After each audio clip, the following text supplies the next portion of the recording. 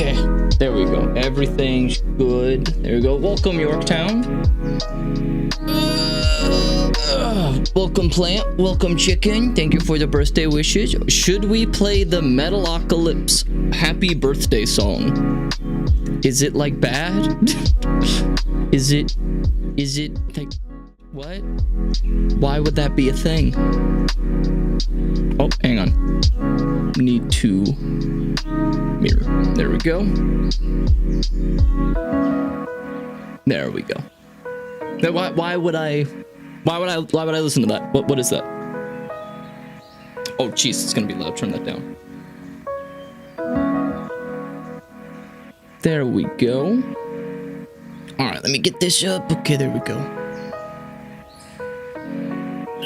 Stretch. I don't know if I'm gonna be able to go the full like 4 hours like I normally do because my arm is still killing me. Oh, welcome, Melda. Thank you for the birthday wish. So I don't. We'll see how long I can go.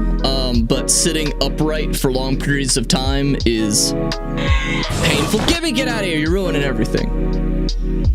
Welcome, Merlin. Thank you for the birthday wishes. Why is there a target? Is that? Are you trying to shoot me with an arrow? Aw, thank you. Thank you for the birthday wishes, y'all. Thank you. All right, I am gonna go get something to drink because I will be drinking during this stream because it's my birthday. What the fuck happened to the background? What? Oh. Get that out of there. There we go. There we go. Try to tell people with the React stuff to keep it to a few moments so you have time for most of the videos. Okay, good. Thank you. Thank you. I'm good. It's gonna be a very relaxed stream because like me, even just doing this for a long period of time is painful. I have played some of my PlayStation while I've been incapacitated, but I have to do it in... What happened to my screen? What happened? I'm frozen. What happened? What happened? What happened? Yes, I trust this computer. My goddamn phone was like, are you sure you trust this computer? Yes, I trust this computer. I've trusted it for the past 2 years. Okay, there we go.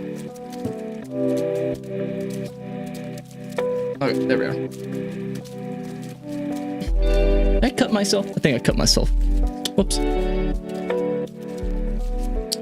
Why are you sick? You're getting old? Like, I think what it likely is I got a pinched nerve. I just what happened? Webcam! What? Don't show me raising my arm. What is happening? Stop it. Goddamn webcam. What I think happened is I slept on my arm in a very bad position for too long, and then I woke up, and yeah, I just slept on it wrong, and so I pinched a nerve for long periods of time. You know how like if you like sit on your arm for too long, your arm starts to like feel tingly and everything. I think I did that in my sleep for like 8 hours, and it fucked up. It fucked up the arm. It just fucked it up. Fucked up. That was it. That's all it was. So it happens. It happens. All right. Hey, welcome, friends. I'm gonna go get a drink. I will be right back. Okay, I will be right back. I'm gonna go get a drink, and then we'll start. Oh, good. I have pants on. Okay, good. Good. I have pants.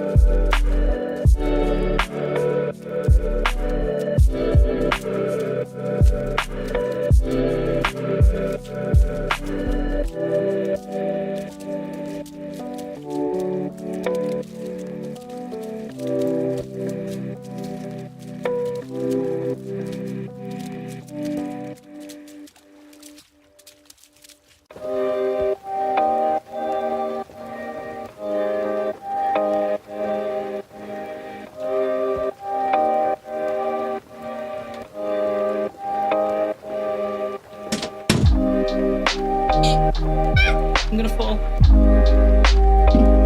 Welcome, winter.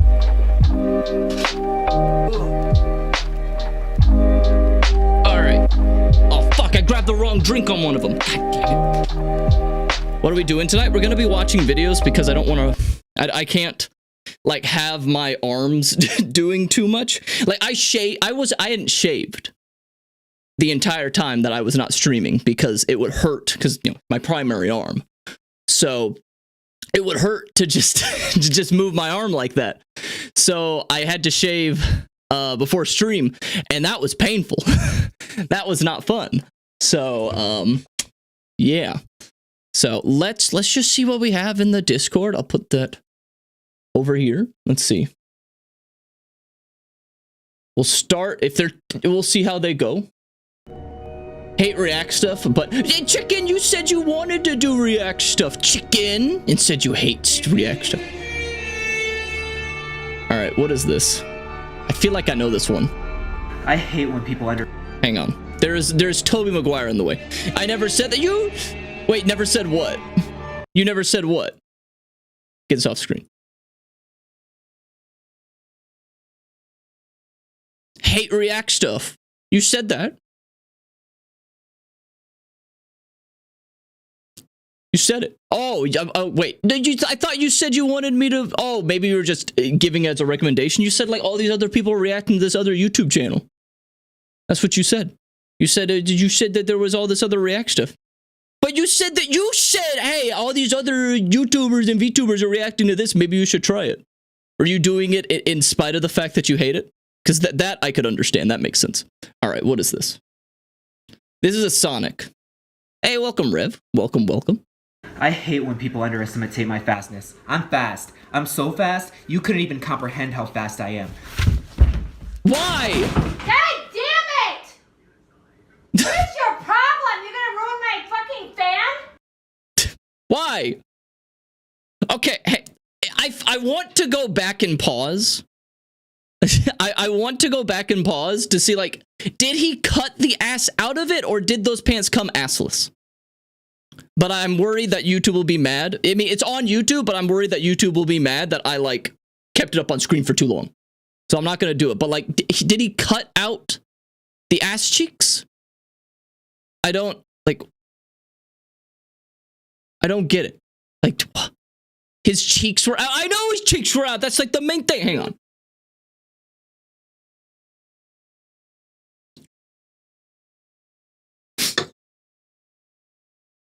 Drinking Mountain Dew. Like hard Mountain Dew. All right. All right. All right. Good video. I didn't see the ass coming. Hey, arms looking good. Oh, hell yeah, it does. Hell yeah, it does. Ah! Hell yeah, it does. All right, what's this? The deadliest prank of World War I, tin can trap. I feel like I know what the... Okay, why is it called a prank? Wait. What do you mean a deadly prank? Who's pulling pranks in World War I? During World... I'm fucking fighting for my life. I've been sent to the battle because, you know, I'm 18 years old and my parents are like, oh, go, it'll be a quick war to get some honor. It'll be a good experience for you. The war will be over by Christmas, all this stuff. Just go and do it. I'm doing that trying to fucking fight for my life, and these people pulling pranks? No! I've got PTSD now that I've been in the war, and they're gonna fucking mess with me? No! World War I, Canadian soldiers tossed a tin can into the German trenches. The moment they saw something flying toward them, the German soldiers panicked. Thinking it was a grenade, they quickly took cover. But when nothing exploded, they slowly came out and approached the object. It was just a can. Curious, they opened it, and to their surprise, it was full of meat. They shared the unexpected meal. Soon after, another can landed. Again, they ducked in fear, but this time they quickly realized it was more food. Then came another and another. The German... Okay, so I think I know where this is going. Stopped seeing the cans as dangerous. They weren't hiding anymore. They were shouting, more, throw us more. Eventually, the Canadians took advantage of the situation. Yeah. They armed their grenades and with a grin shouted, here, share these too. Then they threw all the grenades they had into the German trenches. Gathered together, expecting another tasty surprise, the German soldiers didn't even flinch. But by the time they realized those weren't cans of food, it was already too late for them. Okay, so did that happen though? Can I get a fact check on this? Because I don't trust an AI voice recording. I don't trust AI voices. I don't trust it. Oh my god, 1.2 million views. Did this actually happen though? Is this Canada's origin story? Now, Canada was fucked up in World War I and World War II, though. Everyone's like, oh, Canada's so nice. Oh, Canada, they're so good. They were fucking ruthless in those wars. You don't mess with that. You don't mess with that. Welcome, Glossman, by the way. Canada is responsible for a lot of war crimes. That's why I'm asking if it's real, because I can believe the Canadians would do this. The Canadians would absolutely pull this shit. I wouldn't be surprised. But were trenches this close that you could throw canned food that close? I'm like thinking about it, and I don't see how like you're this close that you could be like, hey, watch this. Hey, welcome, Aunt Ram. And then chuck like in World War I and World War II, you're gonna be throwing like only a couple yards, not a couple, but a few tens of yards at best. They weren't tens of yards away, right? The trenches were like pretty. Some were that close. Really? That's fucking stressful. Move to the next. Get out of there, or keep fighting until they're dead. Oh, that's scary. I'm scared. That's scary. Thank God, a world war will never happen like that again. I'm joking that, a world war could happen again at any point, but it won't happen like that. We're never going to have another war like World War I with trenches and shit like that, because the weapons just don't allow for that. That strategy doesn't work. That strategy doesn't work. All right. Let's see what next we got. What? Hidden use for Oblivion's adoring fan. Okay.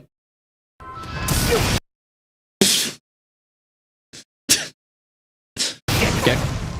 I'm gonna use the physics. Just grab him. What I need is some extreme speed. Are you gonna snowboard? We could toboggan him. Oh my god, I do feel weird about this one though. Oh. Oh my god! Oh my god! Oh! Oh my god! I'm surfing it! Oh! The music. Oh my god, thank you for your service. I need to take autoplay off. Yes. I need to take autoplay off. Shut the fuck up. Autoplay is off. Stop it. Stop it. And still, Ukraine has shown time and time again, old is the new, apparently. I mean, a lot of old things will work. Trenches won't work anymore, thank God. Or maybe not thank God, because, the tactics we use now are way even more deadly. The trenches vary from 100 meters to 500 meters, but extreme cases were 10 to 13 meters apart. Jesus Christ. How can you sleep? How can you, I feel like that's just we need to keep fighting until the other one's dead at that point, or until they move. You don't sleep. Someone's gotta sleep. Okay? Someone's gotta sleep. I'm not saying all of them slept at the same time, obviously. But you gotta sleep at some point. You gotta go on shifts. Come on. Also, I love how they, in that video, they called it a tasty meal. I highly doubt that those cans of meat were tasty. You had to eat it. I mean, it's better that, when you're starving, you're gonna fucking eat it. But wouldn't call it tasty. Wouldn't call it tasty. All right, what else we got? Love letter to my dungeon master. That is not a dungeon master. That is a horse. Go away. This next song goes out to all the dungeon masters who be working so hard for their players. You're working so hard. I see you. Mr. DM, you don't say it much, but I know what you want, and tonight I'm gonna give it to you the only way I know how. Sit myself down on a Friday night when the feeling's right for some party of five, but tonight feels just like you and me. Fuck these other guys, fuck the cleric, fuck the monk, fuck whatever dance playing, yeah. I know he said no homebrew, but my character's sort of half mosquito, half Dracula. No one gives a shit, Daniel. We get it, it's a vampire. DM, look at me. I'm gonna give you what you want. But what about what you need. They're two completely different things. You say you want me to engage with the story, role play, and I can't even dance to this because of my arm. but I can read between the lines. You toss and turn in your bed at night. It's a DM, it's just for you, and I say I'm prepared to stab a peasant. You want me to stab an NPC? No, they don't want you to stab a peasant. Stop derailing the story. They just want you to go to the objective. Invite to the next campaign. Oh, welcome, Cafe. Hey, why does bro have a cake t-shirt? Because cake is delicious. No one gives a shit. I've seen this guy before. What percentage? This is a question that I have constantly asked myself in the shower.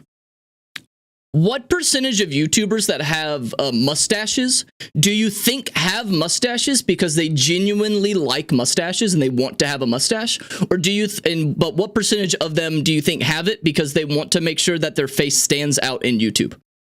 Because I feel like most of them are in that second category.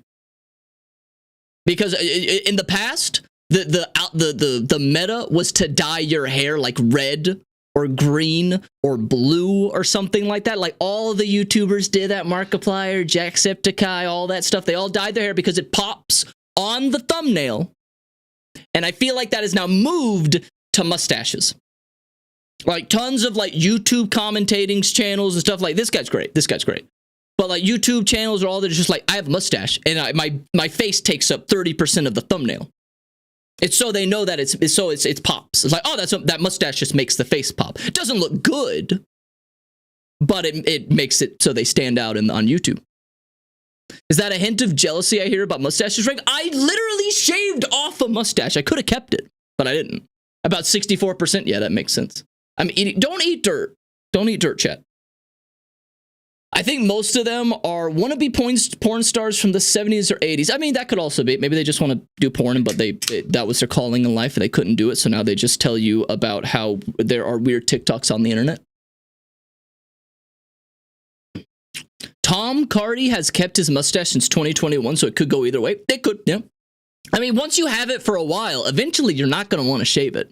I posit that most, like a large majority of men that have a mustache, not a beard and a mustache, I mean just a mustache, that most of them would look better without it. And now I know that you're going to be thinking of certain people in mind. They're like, no, this guy wouldn't look better without it. I say that they have had that mustache for so long that you can't envision them looking better without it. It would look weird for a little bit until you got used to it. Like Dr. Phil or Steve Harvey, those are the only two people I can think of that had mustaches that have had it for a long time. But those two guys, if they, you think they only look good with it or better with it because you can't imagine them not having it. Counterpoint, Ron Swanson. He falls into that same group. I've never seen him without one. So I can't, I actually have seen that actor without one and he looks pretty damn good. But he doesn't fit the motif of a it's not even hyper conservative. It's hyper. What do you call it where you just hate government? What is that? Hyper anti-government character. It manly anti-government dude. It has the mustache because of Teddy Roosevelt. A jackass, a liberal? No, libertarian. That's it. Libertarian. He's hardcore libertarian. That's counterpoint. Asmongold. Asmongold doesn't look good with anything. Asmongold needs to have a better diet, do something with his hair, shave his facial hair, and there we go. Ned Flanders without a mustache. He would look better without a mustache. He would. He would look better without one. I don't know. I think shaving his hair would be better. Asmongold, if he shaved his hair, like all of his hair, I think he'd look better. Then he would have to, do something about his teeth and then diet better, like eat better diet, then he'd be good. Like I think genetically Asmongold could look fine. He just chooses not to. So, unlike me, I genetically look awful and there's nothing I can do about it. Raven's got that Asmongold hate, but I literally just said I think genetically he would look fine. He chooses health options that make it so he doesn't look as good. If I was a hate boner, I'd just say, wow, he's a fucking roach who is genetically predisposed to looking bad. He's done as much as he can with his teeth. No, you get false teeth. You get like implants. You get implants into them, and he can afford it. That's what you would do. If I had the money and I lost some teeth, I'd get implant teeth. I wouldn't get like dentures. I'd get one of those that are like, you know, surgically added into it.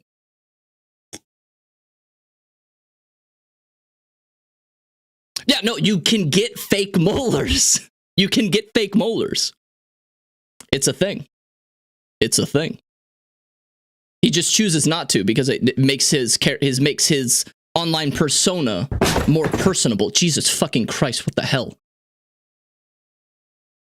What the fuck is... Hang on. What is this? Is this the best it can be?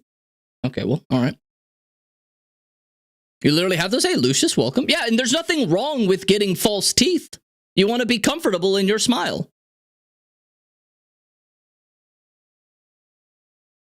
Okay, then he could get dentures, Yorktown. Dentures aren't as good, but he could get that. All right.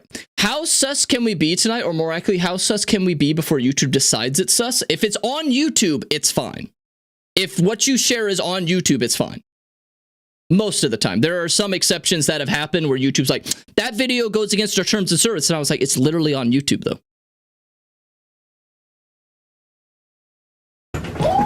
Wait, what is this? The best of horror?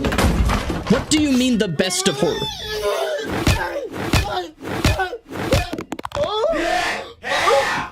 Oh, thank you for the resub, Psycho Panda. What is happening? Why is he pretending to be Gordon Freeman? What is happening in this video? Thank you for the birthday wishes. Is it just 8 minutes of this?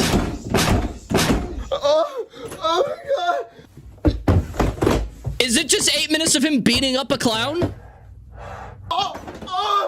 Is this like a compilation that is taken out all of the context?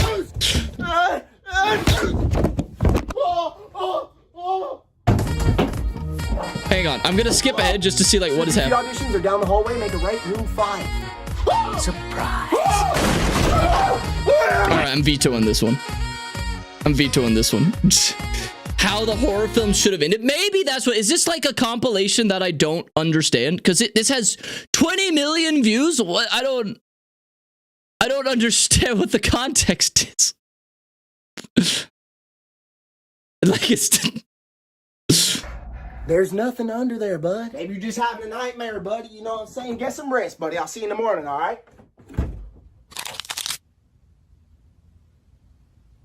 Oh, thank you for the birthday wishes.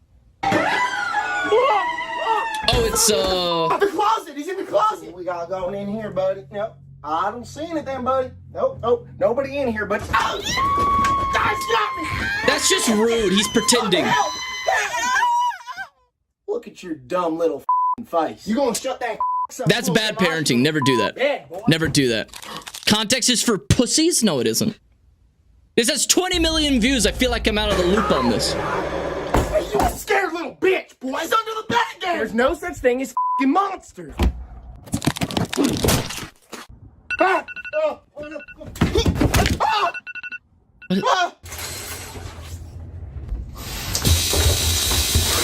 Would that happen?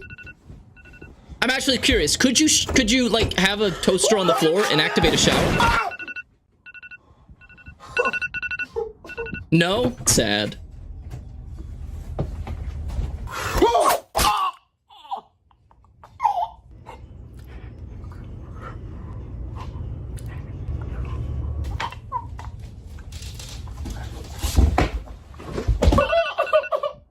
Is he sleeping with pizza? What is that? Ew. Ew. Is that a burrito? That looks like it's just cheese and... Oh no, there's meat in it. Okay. What the f? I'm not doing anything. I'm not doing shit. I'm not doing anything. I wake up, I die. I wake up, I die. Uncle Ferris. Oh my god, he got nuked. The launch of 6 nuclear missiles. Sorry, I'm just a little nervous. Oh, stop it. You're gonna do great. All right? You ready? Ready. Here, take that. out of here.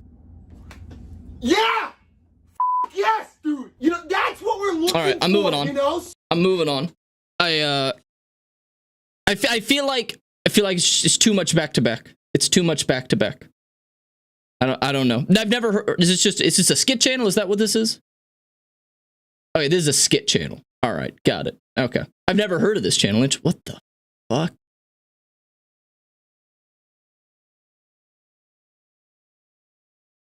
I don't like that face. I don't like that. I don't like that at all. That's scary. The skits don't seem funny. Okay, since you said it, I can now be honest. Yeah, I didn't find that funny. It's a lot of screaming. Not that he's not funny necessarily, but yeah, yeah, yep. All right. Ferris, Ferris, you're here, right? You're here. Okay, you're here. I will watch your video, Ferris. Hang on. I will watch your video, Ferris, but I know who this is. I know who this is. This is your birthday present for my birthday, okay? That's what this is, Ferris. I know who this is. And I don't watch them. But I know who it is. It's going to be a... I already know. I already know. I already know. He's gonna be loud, he's gonna be obnoxious, he's gonna make some jokes about boobs, and he's gonna make jokes about how people are fat or something and how explosions are cool. It's gonna be the type of things. Okay? I've seen one of his videos before and I was like, this ain't for me. And it's even more important now, this moment that we're looking at, both President Trump and Vladimir Putin inside the beast. You can see, it looks like President Trump is actively speaking. They're animated. Boy, this will be the conversation that people will be wondering about at the end of the day. Why did they remove the cracker from the Cracker Barrel logo? What did I say? Boobs? And he's gonna make political jokes? I knew it. I knew it. What are these crackers doing? Speaking of crackers, let me Gonna be go loud? call my good buddy Fleek. Fleek, this is Flump and Vlad calling in from the Cybertruck, a great car made by my African-American rocket boy. Melania said if we're good boys, we can go to Waffle House, and as you all know, I'm always a good boy. The best boy, they say. What? This is about Battlefield. We are 40 seconds in. Nothing has happened.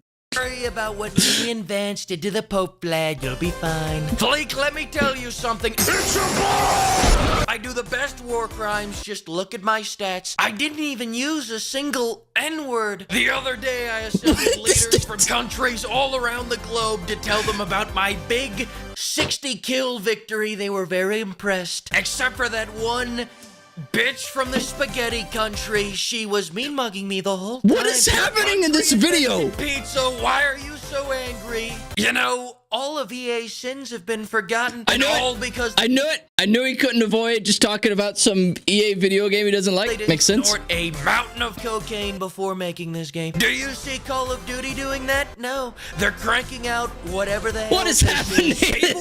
Nothing has happened. Two dogs fuck and buy the season pass before they play this abomination. They replaced good gameplay with Nicki Minaj's large fake ass. I'll say it. That ass is DLC. The good Lord did not give her that rump. And that's the problem with this country. Our Taco Bells look like banks. Chuck Entertainment cheese committing credit card fraud, and we aren't appreciating big naturals anymore. Some people are saying that's what caused this war. I wouldn't be guzzling the barrel of a tank right now if more people just appreciated Sydney's gigantic milkers. What's the problem with saying that the SS have perfect genes? The war. Shut up, Flick. Jeez, you're always taking up too much of my time. Congratulations on beating the witch hunt, though, Flick. These short-haired women can't keep a pimp down, but if you're gonna keep this up, you're gonna need bail money. So I talked to my good friends at GamerSupps and got your degenerate ass a partnership. You're welcome. Minion Vance, hand me that goof juice when you really gotta. Did GamerSupps like recently have a controversy or something? I don't keep up with it. Big titty flavors, big titty shirts. They even got. I somehow accurately predicted most of this video so far, but just saying he's gonna talk about boobs. Yes and no. I literally have no knowledge of it. I just remember I saw something about it and I was like, I don't care. I don't drink it. So like, I don't know. Big titty shaker cups. Look at these great designs, incredible designs, especially this one. Wow, what a rack on that guy. Just how I like my women with cocks. That's right, pimps. I'm a made man now. I'm a part of the Gamer Subs family. For years, you pimps have been asking where my flavor is. Today, we're 3 minutes. And he hasn't talked about Battlefield 6 really. I don't understand. We have gone to his fucking ad read, and he hasn't said anything. I don't understand. They personally did not, but some VTubers threatened to bomb their console. What the fucking hell? Oh my god. As a viewer, I would have turned off 2 minute mark. Yeah, you know what, Ferris? I gave you 3 minutes of it. Ferris, I tried. I tried. You can't say I didn't. I tried. All right, what's this? The world's smartest IRL streamer is back online posting more evidence against himself while he's still currently fighting for his freedom in his Korean criminal trial. Disrespectful IRL streamer made his sentence in Korea worse. What is he thinking? Actually, at this point, it's probably safe to assume that he's not thinking. Commentator channels. I don't know what's happening. You did not try? I literally tried and bro kept yapping. I don't know. I don't know what's going on. All right, Ferris. That's Ferris. Different from different folks. My ringtone. I don't know what's happening. After 3 months of silence on YouTube, Johnny Somali is suddenly posting every single day again. 7 videos a week with titles like "First Time in Korea and Chaos Begins." No one's watching his videos. Why are we talking about it? First time seeing a black woman, and a video that's definitely foreshadowing titled "I got approached by a Korean intelligence agent." So, and I mean, at the rate he's posting right now, there's no doubt there'll be way more stuff up in time for his next court date. And that also I could guess that this guy's probably an ass. Let me see. Let's see. What is his videos are all drama, but yeah, they're all with the yellow text. Streamer walking out of court. He posts every day. Isn't he already suspected decades in jail? Yeah, I don't know who this guy, like the guy he's talking about is, but I remember hearing about some streamer in Japan, and yeah, he's like convicted. Guy's just delaying his case. Makes sense, yeah. It's always the yellow text over like a face of something talking about a drama. Why is it always yellow text? This one doesn't have a yellow text. Oh, he was experimenting. Now that's what I call grinding. This is what I call slop. I call this slop. Like, if you watch every one of these videos every day that they upload it, I bet I could ask them what was this video about, and they wouldn't be able to tell me. I bet you. But I'll try this. This is only 9 minutes. Through all this and just keep adding charges. Or he wishes that he could post every day. Yeah, I wish I could post every day, but I wouldn't post drama slop. Because yellow equals attention. I think that's it. Which I would have thought red would be it, but like also everyone does it, so now you have to do it, because now that even if another color is technically better, then it would be it doesn't matter, because yellow text to the audience communicates that what this video is going to be about. It's going to be either a summary video or a drama video. Rave, when was your last video? It was 3 weeks ago. It was 3 weeks ago, and I'm working on my next one. But my arm has delayed it. It probably added 2 weeks to the video, because I literally cannot edit for very long because moving my arm causes extensive pain after about 30 minutes.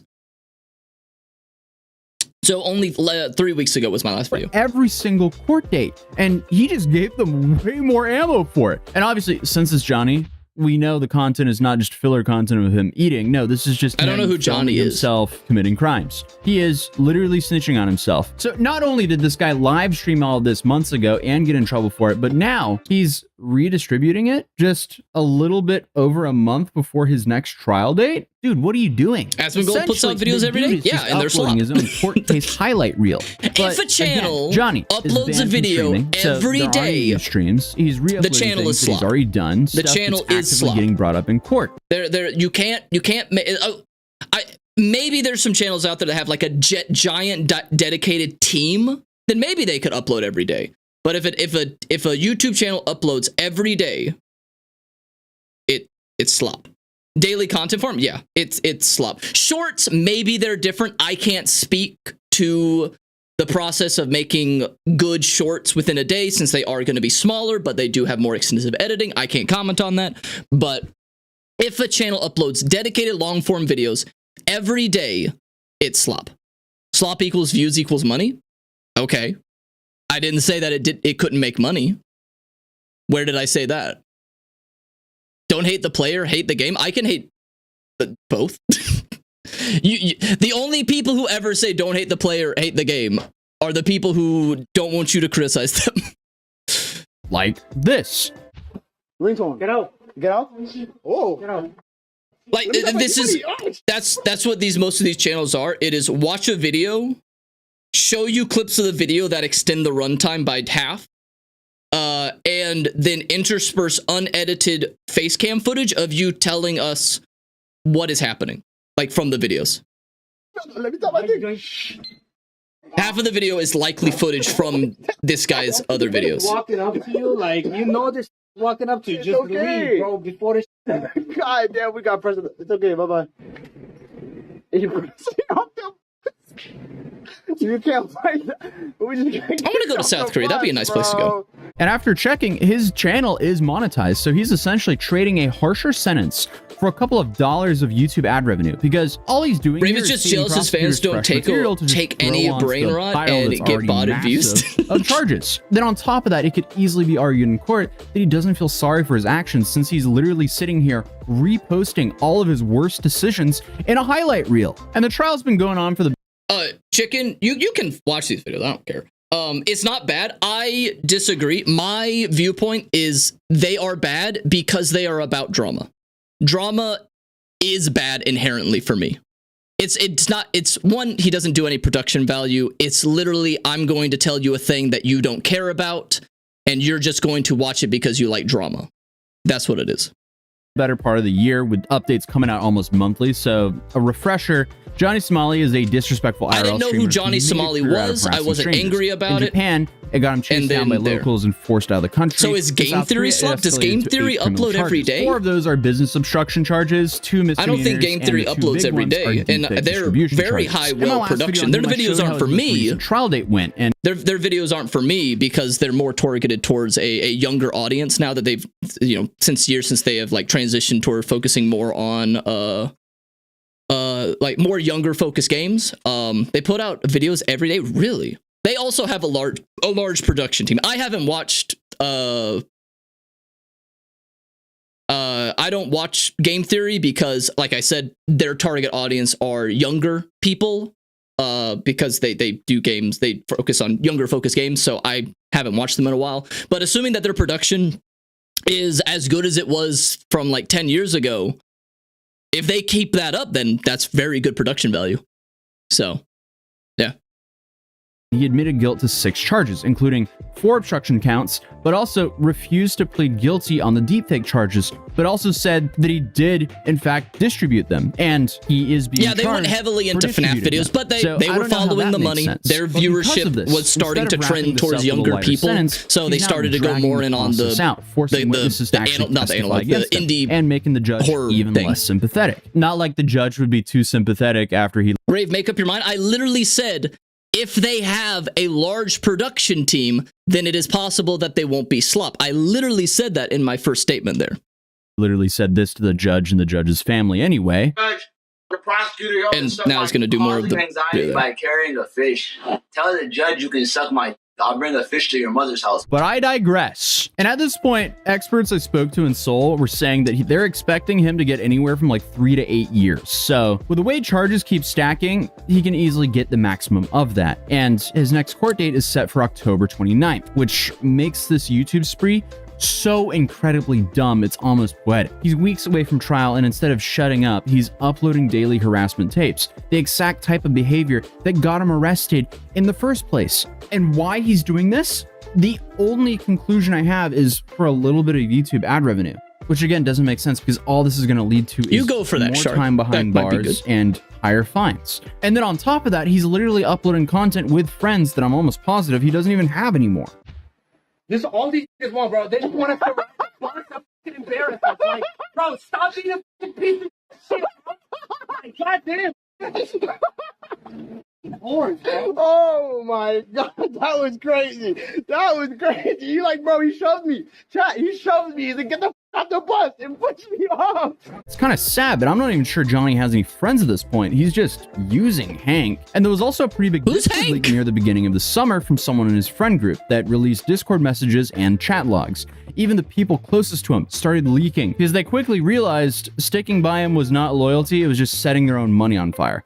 That was around the time that Hank made comments. So is Johnny Somali still in South Korea? Which, considering that Hank did show up to Johnny's last court appearance, I'm unsure how true that actually is. And the Discord leads show that the people he once thought was loyal to him are now exposing him. So the YouTube videos basically confirm that he's definitely low on cash and he's definitely low on allies. So what could his next steps be? Well, there was that plan to escape into international waters, which is a fascinating plan to put it lightly. He talked about renting a boat or an inflatable raft and streaming himself sailing into international waters. The idea being that once he hits open international waters, he's then untouchable. And let's be honest, that sounds way less of a plan and more like a setup for a Darwin Award. Because there's no way this dude makes it past the Korean coastline without being picked up again. And even if he did, where is he going? Like from Busan, where he was planning on sailing out from, you have Japan, which he's banned from, and North Korea. I don't think it's really advised to go there. So it's safe to say both of those are terrible ideas for very different reasons. But some people are joking, saying he would be a celebrity in North Korea due to all of his South Korea hate. But also, let's be real here, that's not really happening. And the internet is just so limited in North Korea, I doubt any of those people even know him. Because let's be real, most people don't know who Johnny Somali is. They're probably busy scamming or hacking people abroad. But obviously, right before his August court date, he posted this photo on his story with the North Korean national anthem playing over it. Again, what level of stupidity are we at? And this is not just stupid because it makes him look disrespectful, but also because it's extremely illegal to be doing this in South Korea. How the hell do you get yourself banned from the country? You do stupid stuff that harasses people of the country while being an immigrant? Or not even an immigrant, a tourist, I should say. Kim Jong-un, yeah, you will go to prison for that. It's not how international waters work. They don't. One, you can also be sent back by another country. Active law. This is all against South Korea's national security law, a decade-old law that makes praising North Korea or its leaders a criminal offense. So maybe Johnny's endgame is actually to get to North Korea, which obviously is crazy. But I mean, hey, at least that would give us some sort of explanation to why he's breaking national security law over and over and over again when he clearly knows how serious it is. At this point, trying to understand Johnny is like trying to solve some sort of like Rubik's Cube with a bunch of missing pieces. And the missing pieces are, I guess, Johnny's logic, because I don't think there is any at this point. The point is, even his escape plan just proves how unhinged his thinking is. Instead of facing the case and just being as respectful as possible, he just keeps on his escape plan is dumb. Let's move on. And making a whole charade out of it. Even though he was quiet for 3 months, suddenly, when there's only a few weeks until his next trial, he stops being quiet and starts re-uploading all the stuff that he's in trial for to begin with. Dude, do you want to be free or not? You said I've broken this down in the past before, but it's only become more relevant the longer that Johnny stays in Korea. The system is basically designed to run him dry before he even gets a sentence, because South Korea tries to avoid using taxpayer dollars to maintain nonviolent offenders before they actually get sentenced. So essentially, the longer the trial goes on, the longer Johnny has to fend for himself financially, or actually the longer Hank and Hank's family has to pay for him, because despite what Hank is saying, Hank is still supporting him. Because in the court, he reaffirmed that he was still living at Hank's place. And Seoul was clearly watching, because I keep getting DMs of random footage of him walking around the neighborhood Hank lives in.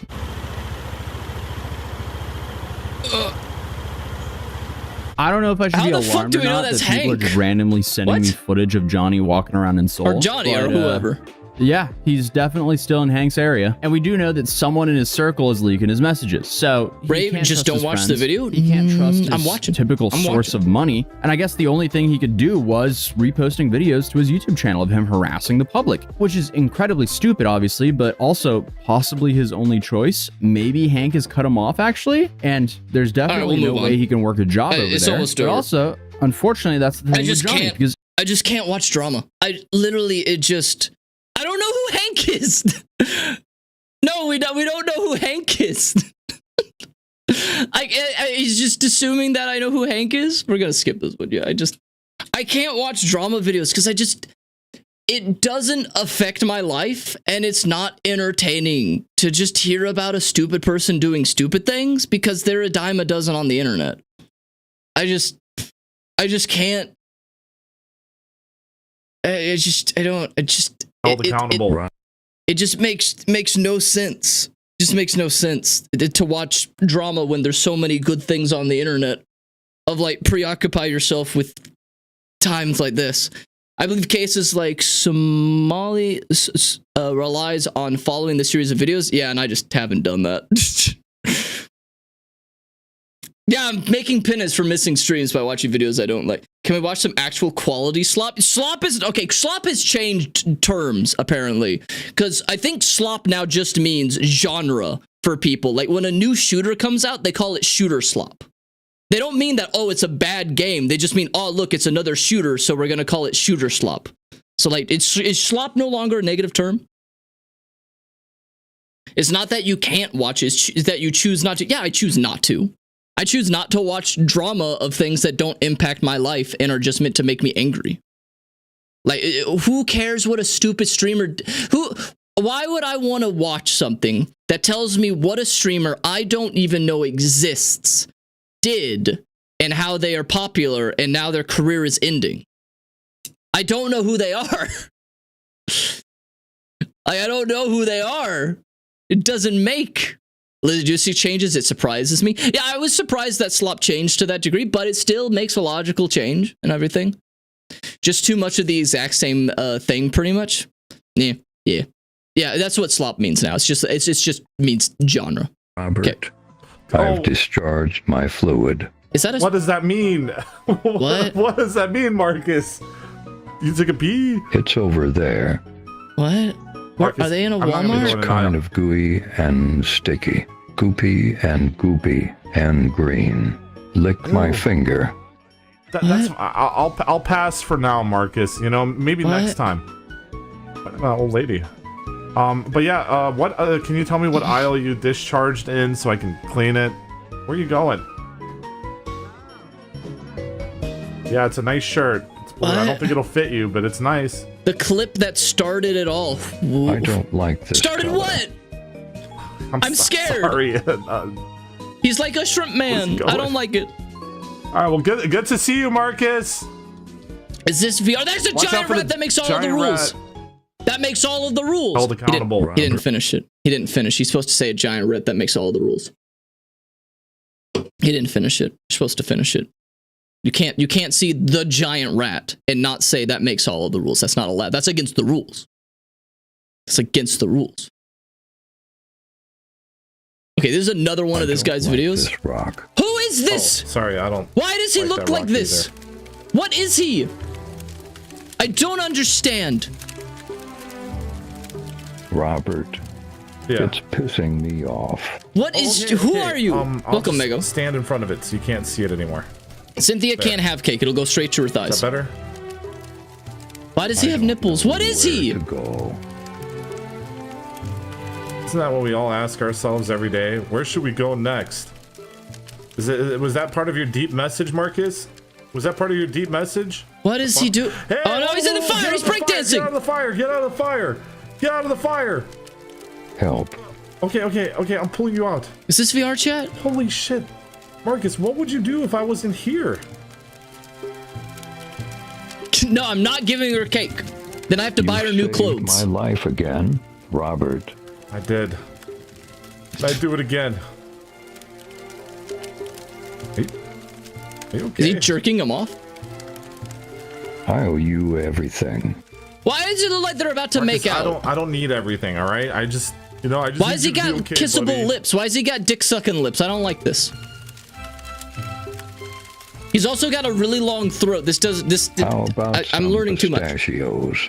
Hey, let's go get some fucking pistachios, buddy. Come on. Pistachios suck. I said it. Peanuts are better. Well, why is there a cart? I don't like this. I don't know who this guy is, and he terrifies me. He's scary. I don't like him. He's too creepy.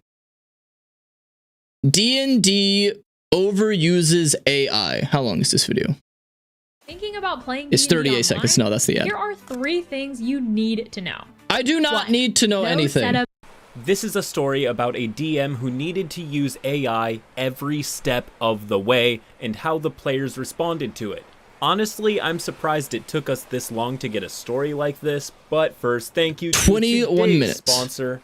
Probably the single most asked question about... I'm going to veto this one. Too long, and it looks like it's just story time. No, thank you.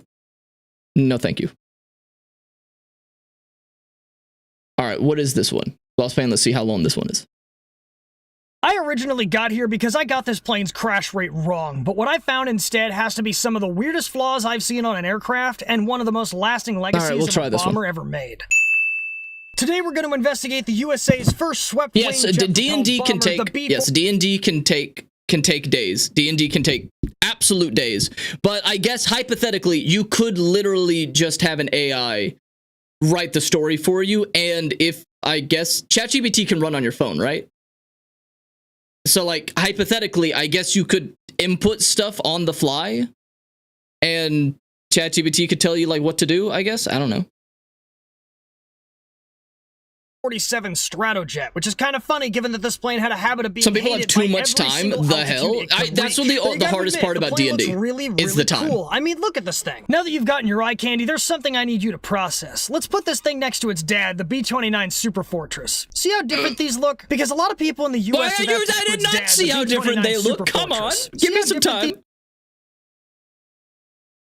Okay, yeah, they look pretty different. That one's got propellers. That one has smaller. That one has no propellers. And okay, there we go. Look, because a lot of people in the US at that time absolutely agreed with you, and it would drive them completely bonkers to realize that these two aircraft entered service less than a decade apart. Inconceivable! Now, to understand how such a major leap in appearances is possible, we need to understand the two core technologies that made it stand out, the jet engine and the swept wing. Let's set the stage. It's the year 1940, Germany is mid-blitzkrieg, taking territory left and right, and they're looking at England like it's free real estate in today's housing market. It's free real estate. The British knew that Germany was licking its lips and planning an invasion of the mainland, and they needed a fallback plan for their technology and development in case it succeeded, or at the very least industrial backup to prevent that from happening. So they went to the only place that could readily fill those needs, America. That year, Henry Tizard, chairman of England's Aeronautical Research Committee, made a proposal to the United States. Oh, this guy's content. He has longer videos about planes if you're interested. Okay, I might check it out. Tizard would make a secret voyage to the United States, now known as the Tizard Mission, to exchange research data. All right, you can't. Look, I get it. You want to name a mission after the guy who's like in charge of it and everything, but like, this sounds like lizard testicles, like testicular lizard, tizard, or a tit lizard.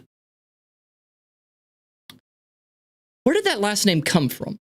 For borrowing some of that good old American industry. What country did Tizard like originate from in terms of names? To share were things like radar, the atomic bomb, and the first protagonist weapon today, the jet engine. The jet engine had originally been developed by Frank Whittle. I'm sitting like this because of my arm. W1, this is the most comfortable I can be. It was first shown to the Air Ministry in 1939 before World War II's outbreak, where the Brits were so impressed they immediately gave him a metric ton of money to improve it and a contract to produce a version rated for actual flight. Shut up and take my money! Now fast forward to April 1941. The Brits have developed this engine into their first turbojet aircraft and the third such aircraft ever made, the Gloucester E-2839, and are running taxi tests on the runway. And at that test was none other than the recently appointed head of the U.S. Army Air Corps' Air Board. You might have heard of him. The man was a brigadier general at the time by the name of Henry Hap Arnold, the soon-to-be commander of the U.S. Army Air Forces for the Second World War. Arnold was the U.S. military equivalent of an anime protagonist. He was inspired to fly by the Wright brothers, became one of the first military pilots in the world, became the third-rated pilot in the U.S. Air Force, and later became a student of the then Colonel Billy Mitchell. He's got the inspiration, the pioneering achievements, and he's even got the sensei that doesn't go by the book. He's perfectly qualified. However, Hap was also a very vocal advocate of improving America's military technologies and aerial power projection, and had stepped on a few toes in the process, including those of President Franklin D. Roosevelt. In order to prevent a potential forced retirement in April of 1941, some of his political supporters had sent him to Britain to evaluate their aircraft industry, which included that trip to the Gloucester taxi test. Hap immediately recognized the engine's potential and arranged for the non-airworthy unit to be flown to the United States in October of that same year, along with blueprints for some upgrades. Upgrades, people! These became the first General Electric, along with I haven't blueprints for some watched upgrades. this movie in a while. Upgrades.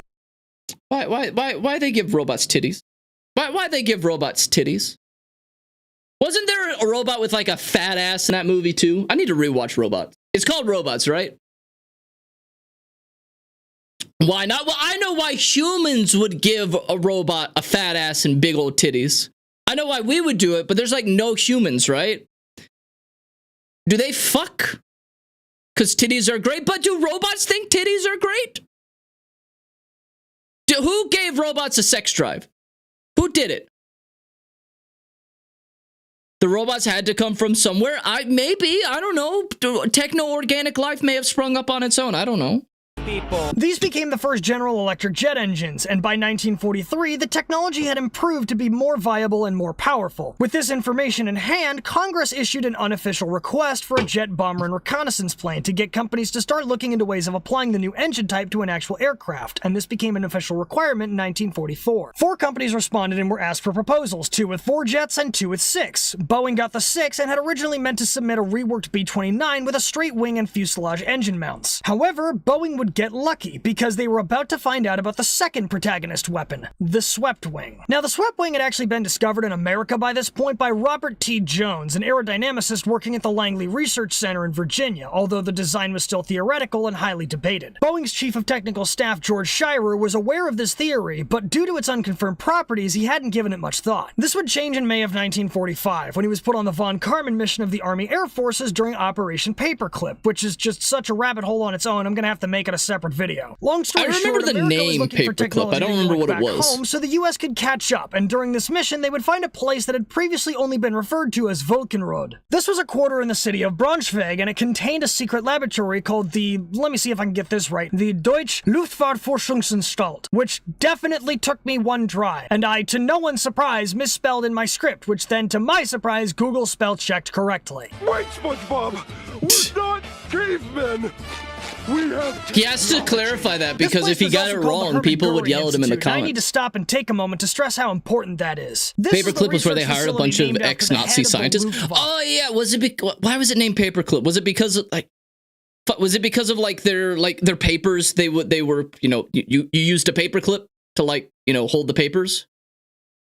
Because they went through it. Okay, it was because of holding papers together. I thought so. Once you said it was about the hiring the Nazis, I was like, it was because of that. I remember now. Okay, I thought so. If you've ever played D&D before, you know that any place with the big bad evil guy's name on it has the big bad evil guy's jackpot of loot in it. This lab had a supersonic wind tunnel, experimental aircraft research data, and most importantly, logs upon logs of thorough testing on swept wings. Suddenly, I'm not surprised the Spaniards never found El Dorado, because clearly Germany hadn't built it yet. It's El Dorado. I love that movie. It's such a good movie. The Boeing man would Nowadays, people only know about the El Dorado movie because of her. I bet too many people have never even seen the movie, but they have seen fan art of, I don't know the name of any of these characters, but the name of the Native American hot thick Latina, who's not Latina, but you know what I mean. Native American that's thick. There you go. Chell? Is it really Chell? Oh, okay. There you go. They just know of her. Watch the movie if you haven't seen it. It's a good movie. It's a good movie. It's good even on top of having a sexy Islander. No, they were on the mainland probably. So much so that the she's not Native American. What is she then? Wired back to his home office the phrase quote. When I say Native American, I mean like all of Americas. I don't think they were in North America. They were probably in Central America. I'm not going to have anybody screwing it up. So when he gets back, he gives the data to the engineers, and they gave the plane a shiny new swept wing. With this innovation and changing the engine placement to pods, Boeing won the contest, and in 1951, the Stratojet finally entered service. Due to America's new strategic deterrence policy and the recently started social sword fight, the newly created Strategic Air Command was quick to show off every element of the Stratojet's ability. I've seen the movie, but it was so long, kind of want to rewatch it. I kind of want to rewatch it too. The Atlantic Ocean to set continental speed records, like flying coast to coast, averaging. I have it on VHS. I think I have it on VHS somewhere around here.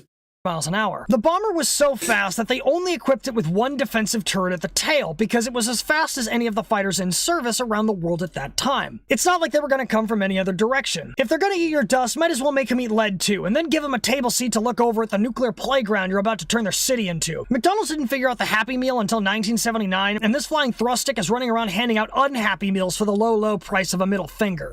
Well, I think it costs a little bit more. How the blood-soaked Protestant hell did you do that? You, that's how. At least so the Soviets. What was I gonna say? The Happy Meal. I recently watched a documentary about how McDonald's came to be the McDonald's that we know and I guess some people love. And holy shit, the guy who caused McDonald's to be McDonald's was such a fucking jackass. It's on Netflix. Little did they realize the B-47 was the engineering equivalent of telling the pilot they have a skill issue. For one thing, that turret was remotely operated and the fire control system didn't always work. Remotely? So sometimes they just God. didn't have any form of defense. And if that went down mid-flight, it's not like anyone had time to fix it, because all 3 crew members on the aircraft had multiple jobs. The navigator had the easiest workload. They told the pilot where to fly and doubled down as the bombardier when it came time to run the danger playground conversion. The co-pilot was the actual turret operator, but he and the pilot also had the responsibility of flying the plane, which is normal. That's what they're supposed to do. But what they aren't supposed to do is have to monitor the most minute changes in the plane's performance for the entire flight. Because when the Stratojet had to fly up around 35,000 feet for making transatlantic crossings or for evading early missiles and interceptors, it would find itself in a spot that was affectionately nicknamed the Coffin Corner. What now? Anybody else looking forward? I need to hang on. I need to like enable AdBlock.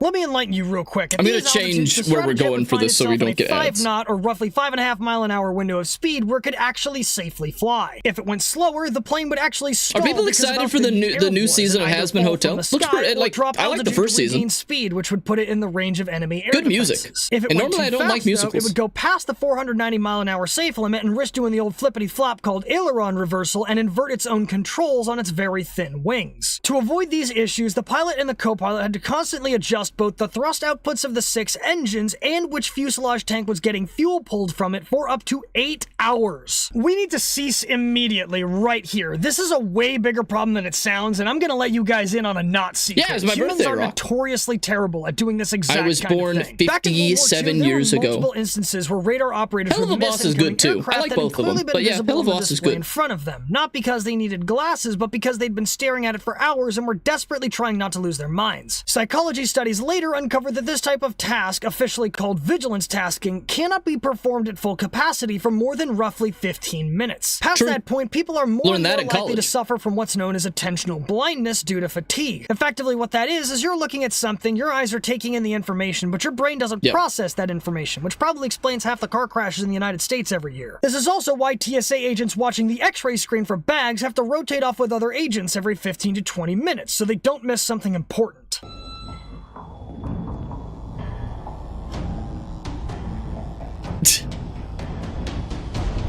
Oh my god, is this Agent 47? Since the B-47 pilots had to hang in there for up to 8 hours, they're gonna be pretty relieved when they come into land. At least they would be. Turns out being one of the fastest planes in service comes with its own set of risks, like with the one prototype that went fast enough to rip the canopy off and straight up just goose the pilot, or even the fact that Chuck Yeager had trouble landing it correctly. Turns out there actually is such a thing as too aerodynamic, and this plane was it. The B-47 generated so little in the way of drag force that it had trouble slowing it down to its 207 mile an hour landing speed. The 16-foot drag chute they'd stick out the back on approach sometimes wasn't enough to slow down the Stratojet, so they'd have to rub their nuts all over the flight pattern and drop the rear landing gear just to increase drag. And the What do you landing mean itself rub their was tricky nuts? because What does the that crew had mean? to set it down at just the right angle. Since the Stratojet's bomb bay had to be big enough to carry nukes, the landing gear had to have what's called a bicycle configuration with the rear gear placed further back, past what would normally allow the plane to nose up for takeoff. To make sure the B-47 could actually get off the ground, the entire aircraft was designed to rest slightly nosed up on the runway, which resulted in the forward gear being slightly taller than the rear gear. This meant that if you came down too hard on the nose gear, you would literally start bouncing down the runway like a kid flopping across a bouncy castle, and if you didn't deploy the 32-foot secondary chute the Stratojet also had or abort the takeoff, you were probably gonna crash.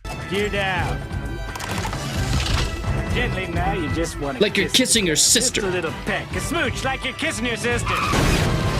The other reason why this plane came down so fast was because of the That's how people in Alabama kiss their sister. engines. The General Electric J47 turbojets the B-47 was powered by didn't produce a whole lot of thrust at low power, and if they weren't spooled up to speed, they would take between 12 and 20 seconds to do so. You might not be your girlfriend and notice the difference, but when you're moving at the speed of God, 20 seconds gets away from you. Let's put this in a picture for a moment. 207 miles an hour translates to just over 300 feet per second. Assuming the military used their equivalent of a paved Class 6 runway with a maximum length of 7,500 feet, that means spooling up the engines from low power while maintaining landing speed could take up to 80% of the runway to complete. The low speed power output and the high spool up time is the primary reason the B-47 had 9 rocket bottles strapped to its back for assisted takeoff. It just looks like it's going to space. That's not going over the Earth, that's going into the stratosphere. Then what about flying at low altitude? First of all, I see all those the pilots would descend. Jesus Christ! I've never seen a plane look like it is the what do you call it? The shuttles. The shuttles for space. What the hell? That's scary. High throttle percentage in case they needed to go around. Well, if they had all those issues with flying at high altitude, then what about flying at low altitude? First of all, I see your speaking conditions back, and second, they tried that. In response to improved surface-to-air missiles like the SA-2, the US Air Force came up with the theory of toss bombing in 1957. In a toss bombing maneuver, a bomber screams into a target at low altitude, then pulls up into a vertical half-loop maneuver called an Immelman turn. The bomber chucks its warhead a quarter of the way through, and when it's done, it rolls level and gets out of dodge. But the problem the B-47 ran into was the same as the B-58 Hustler. The plane had been designed for Dodge. But the problem the B-47 ran into was the same as the B-58. If you showed me this image, I would think that this is like a sci-fi jet. I would be like, this is from like a concept art of what people thought jets would look like in the future. Holy shit, that's so sharp and shiny. It's, oh my god. It's like, it looks like a paper airplane, but chrome. Hustler, the plane had been designed for high-altitude, high-speed flights. The thin wing of the B-47... What game is that? It looks like it would be from like a video game. ...had been designed to meet what had been believed to be the requirements of high subsonic jet flight, and weren't made for the low-altitude abuse caused by the higher density air. This meant those thin wings were taking more air resistance and more vibrations than they were designed for, and combined with the much more intensive maneuvers of toss, I don't know if I like Baja Blast began effectively disintegrating midair due to structural failures caused by metal fatigue. Simplest explanation for metal fatigue is that it's caused when you load something and then either unload it or load it in the opposite direction immediately, back and forth a crap ton of times. This cycle of loading is called cyclic loading, and after many, many thousands of cycles, a structure will actually weaken over time and can fail at a force lower than normal. In the B-47's case, the already somewhat aging airframes would suffer from these Hustler video is also short if you want to watch it. Fail faster than they were supposed to. There were 49 crashes between 1957 and 1958, mostly as a result of metal fatigue from toss bombing training, which is almost a quarter of its 203 crashes and 464 fatalities accrued during its service life. And while this gives it one of, if not the highest crash total of any aircraft during peacetime, for all the Stratojet's flaws, it does get a happy ending. Well, Christ on a stick. I guess there is a god.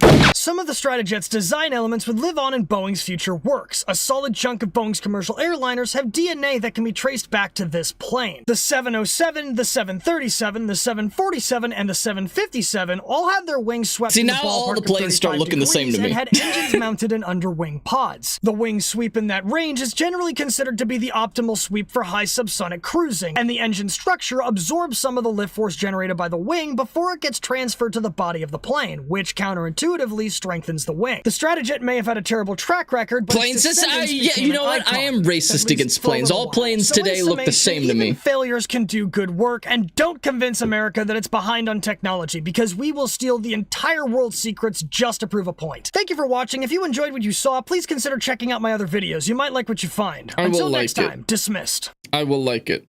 I will like it. I know the person that made this video isn't watching. They do good on information. One thing I would say for editing is that sometimes when they're like pointing out a picture, they go a little too fast for me to see it. Like when he was saying like, look at how they all look different, and like it was there for like half a second. Also, this is like 11 months ago. Did he ever add like background? He needs to add like a background. Okay, he should add background to his little avatar thing. Like, you know, maybe some like reusable background GIF that like has color and movement, and that would help. But very good script writing, very good information. Well done. Good video, good channel. Good job. Good job. Dear God, I'm just sharing information. I said it's a good video. I said it's a good video. You should just sharing information that I have from making videos. Yorktown, if you ever want to make videos, now you know what to do. There you go. Okay, let's see. What is this? 3D vehicle montage. This is by you. Let's see. This is by you, Yorktown, if I'm not mistaken. Oh, jeez. Not every video is meant to be a critique, Rave. I like critiquing things. I like critiquing things. It's the only way for things to get better. Why is there SpongeBob? Why is there SpongeBob? Okay, what is this? Why is it? That's a spider. Okay, the video's not playing. Play the video. Play the video! Oh, there we go.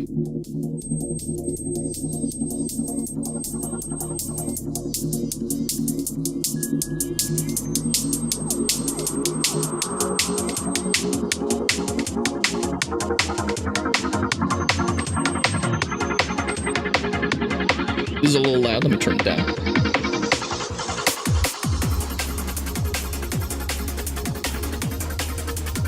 Why would you drive such a shiny car in the dirt? Oh,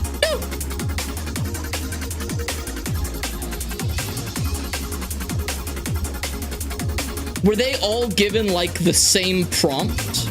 Is that what's happening? And they all did their own thing? Because I'm seeing a very similar, like, starting and ending to them. Interesting. They may have said that, but the text went by really fast. I wish I could do that. This is like amazing artistic work.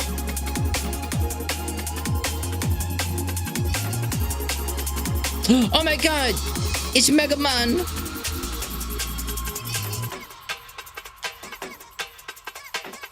That a sandal? Sandal transformer. This is really good. That's Lego Batman! That's... I don't know who that... That's an ocelot. That's... delivering pizza. Oh my god, it's John Hollow Knight. I know his name isn't Hollow Knight, don't get mad. His name is Steve.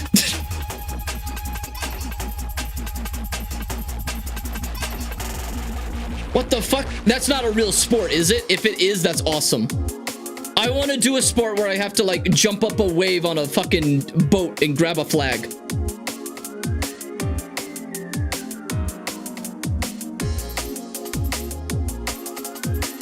What the fuck is oh, the cat!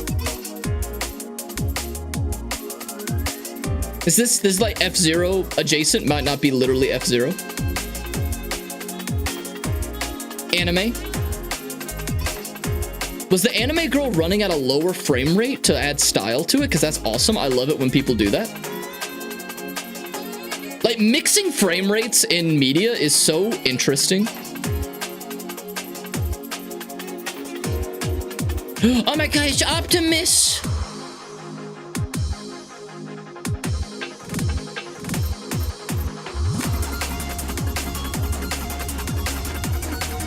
I thought this was Avatar for a second, but that's not Avatar.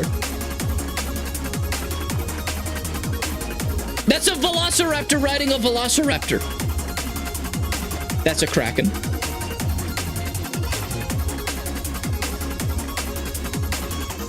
No, it's hacked!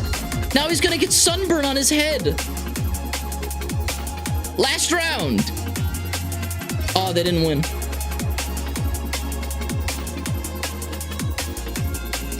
A mama raptor with her baby. I wonder, do you think that the Velociraptor probably wouldn't be able to like hold his baby on its back, would it? I don't know. There's a lot we don't know. Who's driving the boat? Are you gonna play Hollow Knight, Rave, or are you gonna go straight to playing Silksong? I am not the biggest fan of Metroidvanias. Oh, he's fucking... Oh, no, he's fine. Dude, Indiana Jones just fucking died. If I'm going to play it, I'm gonna start with Hollow Knight. I have heard that, like... Didn't Silksong get a patch recently that made it easier? Because the only thing that I really know about Silksong is that I think his name is RT Gaming. He rage quit after a boss like exploded. Like he beat the boss, but the boss had like a final moment of like just insta kill you apparently.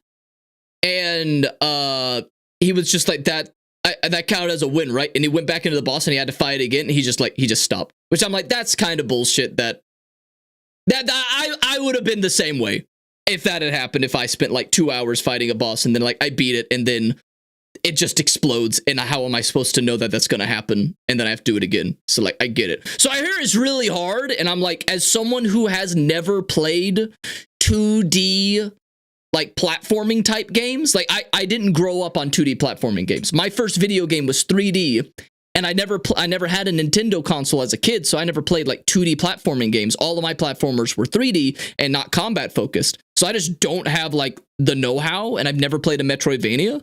So I would probably get fucking destroyed in those games. So I would have to start with Hollow Knight, because I've heard it's not easy, but it's easier. So I've heard it's like really difficult, and I heard they released a patch that made the game easier, but I haven't looked into it because I don't have the game, so I'm not following it, but I like heard it from somebody. Damn it, now I want a burger.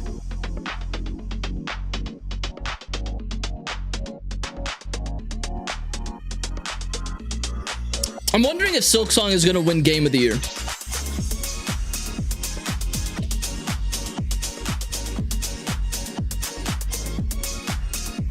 What is up? Like, Expedition 33 is up for Game of the Year.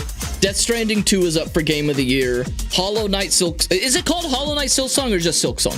Silksong is up for Game of the Year. I don't think Silksong is gonna win Game of the Year with its difficulty.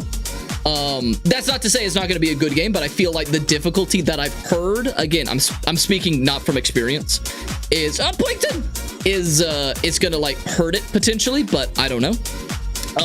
It seems like just from what the internet stuff, which doesn't necessarily mean that's what the people who actually vote are going to choose. It seems like Expedition 33 is going to win, but maybe Death Stranding 2 could also potentially win. I don't know.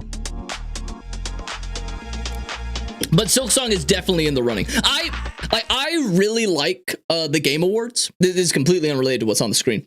But I really like the Game Awards because it seems that they actually pick what they think is deserving of the Game of the Year awards or whatever awards, regardless of like popular opinion themselves.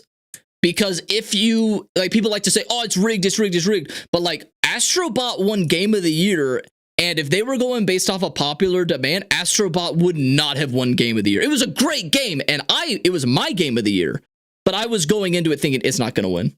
It's not going to win. There's no way. So, like, yeah. Fuck that. I thought Astrobot was really good. It was my Game of the Year. It was really good. To be fair, though, I didn't play all the games that were up for Game of the Year. But last year was fucking rigged as shit. All right, well, I guess you can't convince anyone. Random off topic, but imagine if suddenly this year they announced and released a new Superman game. It is just a remaster of Superman 64. Oh, but it's actually playable. I might get that. To put into perspective how bad Superman 64 is, it's so bad that even though as a kid I have seen multiple videos about the game, they only ever get through the part of that's the very beginning. Like, they only talk about it, but they never actually like show the late game footage, which it's not like a long game, I bet, but they never show the late game footage. It's interesting. They always talk about the rings, which I know for a fact is a lot of the game, but not all of the game. Astrobot was better, but Wukong was better. Astrobot was good, but Wukong was better. I disagree. Wukong was good, but I didn't finish Wukong. I could put Wukong down, and I didn't want to go back to it. Astrobot, I wanted to keep playing. Astrobot, I really liked. Wukong, it had better graphics, had different combat, had all this, but it just didn't pull me in like Astrobot did. But different strokes for different folks. It definitely deserved to be nominated. I like all of the games that were up for Game of the Year absolutely deserved to be nominated and win if they won. I wasn't going to be like butthurt no matter who won. I was surprised Astrobot won though. But I think outside of Japan, outside of China, Wukong wasn't as big as the internet made it seem. Which makes sense. It was based off of the most influential piece of Chinese literature in history, and arguably, I would say, the second most influential piece of literature in history ever, anywhere. So yeah, it's gonna be fucking huge in China. Makes sense. It would if I don't think America has like a comparable example of literary cultural impact that I could describe, but if there was one for America, that would have the same effect in America.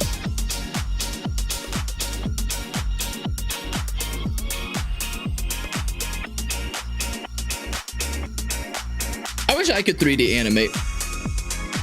If I spent a lot of time learning, I'm sure I could, but like, I don't have the drive. Dude, koi fish!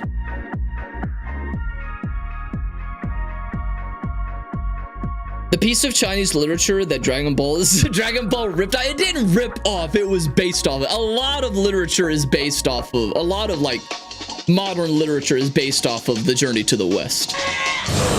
Same Rave, but all I got as far as half is a finished animation. Hey, that's more than I did. That's pod racing. Koi fish. Hey, welcome, Ronan. To be fair, Wukong release went well internationally. Oh, it definitely did. I think that, like, when I say the hype, it was really big, a really good game. It's just that, like, when it got out and everyone was talking about the Steam numbers, the hype was truly big, but it was overblown because of the amount of reception it got in China, which made a lot of people internationally think it was bigger than it actually was outside of China, which it was only just big. It wasn't like industry breaking big is the type of thing.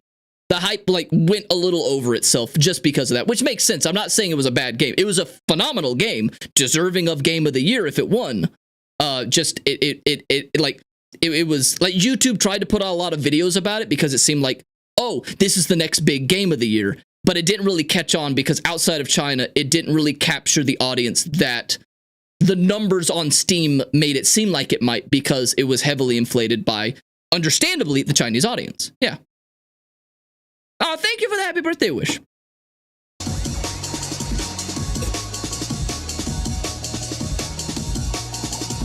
Oh, Avatar. I have not seen.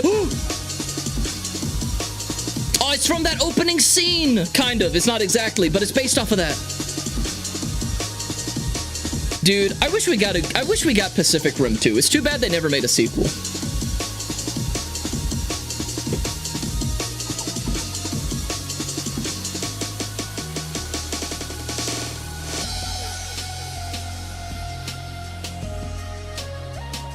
A monkey kid with a large appetite and who knows martial arts has a staff that changes size and rides a cloud. That's both of them. True. True.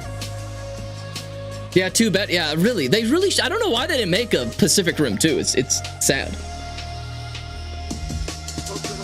Grab it! Grab it! Grab it! Grab it! Oh, he's fucked.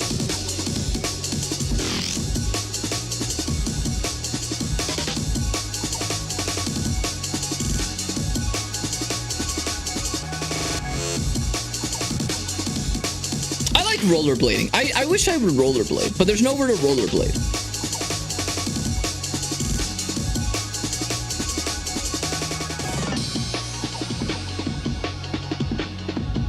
Where'd the guy go? Oh, there he is. Oh, it's Nier Automata! Wait, who the fuck was on top of the thing? Wait, was that 2B the entire time? That was 2B. I thought that was a guy. Nier Automata is a good game. I just wish I wish it didn't make you replay the game again as 9S when most of the game is going to be the same.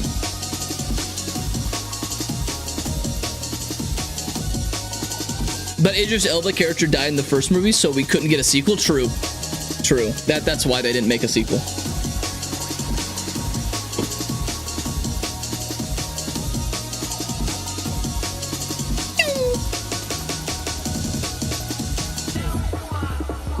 It's a Yeti. Your message rate? What did you say?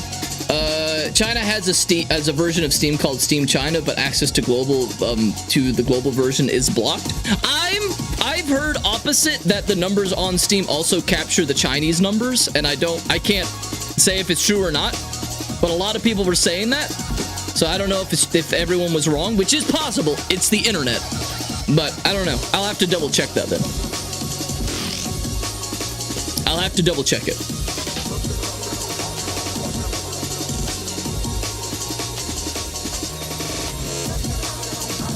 But like the reception on the internet in terms of like the YouTube communities didn't go the direction that a lot of YouTubers were thinking that they would go based off of the numbers on Steam.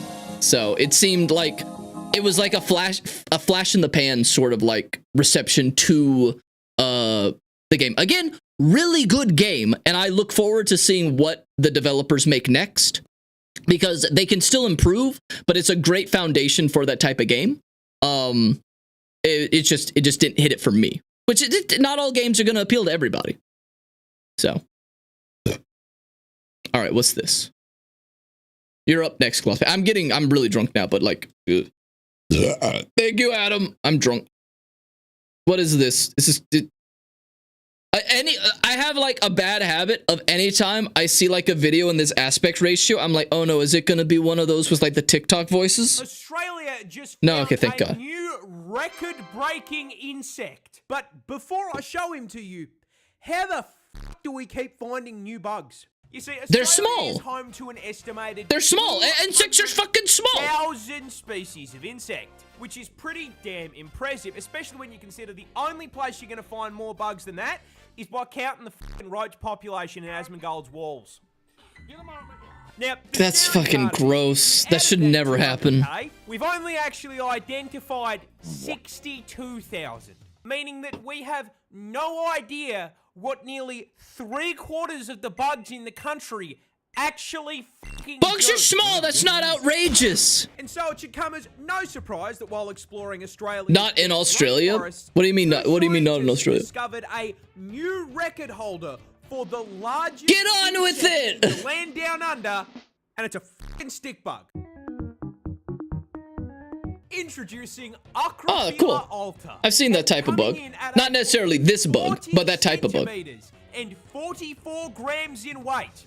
I don't think that. Oh, bugs ain't small in Australia? They're not like the biggest things. And they hide. It's a stick bug. Australia's very own Erd tree avatar was discovered in Queensland.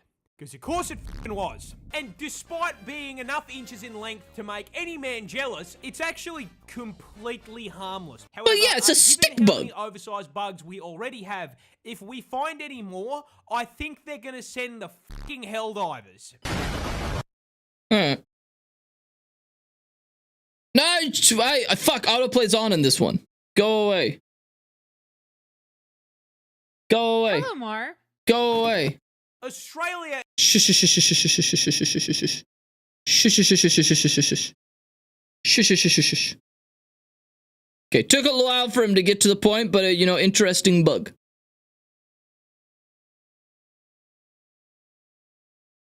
Can anyone tell me what the name of that bug was again? Because I can't remember it. Can't remember the name. It was a stick bug.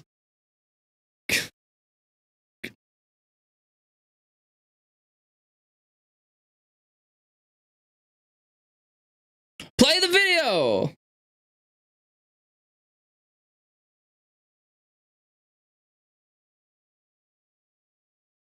Sir, because your heart rate is so high, we have to give you something called adenosine.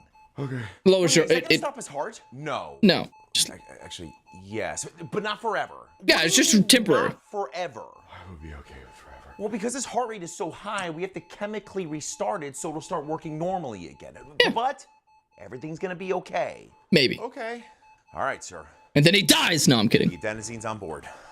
Rave Nintendo patent summoning. Yeah, I heard. They patented where you could like throw out a creature to then fight for you, and they patented that. I don't know the specifics of the patent. I'm not gonna. I'm sure it's a little bit more detailed than what the titles say, but it does seem kind of shitty. Fire rescue, sir. You hurting Ugh. anywhere? Man, they shot my car. Yeah.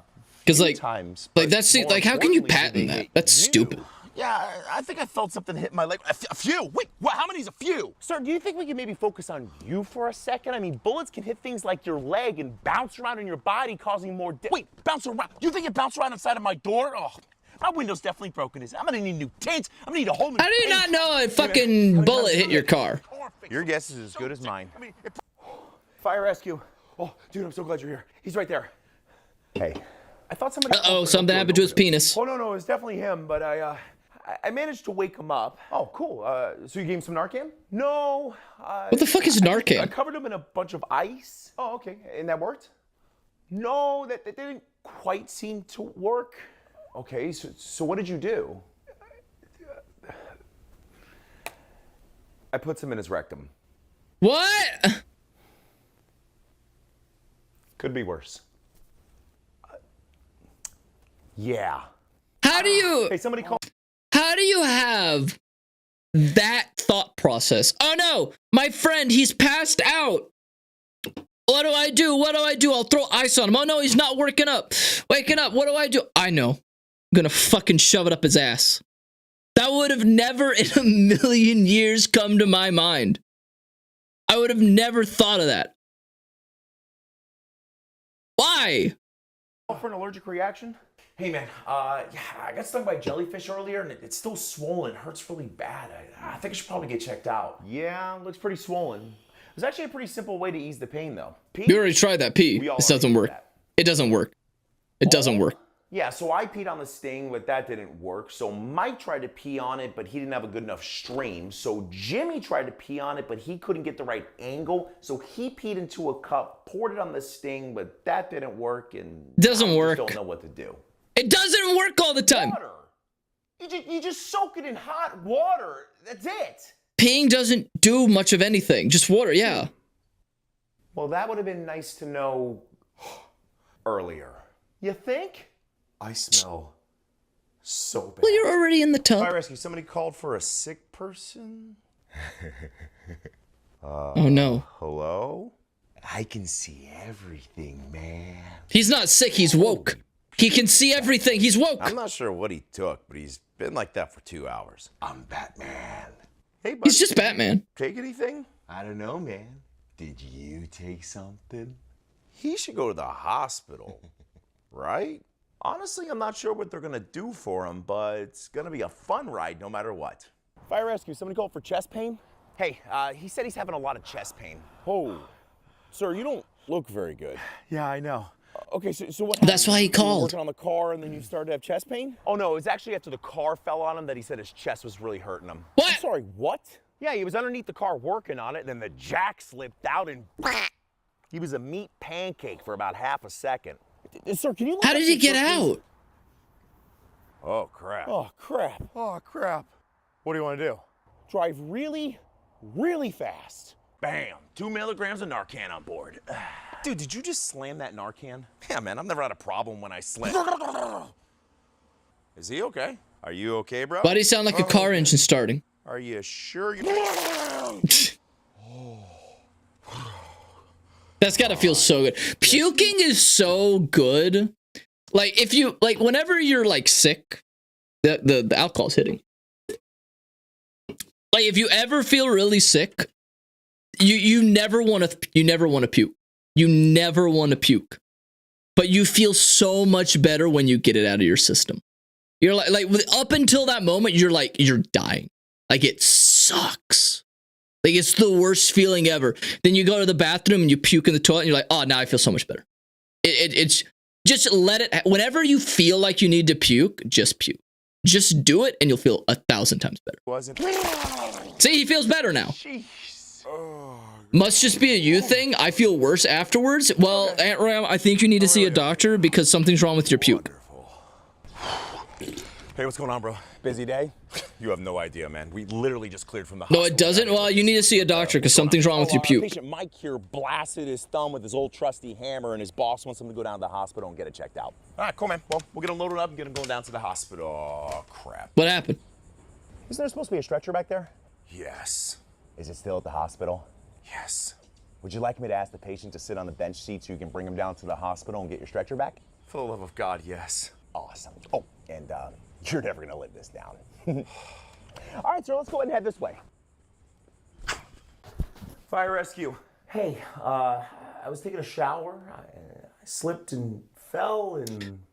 So, okay, hypothetically, let's say you're in this position. You slip and fell. I don't know what happened to this guy, okay? Somehow he got a towel to cover himself, all right? And you live alone, okay? And you call fire rescue. Do they have to bust down your door to get in? Because I'm assuming so, because that sucks. Oh no, I slipped and fell, and now if I'm gonna have to have some medical stuff, and now I have to fucking pay to fix my door because they have to, like, also, how do they break the door down? They're EMTs. They don't have a fucking, like, a battering ram. Okay, you hurt your back? No, my back. They have an axe? Oh yeah, they oh right. They have an axe. And you're in pain. You could say that. Okay, I'm a little confused here. There's a soap bottle in my rectum. What? Like the whole thing. The whole thing. How?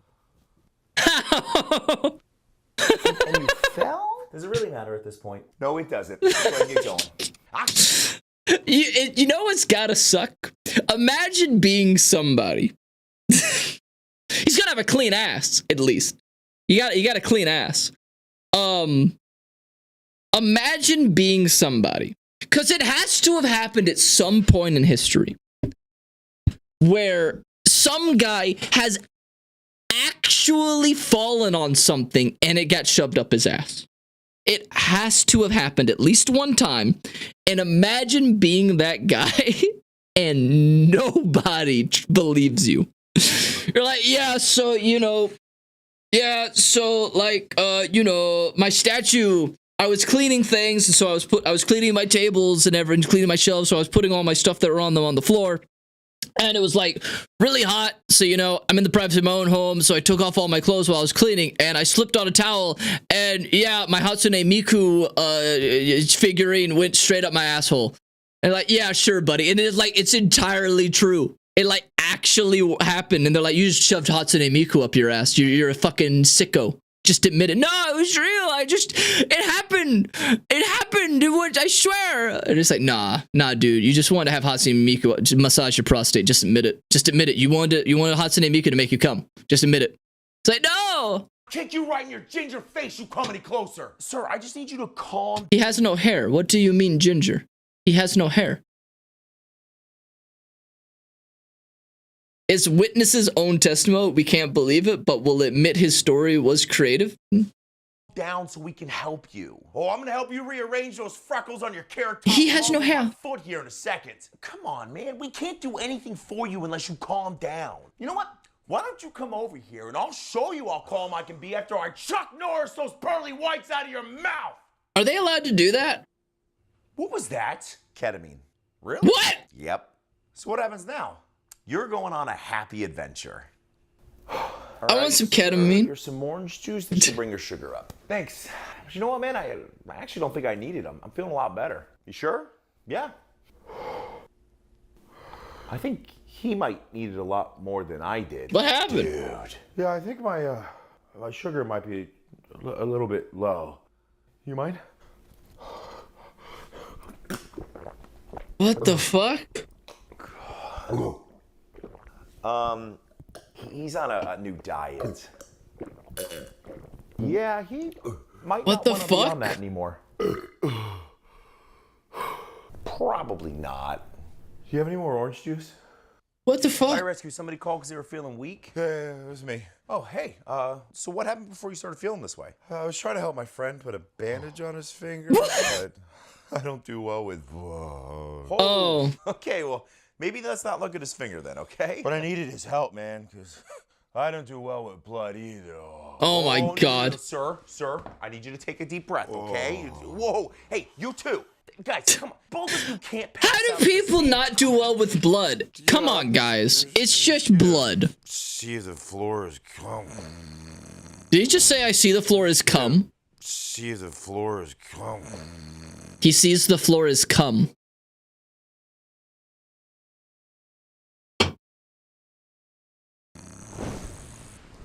I'm almost done, unfortunately, Winter. As it is. 911, somebody called for a fall? Yeah, I called for him. Hi. Why are you leaning that way? One of these hooks are in my shoulder. What the fuck? And just take it why out. Is there a hook in your shoulder? Just take it He out. was finishing the last rep of an AMRAP WAD, butterflying into a bar muscle up when his grip broke, catapulting him off of the bar into a reverse V up right onto that hook. Just take it out. I Says have okay. Zero clue what you just said.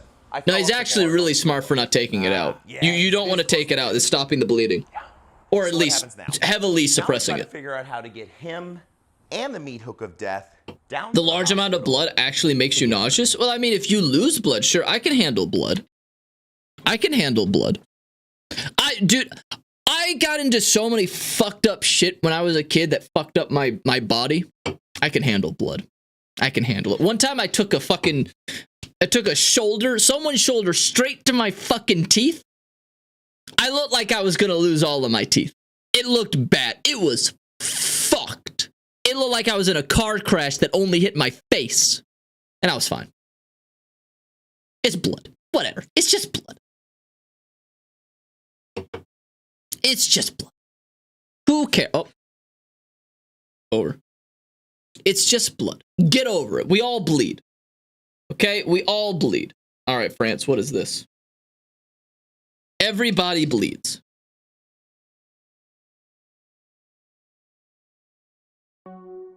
I know you're not the bird from this time. You traveled here from the future to kill me. You know that in 6 years, I'll build a time machine, which I'll use to travel back in time and mastermind September 11th. What the fuck? What you don't know is that I stopped here before I ventured back to 1996 to warn myself of your arrival. Grover betrayed you, Bert. He sold you out to my future self to become emperor of the world I'll eventually build.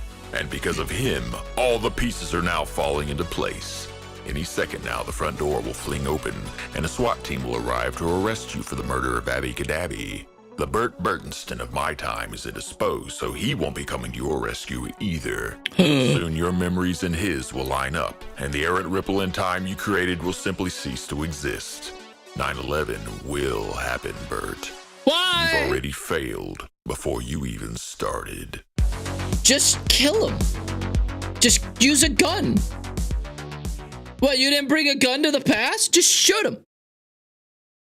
Just shoot him. How do I exit? Exit. What is the grandfather paradox? The grandfather paradox is where you go back in time and you're so sexually attracted to your grandfather that you fuck your grandfather and you forget to do what you were doing in the past. That's what it is. Happens all the time. Happens all the time. Happens all the time. Tony Stark built this in a cave?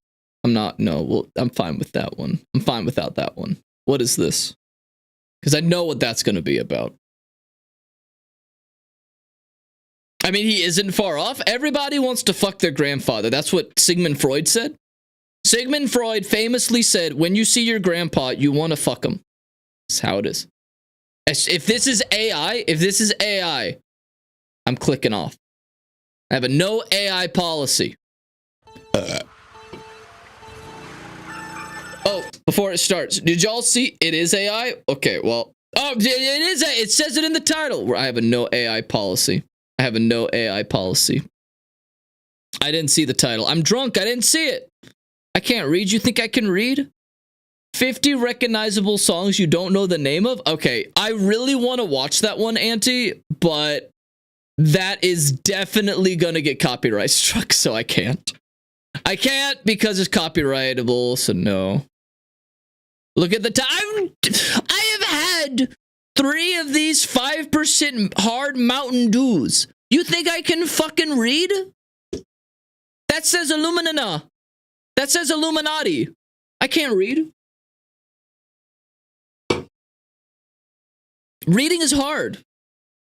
That's why they invented words. They are short, so it should be fine. Words are hard to read. We're gonna do this one. What the fuck is this? What do you mean, Marvel Zombies? Didn't they already make Marvel Zombies? Wasn't that like in a what-if scenario? Play the video!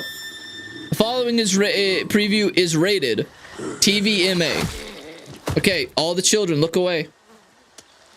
Let's go! Look out!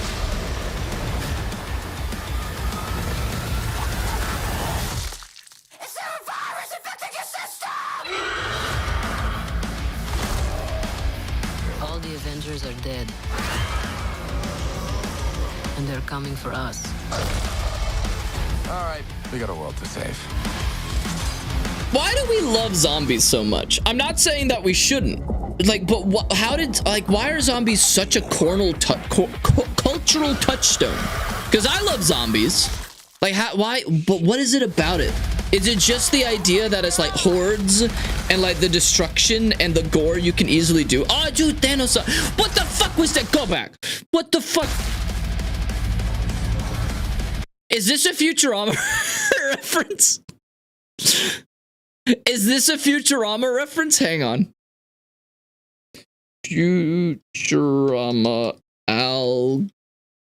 Fuck. Gore. It's Futurama Al Gore.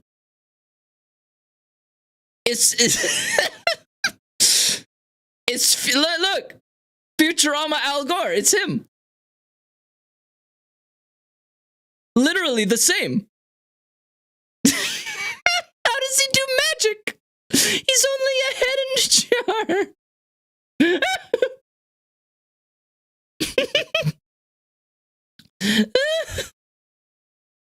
Oh my god. I know I've said this before. I'll tell it after I finish watching this. After we finish watching this. Oh! Decapitation.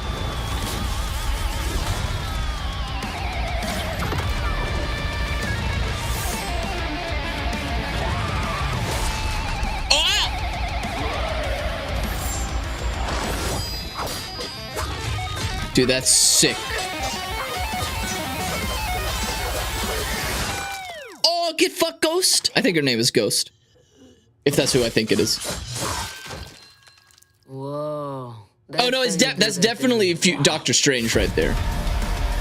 That was definitely Doctor Strange. Oh, it's soon. I'm looking forward to that. Yeah, Wanda Maximoff would probably be the biggest threat as a zombie.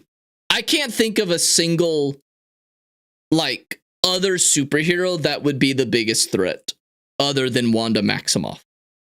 Like her powers are inherently genetic. And it's the MCU, so we can't count the Hulk, because the Hulk is also really powerful genetically with his alterations due to gamma radiation, but like the MCU Hulk is not as strong as comic book Hulk. I think Iron Man would probably be like the weakest because eventually his suit's gonna break down. So like, what's he gonna do?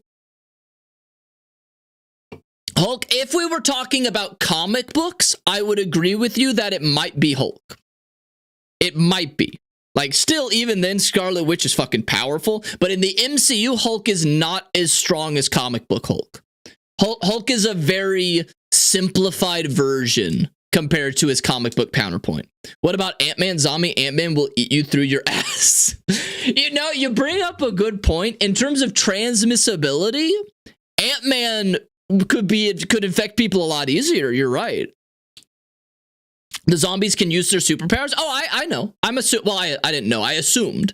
That's why I think Wanda Maximoff would be the biggest threat. Because even Hulk as a zombie, the MCU Hulk is not as powerful as what we see in the comics. He's nothing like Worldbreaker Hulk.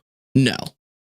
My guy, even an MCU Hulk is still dangerous. Oh, he's still dangerous as fuck. But Wanda Maximoff is stronger. Wanda Maximoff is stronger. And then he infects his ants. Oh, wait. Can ants get infected? That's not how zombies work. It only affects humans, right? right, France? Like, I'm not saying Hulk isn't strong. I'm just saying Wanda Maximoff is stronger. So, yeah. Yeah. That's just how it is. Okay. Would Thanos be the most dangerous since he has the oh wait, did he have the Infinity Stones? I didn't remember that. Hang on. Where was it? It was around here.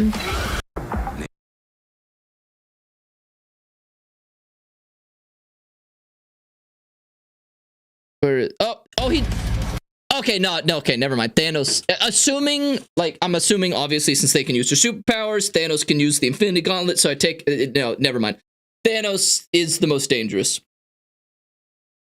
Yeah, never mind. I thought it was just Thanos, but no, Thanos then is definitely the most dangerous because like that's how you know that like Hulk isn't nearly as strong as he is in the comics because like Thanos mollywopped him easily in hand-to-hand combat without the Infinity Stones. So like Thanos is fucking strong in the comics too, but I don't think it's like a normal thing for like Thanos to like easily 1v1 Hulk without any extra stuff.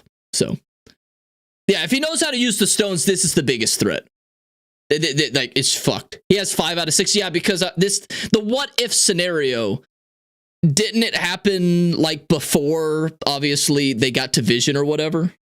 I think. Like, it happened during Endgame, not Endgame, during Infinity War or something. And so that's why he, well, no, wait. Yeah, he could get all of these stones. Yeah, wait, how did he get the time stone then? I don't remember. It's been a while. I mean, zombie dogs are a thing, so it wouldn't rule it out. Zombie dogs are only really a thing in Resident Evil, and that's because it's a bioweapon. It's not really a zombie apocalypse. It's zombies, but it's different than like normal zombie rules. If I remember correctly, because I've seen the comics of that this is based off of. Doesn't Reed Richards go fucking insane and infect the rest of the Fantastic Four intentionally because he views the zombies as the next evolution of the human race, and then he gets eaten by the Fantastic Four when they turn into zombies? I'm pretty sure that happens. Probably. I'm like, he like goes fucking bonkers. Let me see. Reed Richards Marvel zombie images. Yep, there it is. Because he's happy about it. Yeah, he intentionally. Yeah, he intentionally infects the Fantastic Four, and then he gets eaten. Yeah, Reed is like one of the smartest guys in the Marvel universe, but he's also fucking stupid. Reed is like simultaneously the most intelligent and the fucking dumbass of the Marvel universe. It's hilarious. All right, I gotta go pee. I'll be right back.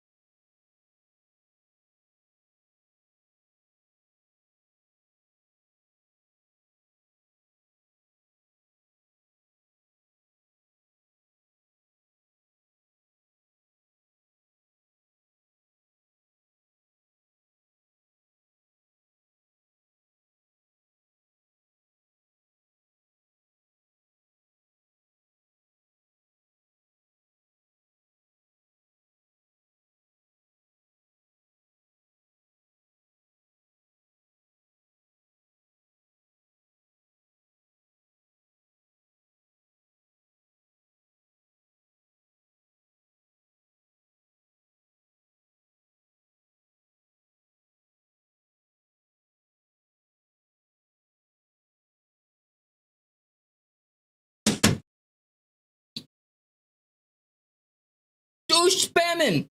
How dare you spam emotes? Ha! I didn't hear the bang because I don't have headphones on.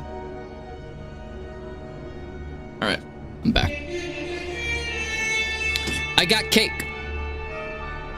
With ice cream. Cake with... Where's the fucking camera? Cake with ice cream. Cake with ice cream.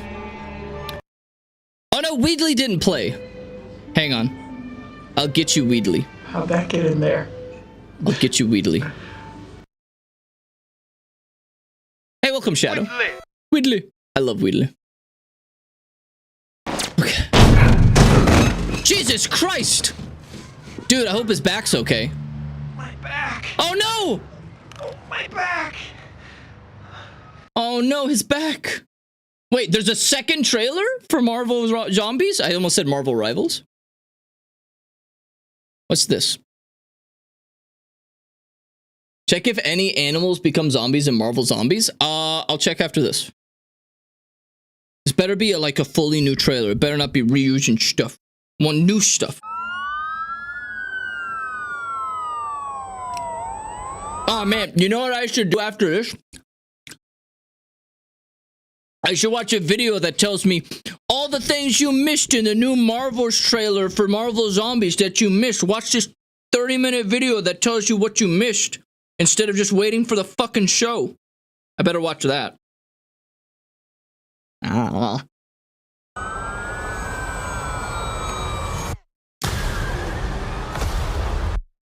They're fine. Oh, wait, is that... I didn't notice it in the first trailer. Is this like, I don't know the name of these characters. From the 9 rings? Or the 10 rings? The Mandarin's, like, that's the Mandarin's kid that I don't know the name of, and that's the girl that's played by Awkwafina? Is that who they are? Yeah, that's Awkwafina. Yeah, okay. I didn't notice that in the first one because it went by so fast. Oh my god.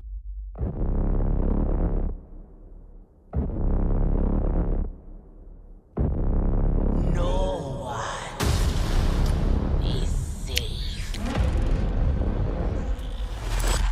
Yeah, they're all sprinters. All sprinting zombies. Finally. Hawkeye, no, the best guy. Sing about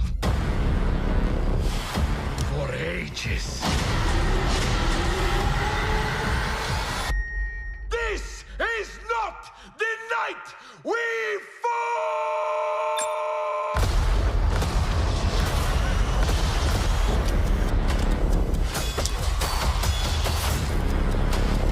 Ooh, 4 episodes. Ooh.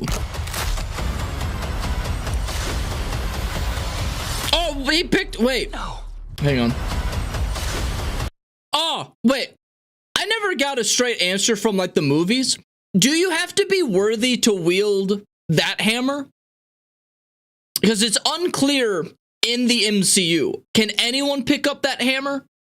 Or do you have to be worthy? Because I would say Spider-Man is worthy. But, like, I don't, like, it never said. No, okay. So anyone can use that hammer. Okay, this isn't as amazing as I thought. Okay. Dang it.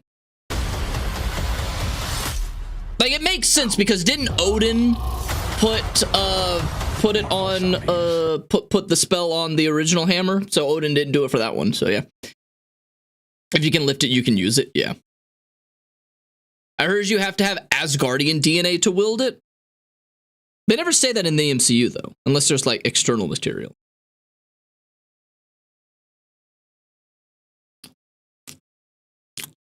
TVMA streaming September 24th, only on Disney. Well, this will be good. I'm looking forward to that. That'll be good. Oh, look, there it is. Oh, dude, 13-minute video. Marvel trailers breakdown. All the Easter eggs that you didn't see. Fuck you. I don't need that. I just did. I like enjoying media and then not watching extra media for me to enjoy media. I just enjoy media and move on. All right, what's this? Ant Ram. Stormbreaker has a connection to Thor. Well, I didn't ask about his sex life with it. Can Marvel just end? I'm tired of their content that needs me to watch 8 shows to understand one. I hate that they did that too. I don't do that. I don't watch like the shows to understand things. I just watch what I want to like. But as long as it makes money, it's going to happen. The idea I had for the song video was to see if chat could guess song. I would love to watch that video. That's a good video. I just can't play it on stream for obvious reasons. I wish I could play it in RAM or Yorktown, but yeah.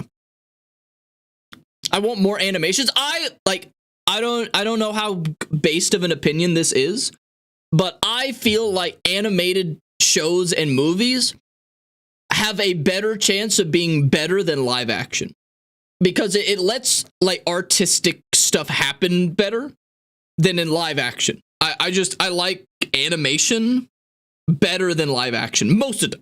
That's not saying that all animation is better than all live action, obviously.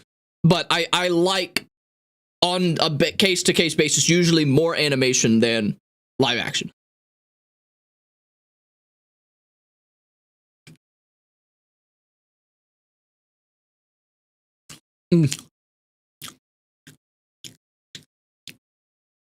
I hope it gets released to other platforms. I don't want to get Disney Plus. It's not going to happen. You think Disney's going to share? Disney never shares.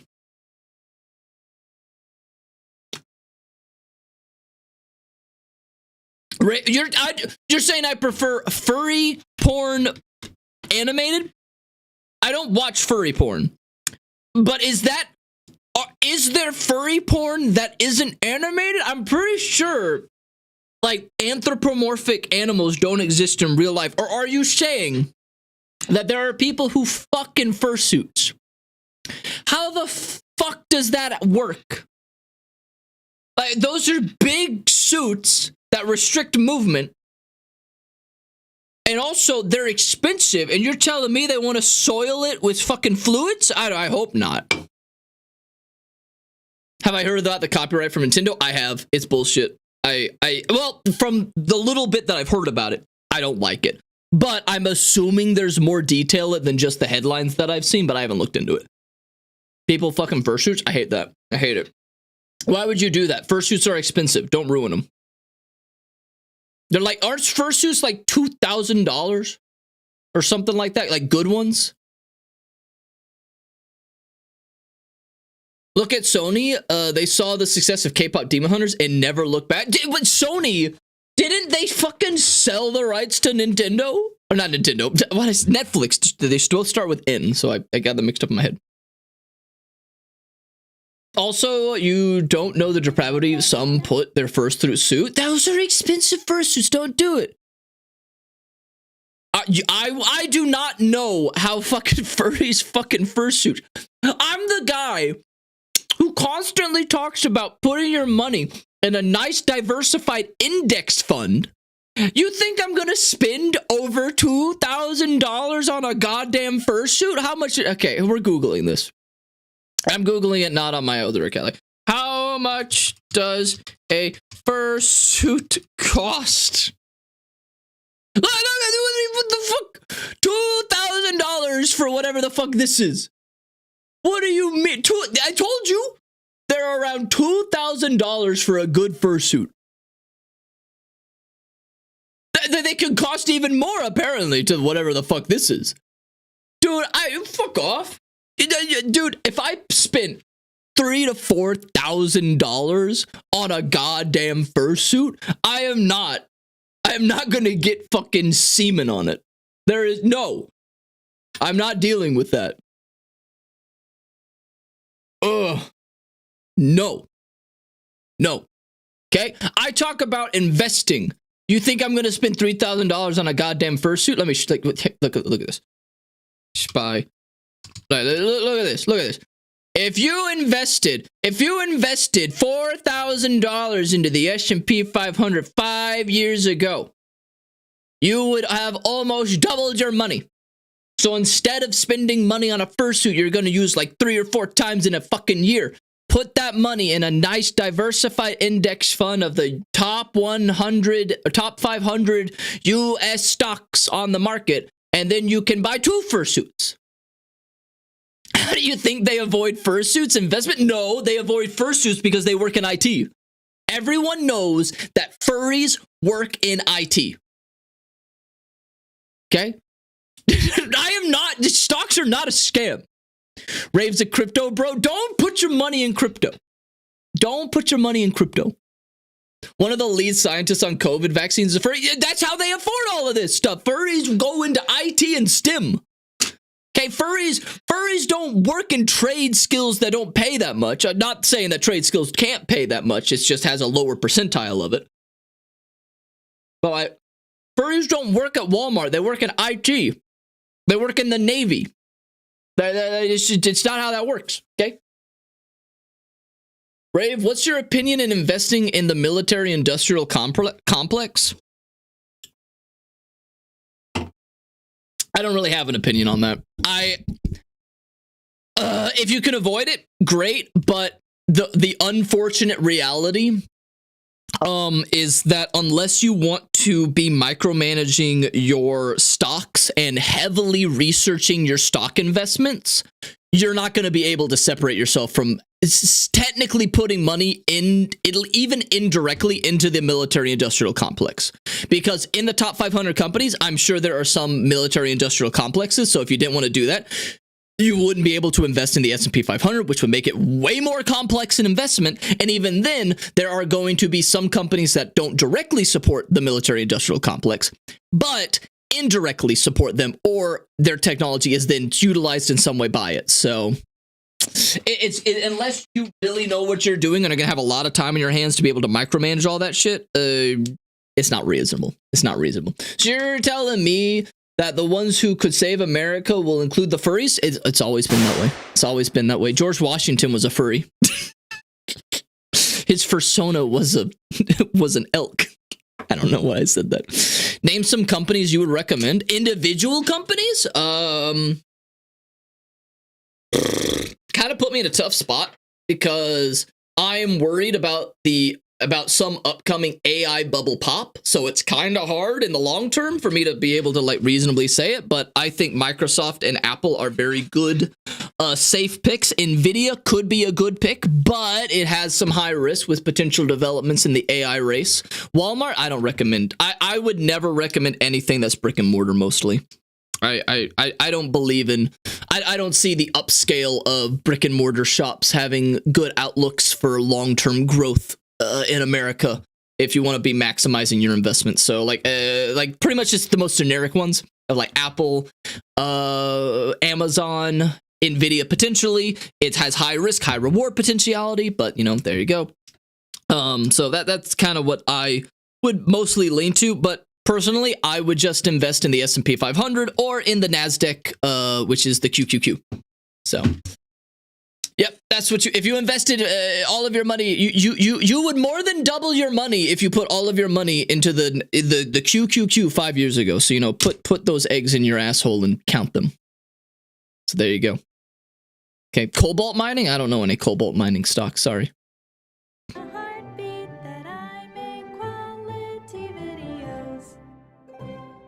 I'll be the judge of that. How come semi-trucks in Europe look like toot toot, and in North America they look like this is just reading. Got it. Hello, I am Big Twuck.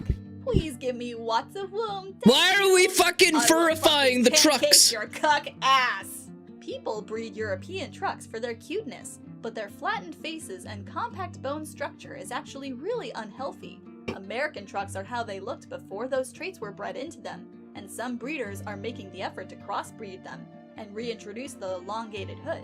But the movement doesn't have a lot of traction because of the stereotype that American trucks display higher levels of aggression, kind of like OP says, but that's largely a myth. There are no Why is everything a hashtag on Tumblr? Rambles. Trainwreck generator, why did you hide these in the tags? This suggests that Maximum Override was Jurassic Park for motor vehicles. I'm sorry, but this is misleading as hell. American and European trucks are bred for different reasons. American trucks are bred for long hauls on largely straight roads, They can go for hours without a brake. A European truck needs more brakes and a lighter load, and they would indeed take great internal damage if they tried to keep up with the long snout. The European short snout is not bred for looks, but for agility. They navigate the windy roads. What is going on? Too risky for the powerful but more clumsy American truck. Don't you call us clumsy? The European overheats faster at high speeds. That is the very reason that brakes every 4 or 5 hours are mandatory for both the truck and the handler, and a day of driving can never be longer than 9 hours. So, all in all, appreciate all of our trucks and our shared history, and be the responsible owner that gets the right breed for the right job. To be fair, the US does have short-nosed trucks as well. They're just a What is happening? What is Tumblr? I thought, is Tumblr still around? I thought everyone left after porn was like banned. Plenty of stops. I see them used for garbage pickup a lot, where a long-nosed Mack wouldn't be able to fit, much less maneuver, and the short... Can someone like make like an alternate history where like trucks and cars are alive, but so are humans? So not the same thing as cars. Like it's like all of our cars are bred. I want that. I want that like alternate universe. Raw skin or even open sores. Don't call it skin. I would also like to point out that the tags have got it backwards. The wild trucks, which I'm pretty sure are extinct in the wild now, that all modern breeds stem from, were short-nosed trucks. We had known about automobiles and domesticated several species, but the truck species was not discovered until close to the start. How do you miss a truck species? They're huge. Which I believe was the first country to breed them in captivity. Although England was the first country to really start using them for work, I managed to find a photo of a taxidermied specimen. As you can oh my god, taxidermied short-nosed breeds, as well as the far more common house truck used by individuals instead of for commercial work. As to the aggression, long-nosed looks aggressive. They're generally gentle giants. I thought that said genitals. Give them space on the road. Not seeing you in their blind spot is not the same as aggression. It is actually the smaller house truck that is often trained. What do you mean house truck? I need a picture. The word being trained. They are also not naturally aggressive. The only time I have seen a Mack be commonly aggressive is when they are pulling 2 gravel trailers, and I would be cranky if I was being overworked too. If you see them hauling that kind of load, just give them space, and you'll be fine. I feel like somebody should add something about the Australian variants. What do you mean? My understanding of Australian wildlife. Does anyone know if or how American school buses are related to trucks? Pics for reference. The classic long-nosed school bus, but short-nosed varieties exist. I remember when they first started appearing in my district. While school buses are in the automobile order, so much work and effort into this. Family, due to their passenger capacity. As you can see in the photos, they have no cargo bed or hookup and are not really built for object transport, but they do excel at carrying passengers, particularly children. So are all the trucks like voring, are all the school buses voring children? Of any passengers. Are school buses vor? Second image, you can actually see a specialized appendage that is, I think, unique to school buses. A small red octagonal fan, which they extend when there are small creatures around them that they are acquiring or releasing. Acquiring? Bioluminescent bulb appendage. This fan, along with several bioluminescent patches on top of So Tumblr is the shithole under Twitter? I wouldn't call it a shithole. A lot of the people left Tumblr to go to Twitter for porn. So I think Tumblr is now majority just really in-depth memes like this, but and art, but not porn art. The bus trucks, while these vehicles can sometimes be bred by accident, after all, who hasn't accidentally left the gate open when your school bus is in season, they are usually bred for specific purposes. These hybrids are bred for both what the fuck?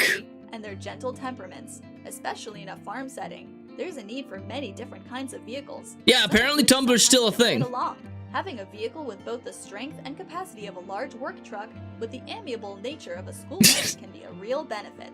It's a little unfortunate that these hybrids tend to be sterile though, since it would be easier if they'd breed true. Also, something to keep in mind, bus trucks are bred from a bus. Truck buses are bred from a truck, and tend to not be quite what the hell? Although some people do like keeping truck buses for companionship and as show vehicles. This website sucks. I love it.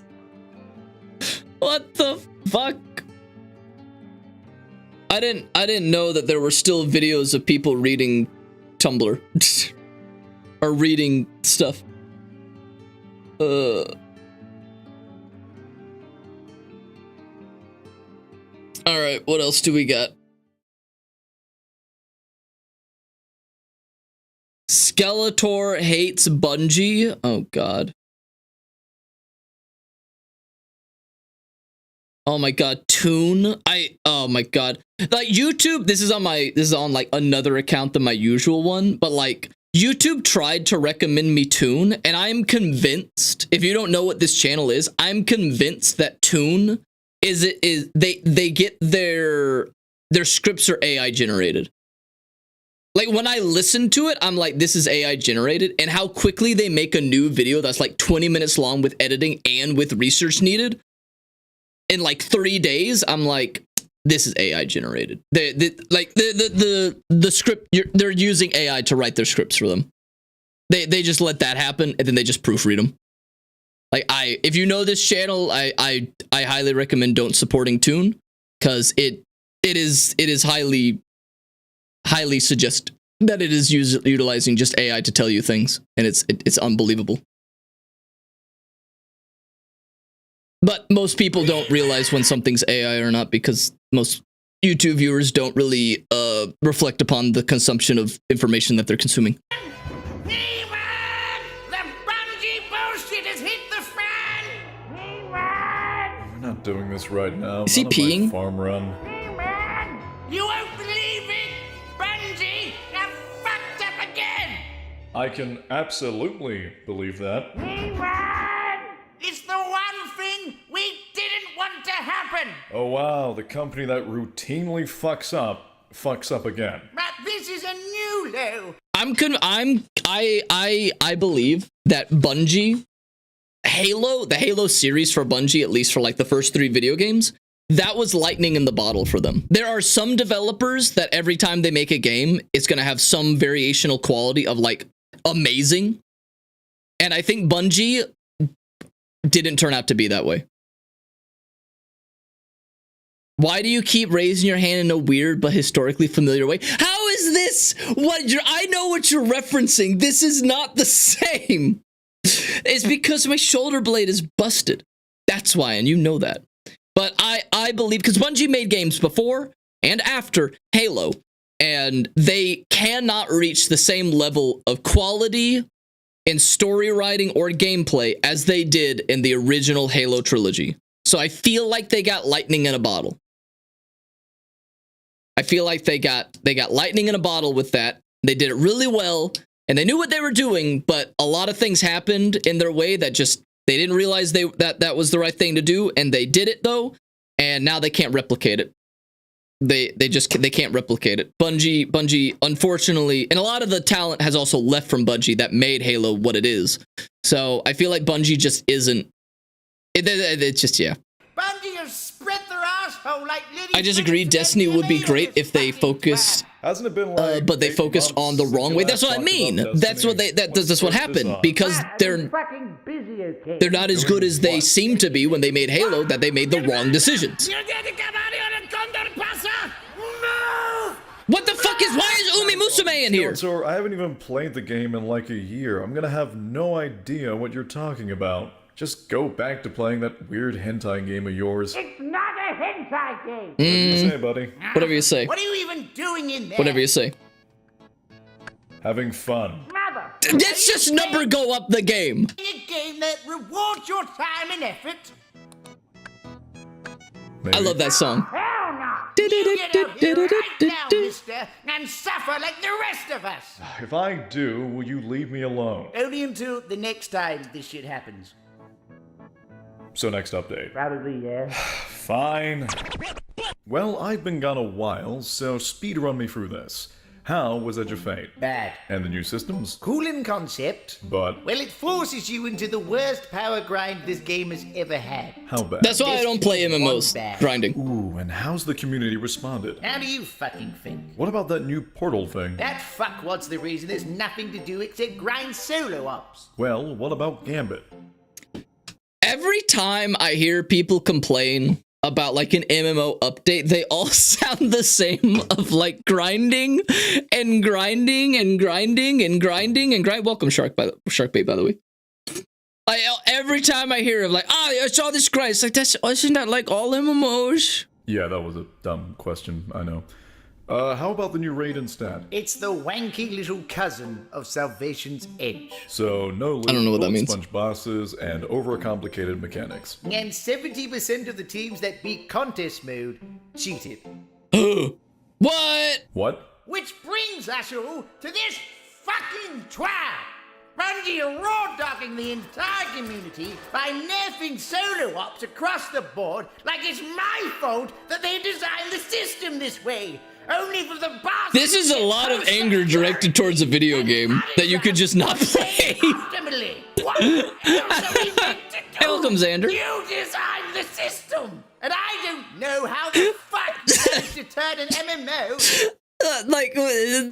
I always find it really funny. Like, I know this is comedy, but there are actual there are actually people who like consistently get angry at like an MMO or like some live service type game, and they just get mad every update. And I was like, why do you keep playing it? Just stop playing. Just move on. A video game is not your personality or your life. Just do something else and just move on. Into a single player game. But I don't want to farm solo ops. But it's all then we don't. can do because you don't reward us for doing anything else. Then play something else. Proud when you're saying you're giving us new content, when all you're doing you could is not play it, or you could go into the most ear-blistering tirade known to man.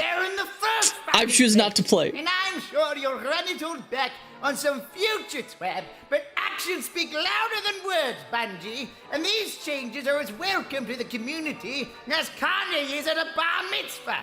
Oh, but don't worry, because we're listening. Really, because you don't fucking act like it. All you've done is shit the bed, so why not piss in it as well? All I'm trying to say is stop giving me reasons to not play your game! Then just stop playing! Different people are running the show. But it's the same old Bungie. And that's all of the problems? Oh no, that just covers these 2 paragraphs on the twab. What's a twab? Reset, oh, twit longer. The economy, the story. Stop. I get it, okay? Destiny is really shit right now. Why don't we change subjects? What about that marathon thing I heard so much about? Well, I hate marathon. You know what? I'm gonna be mad about this. I didn't they delay it? If I'm not, how old is this video? Oh, it's 10 days. Didn't they delay marathon? Didn't they delay it? Which it sounds like a good thing that they should be doing. But like, I fucking hate that they took the IP of marathon and turned it into like a team-based shooter op. That's not what marathon is. Marathon is Diet Halo. That's literally what marathon is. Marathon was Halo before Halo. In a 2D type game with 3D backgrounds. That's what marathon was. I've shown this before. Hang on. Marathon OG. God damn it. OG game. You know the Forerunner symbol? That's where it comes from. That's the Forerunner symbol. They got it from their video game Marathon because they made Marathon before they made Halo. Marathon looked like Doom back in the day. And it was like, oh, you're going to fight some aliens. You're going to do this. It even had a spin it like a game that kind of tied into the lore that wasn't a Marathon game, but it was like a game where you fought like, I don't know, like weird aliens in an Inca temple, and there were Nazis that were there before, and that tied into the lore of Marathon in a way, and it was fucking dope. I would love to see an actual Marathon game that is Marathon and not just a fucking whatever the fuck this is. I don't want this. Bungie, just make actual Marathon. Don't make looter shooter or hero shooter or whatever the fuck it is. It doesn't look like Marathon. Marathon seemed awesome, but it is dated. And I would love to see them make it again, but like updated. It'd be awesome. Do it. Like a running simulator? No, not like a running simulator. Fuck fuck do you mean Marathon isn't fixing anything, Jenkins? That is the one thought they delayed it. was meant to do. Sir, our entire art department is in a creative holocaust right now. What? All because we accidentally stole someone's art? I wouldn't say stole, sir. More like we colonized it. Oh, come on now. Can't we just make up some bullshit that it was an ex-employee or something? Sir, this is like the 4th or 5th time we've been caught doing this. Come now, Jenkins. I mean, I've never even heard of this anti-real. But sir, you and the entire art team follow her on Twitter. Oh, that means... nothing. Sir, this entire situation makes it seem like we're not sorry about stealing. More like we're sorry we got caught. Exactly, Jenkins. Never take the blame, redirect, and fail to be better. That's the Bungie way of doing things. Sorry to interrupt, sir, but Sony is on the line. They're pissed, aren't they? Yes. Well, bugger. Status report. Sir, it appears that the entire community relationships department just blew up. Oh, that's fine. I mean, we never used it in the first place. Sir, the entire company appears to be collapsing. I don't think morale can go any lower. Oh, it can. Well, what do we do now, sir? Well, you know what they say, Duncan. A good captain always goes down with his ship. Which is why I'm promoting you. But sir, Don't worry, Duncan. I may not have my golden parachute anymore, but I've got something even better. My trusty golden submarine. Oh, no. But sir, we haven't tested it yet. When have we tested anything ever, Duncan? Now off I go. Plagiarism will make me God. But sir... Lord Bungo, away! Yeah, and apparently Pete's gone as well now. Oh, wow, really? Yeah. Oh, shit, the new TWAB just came out. What is a TWAB? They're running it all back. Well, that's good, right? What? Like we should be happy that they're running back on some stupid shit that they shouldn't have done in the first place? No. You can't just back out of Poland, Hitler. We saw what you did. Well, until they get their shit together, I guess all you can have is, well, faith that someone at Bungie is listening. What? You think faith is gonna make some Bungie employee just fall out of the sky?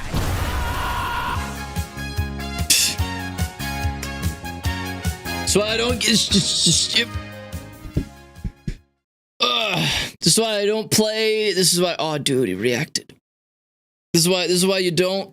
This is why you just don't. Everyone just reacted to this video. I see. Oh, okay. He's done. 1.9. Oh, the satisfying end of pirate software. I mean, he's still going. He's still going. He's still going. He's still going. Oh. There he goes again. I can rant about everything. This is like I watch 5 YouTube channels. Like that there are 5 YouTube channels that I watch. That's it. I don't watch reaction. Don't watch reaction videos. I don't watch drama videos. I don't do any of that. I watch good videos. I watch good videos and that's it. All right, what's next?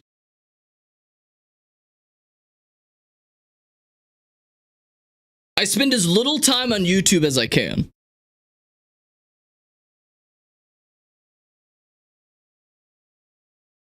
Flying Fortress? You can't make a fucking dang a flying fortress. It just gets shot down. In 1929, the U.S. Navy begins building an enormous machine. And when it's finished, it'll be the size of 3 city blocks. Inside its vast hull, up to 100 men will live thousands. I watch a lot of philosophy, writing, and story analysis videos. As long as it's not like that's better. That's good and better than reaction and machine guns and armed with drama. Multiple fighter aircraft. It was the brainchild of one of the greatest visionaries in naval aviation, and the United States had planned to build an entire fleet of them for a war it knew was coming. We are convinced that this airship is by no means a vulnerable target. What do you mean? It's a big target. In the early 20th century, a new world power emerged. In just a few decades, Japan, once an isolated island nation, transformed into an empire hell-bent on conquest. Little by little, the nation began to ruthlessly seize resources from its neighbors. And by 1921, Imperial Japan was pouring more than The Hindenburg is but one failure to the path of success. Navies the world had ever seen. Japan was preparing to conquer much of Asia, and American interests stood directly in their way. Sooner or later, conflict with the United States was inevitable. And if war were to break out, America would be vulnerable. A powerful Japanese fleet could sail across the vast Pacific Ocean undetected to strike a devastating blow to Hawaii, the western seaboard, or the Panama Canal. The U.S. Navy, already stretched thin across two oceans, just didn't have enough ships to spot an incoming threat. Scout cruisers were the Navy's primary means of spotting enemy fleets, but they were slow, too few in number, and expensive to build. Scout aircraft, while faster, lacked the range needed to search large swaths of ocean, so America stood little chance of spotting an approaching Japanese fleet. And it was in this moment of crisis that Admiral William A. Moffett, chief of the U.S. Bureau of Aeronautics, pushed for a radical alternative: the rigid airship. I gotta love the old doctrine of big-ass super weapons is so cartoon villain. Yeah, eventually we figured out it's not the best idea. For up to a week at a time. Under Moffat's direction, the United States started experimenting with rigid airships in 1923. The Los Angeles was built for the U.S. as a flying laboratory. I love the idea of Zeppelins, but they don't work obviously in practice. Also for mooring on ships at sea. But for a Navy that had only just begun to accept conventional aircraft, airships would be a huge adjustment, a mix of aviation and naval warfare. Sailors would have to learn how to operate, navigate, and fight in 3 dimensions. But the Navy's first airship prototypes were only a stepping stone. Where are Zeppelins even used today? Something far more ambitious. Like, do we even use Zeppelins anymore? In October 1929, construction began on 2. I wish they did. History would be so much more interesting. I saw there was some video by, I think it's the same guy. I know it's the same guy. It's the same guy who does Pointless Hub. He's gotten more success. He was already successful, but he's gotten even more success for his like movie summary video type things. I can't remember. I can't remember the History Channel one that he started first.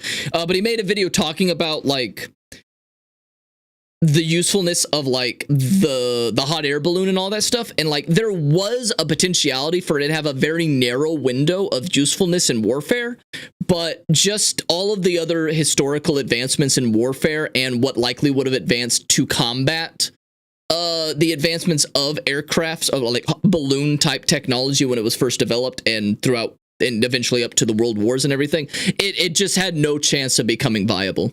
It would have had maybe a few years, but even then it wouldn't have been long lasting. Workers and the brightest engineers were involved in the effort, but these were no ordinary airships. Airships is a concept that requires the resource abundance of the past, but the technology of today. Yeah, it also requires that nobody makes an adaptation, because the adaptations are actually pretty relatively simple to combat airships, especially depending on the technological advancements of the time. Naval crew. From the control room, the commander would orchestrate operations. Like, it's just a big target. Like, it's a big target. A big, relatively slow target. Enemy activity, while intelligence officers scanned the radio for signals. 8 enormous engines would be kept humming by engineers. And this was before they had flares and like, you know, heat seeking and everything. So it's just like, hope they don't hit us. 40 meters long, the airships would dwarf any scout cruiser. And with all that space, off-duty crew could relax in the mess hall or their dedicated quarters. Life on board would take on a predictable routine. Oh yeah, they're much better for civilian use. Yeah, in a military aspect, you're just gonna get shot. The airship would now be in a dangerous situation. Pilots would race to don their gear while hangar crews readied the Sparrowhawk fighters. One after another, the fighters would launch to form a defensive perimeter, and machine gunners would take up positions throughout the airship. With an enemy fleet in visual range, the crew's best hope would be to run to safety. The enormous airship would be pushed all the way up to its top speed of 140 kilometers an hour. Preparing for the worst, damage control teams would stand ready, relying on the airship's safety features like non-combustible helium cells and a high-strength framework to resist stress and damage. But with a bit of luck, the airship could slip away unscathed, having radioed crucial intelligence back to the US Navy. On August 8th, 1931... Run to safety, huh? Run where you were in the fucking... when your strategy is run away, that doesn't sound like a good strategy. That seems like a plan to fail. Macon was already you're planning for failure. Got his way, a dozen more would follow. But not everyone was convinced. Skeptics warned that airships were too fragile for military use, a concern the Navy felt it had to confront head-on. And defended by many machine guns, as well as by fighting planes carried within her, she is by no means a vulnerable target. The Akron and Macon were no battleships, but they could still take a few hits. As rigid airships, their lifting gas wasn't under pressure. A few punctures might doom a blimp, but not a rigid airship. A decade earlier, a British airship showed just how durable they could be when it stayed aloft for nearly 6 hours after severe damage. Still, America's newest airships had much to prove. Through the rest of the year, the Akron's crew worked to master the giant airship. In front of rolling cameras, they made it all. What the hell was that? Everything looks so much worse in black and white. Operating the Akron, all food just looks gross in black and white. On February 22nd, 1932, a group of U.S. congressmen were eager to board the Akron for a demonstration flight. But as preparations were underway, the airship was suddenly hit by a powerful gust of wind. Oh no! Ground crews scrambled to regain control, but not before the Akron's tail struck the ground, causing significant damage. Okay, if a fucking strong gust of wind is gonna cause issues, that doesn't, like, imagine if, like, we've created this advanced jet fighter. It's got all the latest technologies and weaponry. It's gonna fucking outmaneuver everything. It's super strong. Oh shit, it broke. Why? A big gust of wind hit it. What do you mean a big gust of wind hit it? You couldn't fucking stand up to it? No, sorry. The incident quickly made headlines, with several congressmen vowing to never board the Akron again, further tarnishing her already fragile image. And only 2 months later, another incident. This time, the Akron found itself unable to land, as its lifting gas had become overheated in the sun, creating excessive lift. Oh no! Ground crews struggled to pull the enormous airship back to Earth, when suddenly they were yanked upward. In front of horrified onlookers, 3 sailors were pulled ever higher, desperately clinging to the rope. Tragically, 2 of them fell to their deaths before a third could be rescued. Yeah, I was about to say, like, looking at the 2 that are holding on with their arms, I'm like, those guys didn't make it, did they? Oh, yeah, because, like, it doesn't matter how good your arm strength is, you are not going to be able to hold on forever. Ever higher, desperately clinging to the rope. Tragically, 2 of them fell to their deaths before a third could be rescued. Once again, the incident made national headlines. Although the accidents were caused by errors made by the crew, there were growing doubts about whether the Akron was simply too unwieldy and fragile. And with the Macon nearing completion, Moffett had to prove his airships really belonged in the Navy. Why is it the Navy and not the Air Force? The Akron was it's in the air off the coast of New Jersey. To the west, a fearsome storm was brewing. Oh yeah, what about this? On board were a crew of 76, including Admiral Moffett himself. As lightning lit up the sky, the captain had a decision to make: either bring the airship back to safety or press on. Moffett had long insisted that U.S. Navy we didn't have an Air Force yet? Oh, okay, that makes sense. Kind of weather. They were warships, after all, built to endure. But the truth was, no one really knew how tough they were. By 10 p.m., even as conditions deteriorated, the Akron held steady, increasing her speed to push through the worsening turbulence. But as the hours passed, she would be enveloped by the most violent storm front to hit. It was after World War II that the Air Force gained its independence. I like how it's that. I know what you mean, and that's the right phrasing, but I love the term "gained its independence." Like, one of them. they're independent. They gained their independence. Yay, they're saved. Investigators determined that strong downdrafts forced the Akron into the ocean, tail first. The accident was blamed on poor decision-making by the crew and their over-reliance on faulty altitude readings caused by the low-pressure storm front. In other words, the airship was flying too low for the conditions. The Akron was supposed to have been the sturdiest and most advanced airship ever built. So when her sister ship, the Macon, took to the skies just 2 weeks later, the U.S. Navy's airship program already had more enemies than it did allies. But the story was far from over. The Air Force seceded and gained their independence. Took over as commander of the Macon. Wiley had served on every U.S. Navy airship before her, and incredibly was one of the 3 survivors from the Akron disaster. Wiley knew a thing or two about airships, and he was convinced that the Navy had been using them all wrong.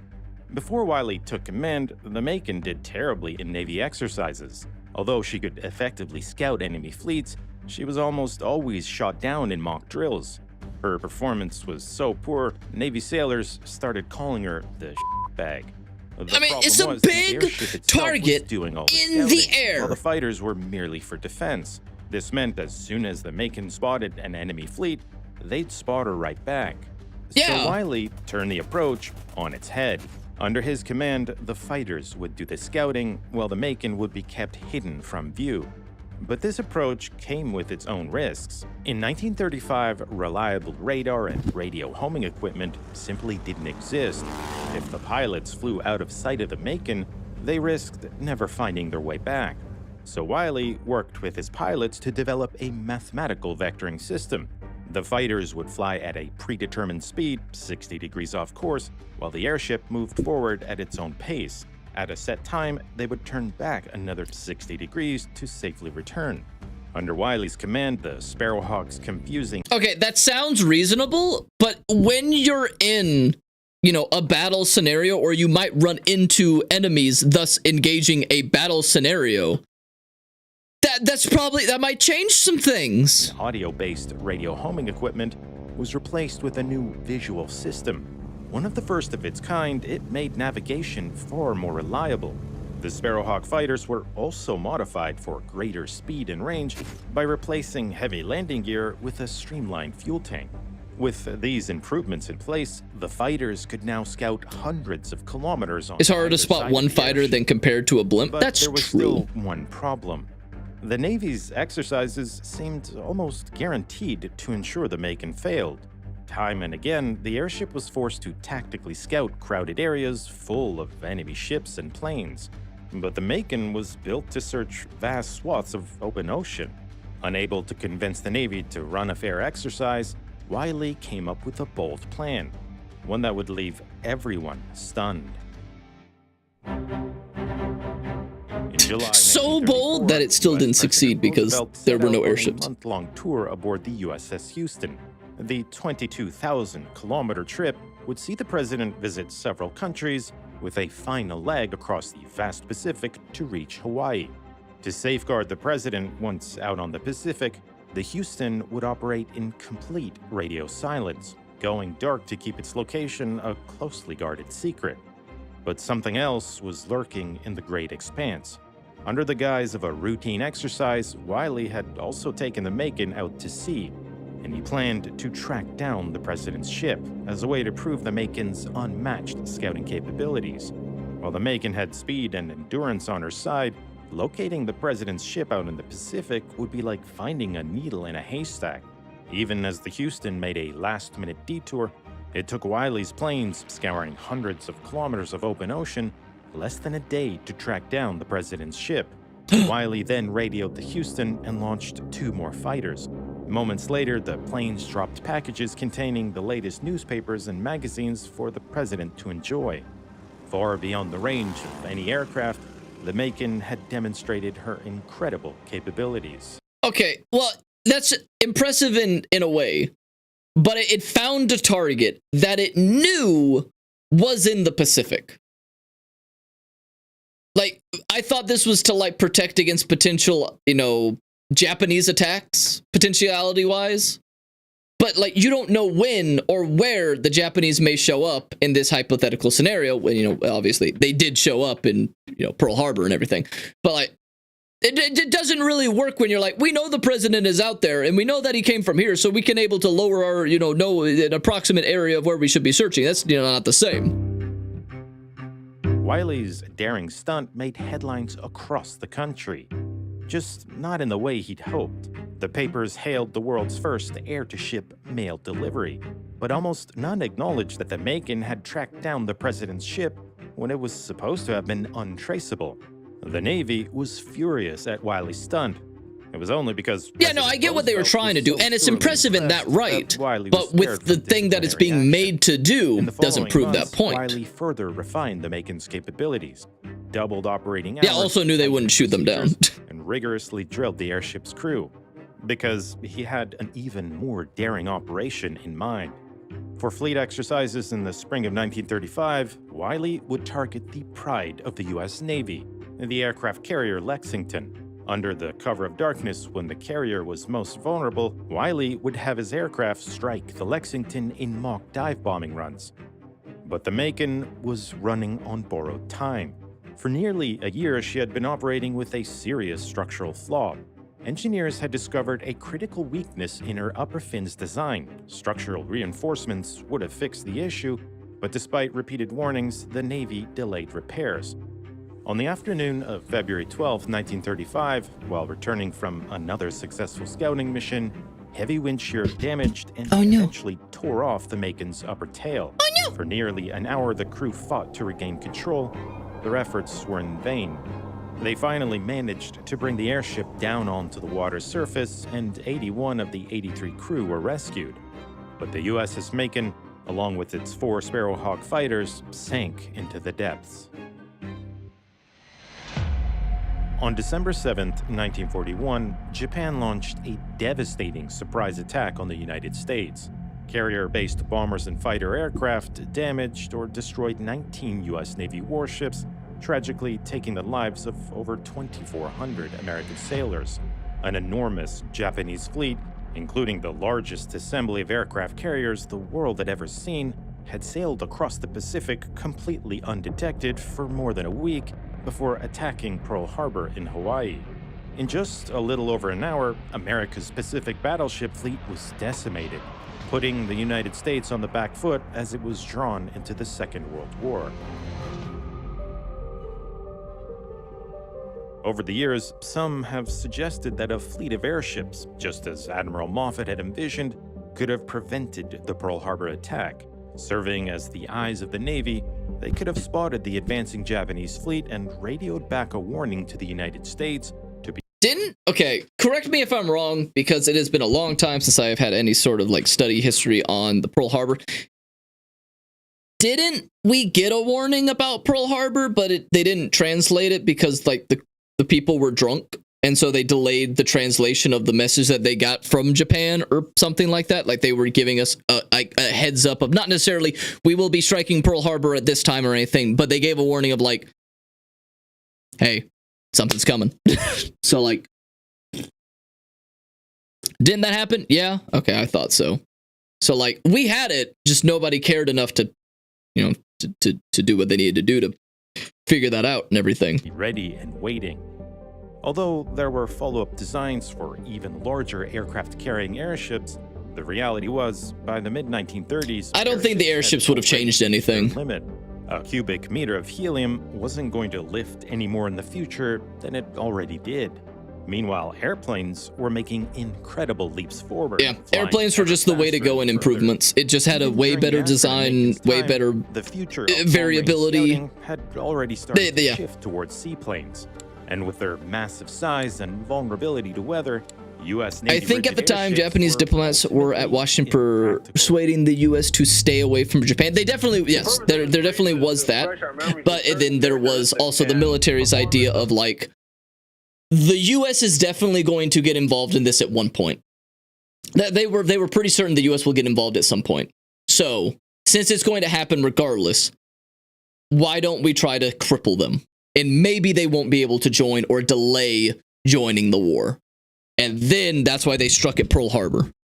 It was not to be like, oh, we're going to destroy the U.S. It was like, the U.S. is going to get involved at some point. Let's cripple them. Let's destroy their fleet, and then we'll have a fighting chance. Because as it stands now, if the U.S. joined, we would lose. So they made a risky gamble of doing that, because maybe the other argument would be that, sure, maybe the U.S. will join, but maybe they join too late and it doesn't matter.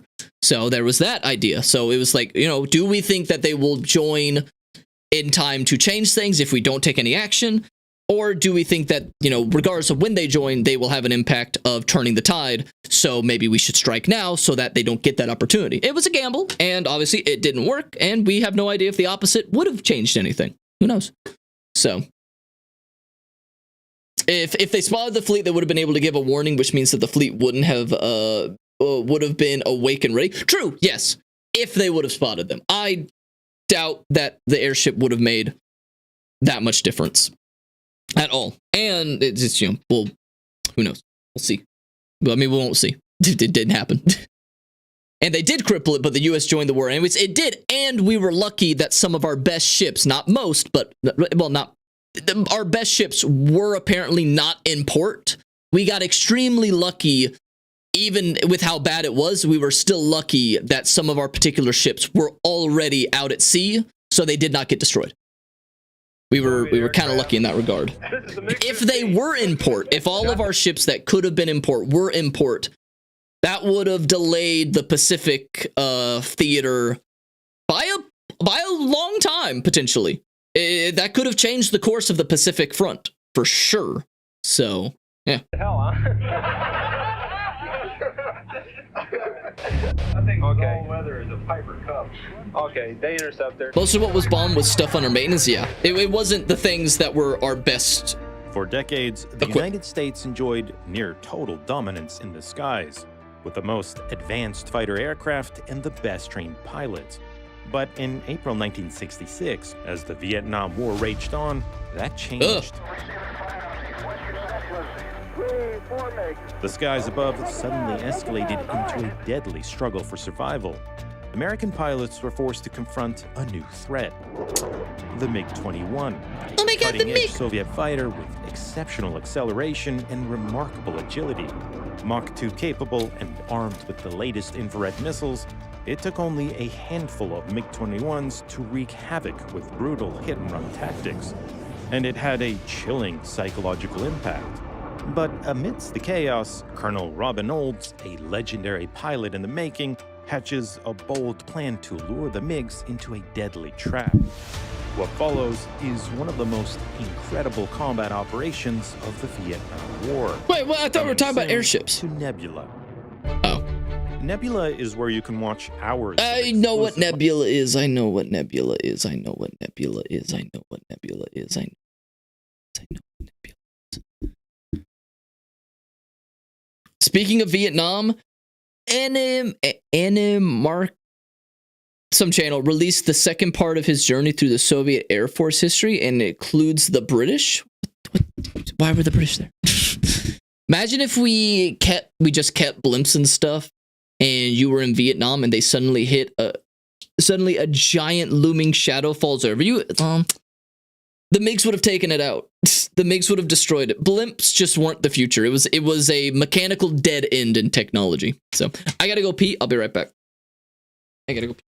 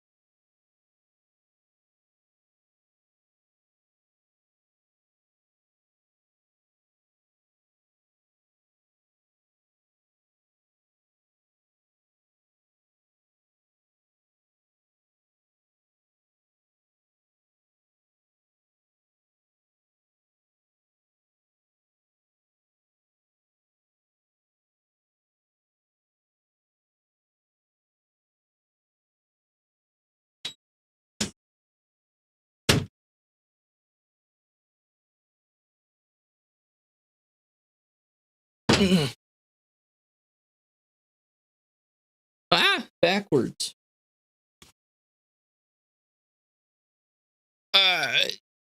But what if we made them like the ones in BioShock? Well, if we made something like in BioShock, it could work because it's all sci-fi. Oh, what if we made it, you know, science fiction? Then yeah, maybe it would work. Maybe it was work. Okay, let me find, let's see. We got some other ones, but I want to see if we have anything different.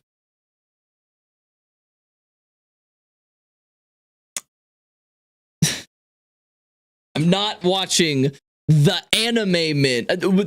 We're not. I have a real life harem, but I've heard of the anime min. I'm not watching it. I'm not watching the anime min. We've watched this. We've seen that. Mr. Beast touched me? I'm not watching Mr. Beast touched me. Okay, well, we got to go back up to this. Okay, well, let's see. We've seen that one. There's no more stuff here. There's no more stuff that I would want to watch. Columbia relied on time travel, though. Well, that's just not fair. That's just not fine. We'll watch this because I've seen it before. But whatever. We'll watch this one. The anime. Fine. We'll watch the anime min. Whatever. Because there's nothing else after this. I saw this. This was like at peak Undertale. I remember like getting recommended this. And I was like, why? Why is this a thing?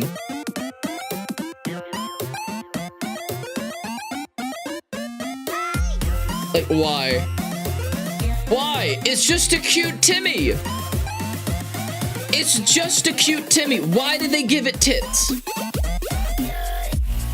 Why? What is it in the brains of people where they go like, oh my god, this cute non-sexual video game character? Give it fucking titties and thick-ass thighs. Like, why? I know the answer to that question. And it's a whole thing. It's a whole thing. I don't watch enough YouTube trash to give recommendations based. I couldn't give recommendations either based. I want massive honker badon. That look, I've heard that explanation where people explain because people like tits. I get it. But why is it that when there are tons of characters that they could then make sexualization of, that they go like, but I want to sexualize the thing that has no sexual aspects? What is it about like, I want to do it to this thing? And the reason usually is one of two things depending on it. One is it's the cute response. When you see something like adorable, it's kind of weird how your brain processes it. Like when you see a cute little puppy, you want to like squeeze it. You want to just hug it and squeeze it and everything, which is weird. Like why? What is it about this that wants to make you just like crush it, but in a non-violent way? So it's kind of like processing that feeling and wanting to have an outlet for it that makes more sense to the brain, which is then sexualizing it. So you sexualize the thing, giving it tits and ass, and you're like, now I know how to outlet my adoration for a character in a way of like, I want to fuck it. So that's one reason. Another reason is more so for characters that are older in terms of how long they've been around and enjoyed by people when they're kids, and then they grow up. For example, like a lot of Pokemon. Like a lot of Pokemon furry art and sexualization art of like the like Misty or any of that stuff happens because you watch Pokemon as a kid. You haven't hit puberty yet, so you don't like girls or any of that stuff, and you're watching Pokemon and you're like, I like these characters, all this stuff, and then you hit puberty. Now you have like all of these hormones and feelings of like, I want to fuck, you know? You have that, and you want to outlet that feeling as a child or a teen in some way that you haven't had before. And so you outlet it on something that you have an emotional connection to and you see a lot of other times, which will be cartoon characters. Even though the characters are not sexualized or anything like that, you want to outlet that sort of sexual feeling onto something, and you will pick things that are known and beloved by you. And now that's why then kids want to, you know, fuck a bunch of cartoon characters, even if they are in lore string bean characters or whatever. It's like, oh, look at this this girl character from some American cartoon, and she's literally drawn with like stick figure proportions. Doesn't matter. Once you have those hormones, you're like, I want to see art of her looking fucking sexualized, and that's what they do. And then there's a market for that, so then people draw it because there's now a market for that. So that's usually why. That's also why more I don't want to say conservative families, but more families that kind of insulate their children from experiencing other forms of media or anything like that, usually kind of when they become adults and outside of the house, become more sexually adventurous, I'd say, but in a more negative sense, when they reach, because they haven't been able to outlet those sexual feelings in any healthy way. So now once they're free, they go hog wild. So yeah, Rave, why are you telling us about your fan art? That's not what I was saying. That's not what I was saying. That's not what I was saying. So that's why it's yeah. Why do I feel called out? Everyone has experienced that at some point, because when I was a kid, when I hit puberty, I was really into, I don't know the name of the character. It was it was Pokemon. Oh, the 3rd gen girl. I don't know what her name was. Whoever the new girl for Ash was in the 3rd gen, I thought she was hot, even though literally in terms of anime, definitely just the most boring type of looking character, but didn't matter. So it happens to pretty much anybody who watches any sort of cartoon media as a kid. She was 10? Yeah, and I was 11. And I was 11. It's not weird, because I was also 11.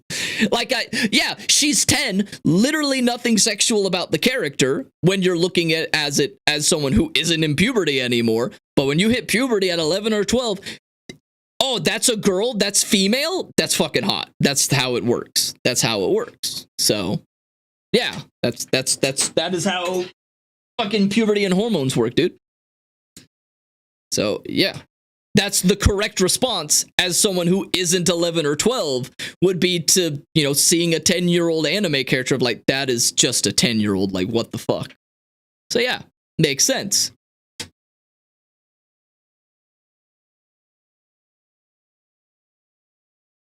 All right, what is this?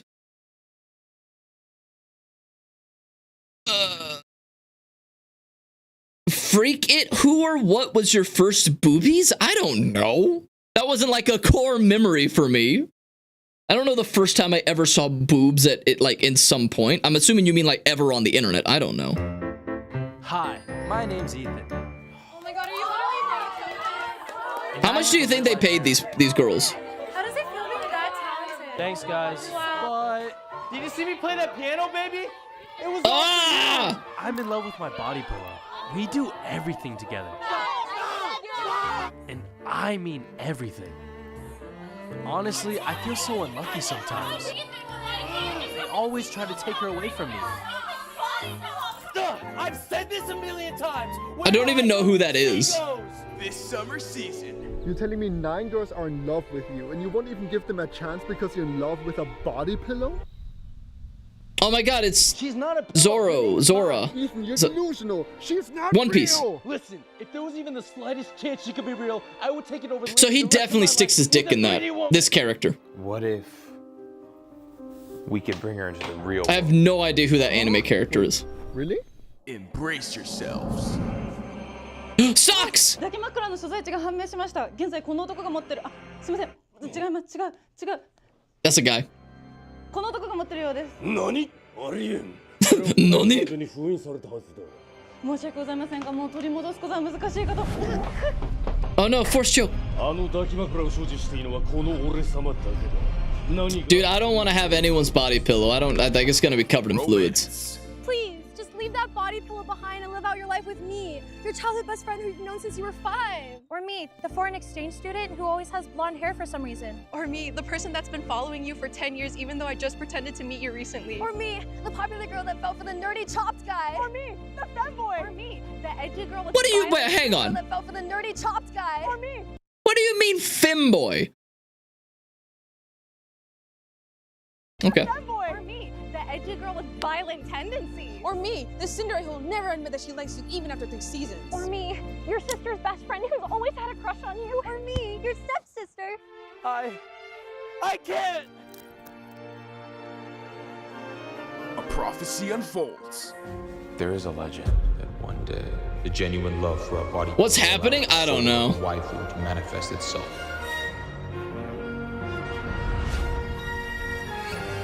Into the real world. Could he really be the one? Isn't that anime literally just like she wears a bunny suit and then you can't see her if she's wearing a bunny suit or something? I will never, even if I die, protecting her.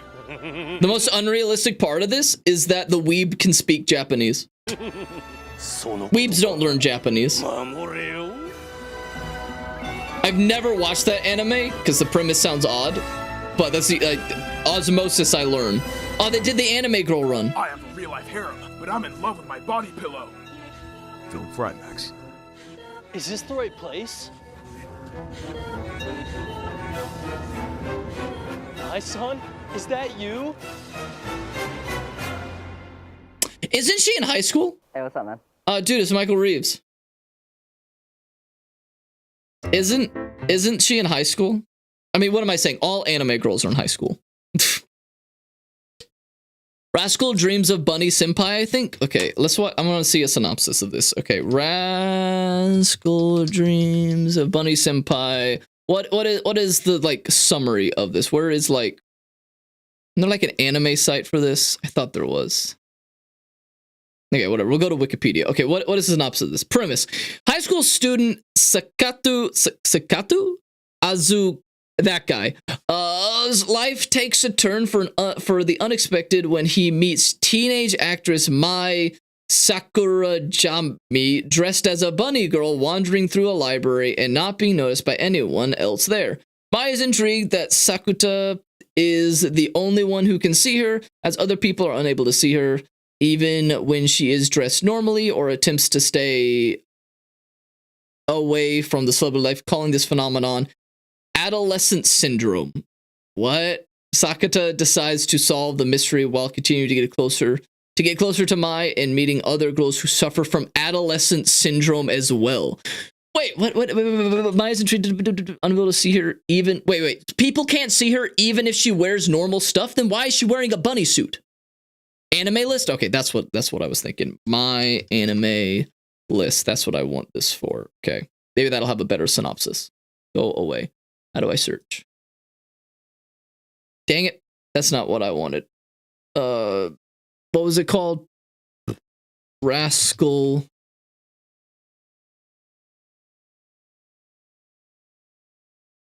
Is it this one?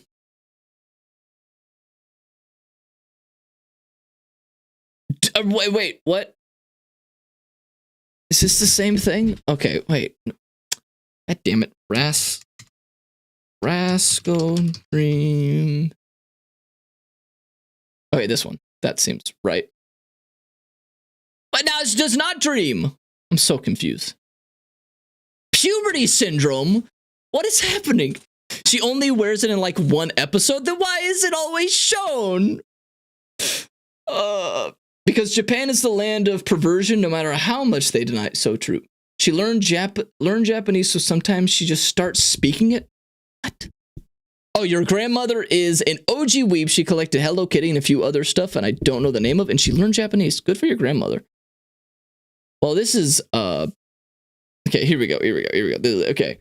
During a visit to a local library, blah, blah, blah, blah, blah, we saw that and jumps in up to my enigmatic problem reminds of both his own struggles, yada, yada, yada, yada, yada, yada. Okay. Well, that's weird. Iconic poster. Oh, that makes, well, I mean, bunny suits are very popular in Japan. And also outside Japan, but really popular in Japan. They love that shit. So again, I've never watched this anime, and I don't know if I ever will. But you know, I'm too busy watching the like. Hang on, if I see like top anime, what is the top anime? Okay, Frieren was really good, definitely. Where is?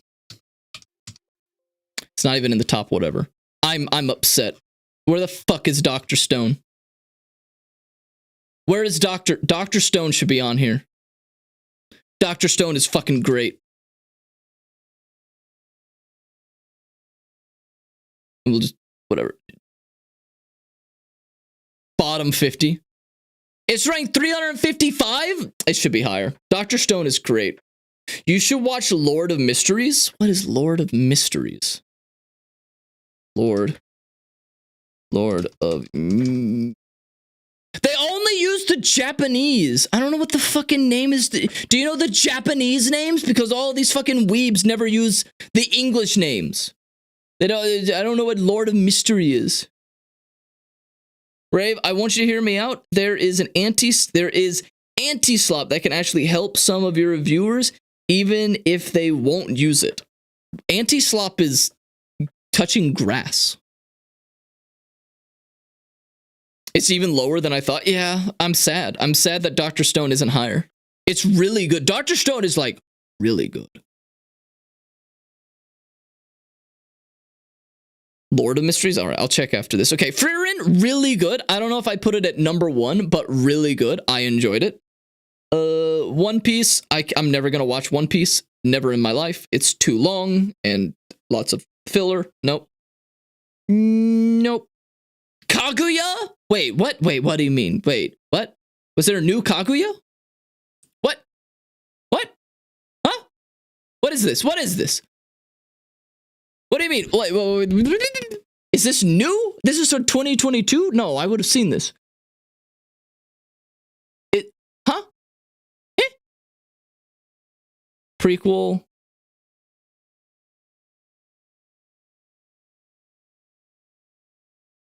Jesus Christ, get to the next video. There's no more videos. Y'all didn't post any more videos that I would want to watch. We're out of videos. We're out of videos, Yorktown. Oh, I found it? All right, what's this? Dude, Kaguya Love is War is also really good. It's one of the few like rom-com ones that I've actually watched and enjoyed.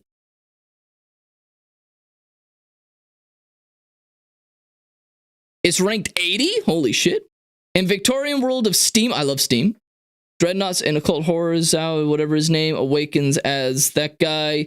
He walks a razor's edge between light and darkness, entangled with warring churches. Interesting.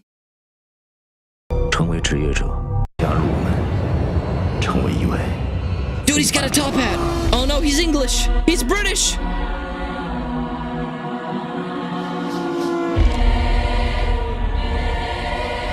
Good animation. Oh my god. Dude, Japanese love making things where you fight God. Not that I'm complaining.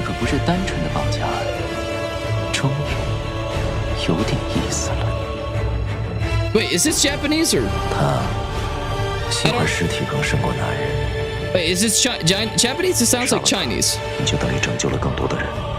Or like the kanji reminds me of Chinese. Not the sounding. I don't know what Chinese versus Japanese sound like, but it's Chinese. Oh my god, I'm so good at knowing the difference between Chinese and Japanese kanji. I called it. I can't read Japanese or Chinese, but I know what their kanji looks like.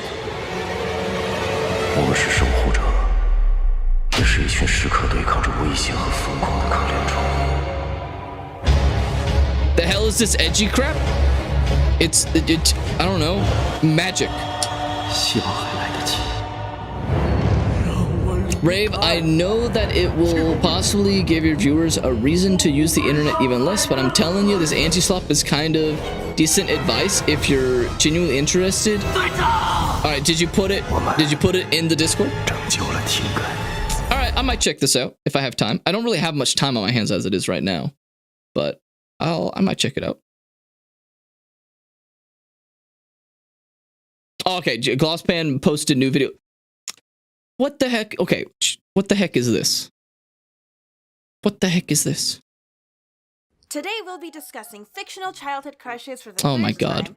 This time, I forgot this channel existed. joining me today are the I've seen this channel Sultan before. Sketches and the Amazing, and Reagan, also known as Ginger Ninja. A lot of people requested a 2-guy, 2-girl setup, and since these four have already discussed their childhood crushes at length, I thought we'd introduce some fresh faces. Hope you enjoy. What cartoon was I like super into? This was the worst confession I ever made on the internet because the very Delicious Dungeon. I need to watch that one. Everyone keeps saying to watch TV it. screen during a cartoon movie that like made me like step back and go, am I supposed to be feeling something right now? Was that scene in the SpongeBob SquarePants movie where David Hasselhoff showed up. Like, Jesus Christ. No. like, Jesus. This he shows up as like a lifeguard. He's like, I'm David Hasselhoff, and I'm like, I have no fucking clue who that is. But this guy's like shirtless. Reagan. His pecs move. Like, Reagan. that's Reagan. like 50 in that movie, Reagan. Yeah. Reagan in the movie, his pecs launched SpongeBob and Patrick. Okay, Oh my Reagan, god. How old were you? Oh god. God, 12. Reagan, he was 50. He was 52. What the fuck? My other crush at that time was like Arnold Schwarzenegger. Leave me alone. Arnold Schwarzenegger's better. Okay, right off the bat, I'm seeing a type. Yes. Reagan's gonna die. Reagan, did you like that one crab from SpongeBob that like always lifted? No. It's a crab. You know, at least she was sexually attracted to a human. Listen, if I'm gonna watch an entire SpongeBob movie and be attracted to the only human in it, I'm not going for the crab. She likes the toned silver. She likes fox, humans. You know? No. Silver Foxes makes it sound regal. She's into like if they're over 50, then that's what she's into. All right? Stop it. Reagan like stands outside the retirement home swiping through Tinder. Dude, people in retirement homes are full of fucking sexual diseases. They just fucking there, dude. Out of the 3 Powerpuff Girls, who was your favorite? No! What the fuck? Bubbles! I like Bubbles! Really? I thought you I was too young to ever find that pink red. to ever be into that. Well, okay. So I was so young even when that was out. I didn't hit puberty by that point. Connected with Bubbles because she draws and cries all the time. Oh, She has young energy, you know? And she sleeps with a stuffed animal. Yeah. I'm guessing What? Colton's favorite was Princess. Really gonna do me like this, huh? No, my favorite was him. Dude, him is the best character though, low key. Come on, him is awesome. I liked Bubbles. What the Yellow, fuck is and this? as I grew up, I started to like Awesome. I liked. What the fuck is this bullshit? This is Japanese. What the hell? I hate this. I hate why? But then as I grew Why? up, I started to like the smart characters. Why? More, and so Blossoms. Why? You really blossomed into that crush, you know? Reagan. Fuck, I Oh hate it, my man. god. Reagan. I must be innocent because I have like all these really innocent crushes, and y'all listing like old men and child. Yeah, what the Powerpuff Girls? fuck? What? I was like 4. Yeah, Sultan was a child. It works. Yeah, this is childhood crushes, not. You did not hit puberty while still watching goddamn Powerpuff Girls. I refuse. I refuse to believe that. Because I watched Powerpuff Girls and I was a kid and I stopped watching it before I hit the age of like 12. No, I don't believe. I don't believe it. I don't believe him. I hit mute by accident. Can we like take like the heat off of me? I'd appreciate. No, Reagan. This is fucked up. We're sitting here going, ha ha ha, Hugh Hefner, whilst we have Emily here with Nick Cage. You know. I really want Nick Cage. I have a pillow of him in my room right now. Reagan, Y'all you have a deserve type. prison. Why? Dude. Why are people unhinged? 50-year-old man, and you just listed 3. I can keep going. You just listed 3, and you're gonna argue An you don't have actual a type. 2D one. I love Lysander. What the fuck is he just? You picked the worst Pokemon antagonist. Jesus Christ. No, but like back to Pokemon. I know you guys mentioned Nurse Jenny and Officer. Wait, backwards. Officer. What? What did I say? Jenny and Nurse Joy. Shut up! It doesn't matter. The Office and the lady. The Office. The Office. The Office. let me get my point across. But you guys didn't mention the heroines. Heroines. I'm gonna stop. Heroine. Misty. Have a stroke? Oh, you know I was too young when Misty was around to even hit puberty yet. And Harold weren't that into Misty. They liked May. Yeah, that was me. That was me. I hit puberty around the time that the 3rd generation of Pokemon was coming out. And so May was there. So that was the only one that I ever had like a sexual attraction to when I was young. That was it. Because then I stopped watching Pokemon before 4th gen. Yeah. What the heck?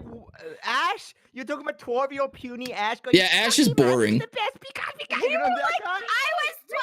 I was 9. All right, Maz. Who did you have a crush on? Okay, so y'all know a movie called Hotel Transylvania? Oh, freaking course. Well, I mean, Wait, why? Is that a childhood crush? I haven't said anything. It's everyone had a crush on the vampire girl. Mavis is the cute. When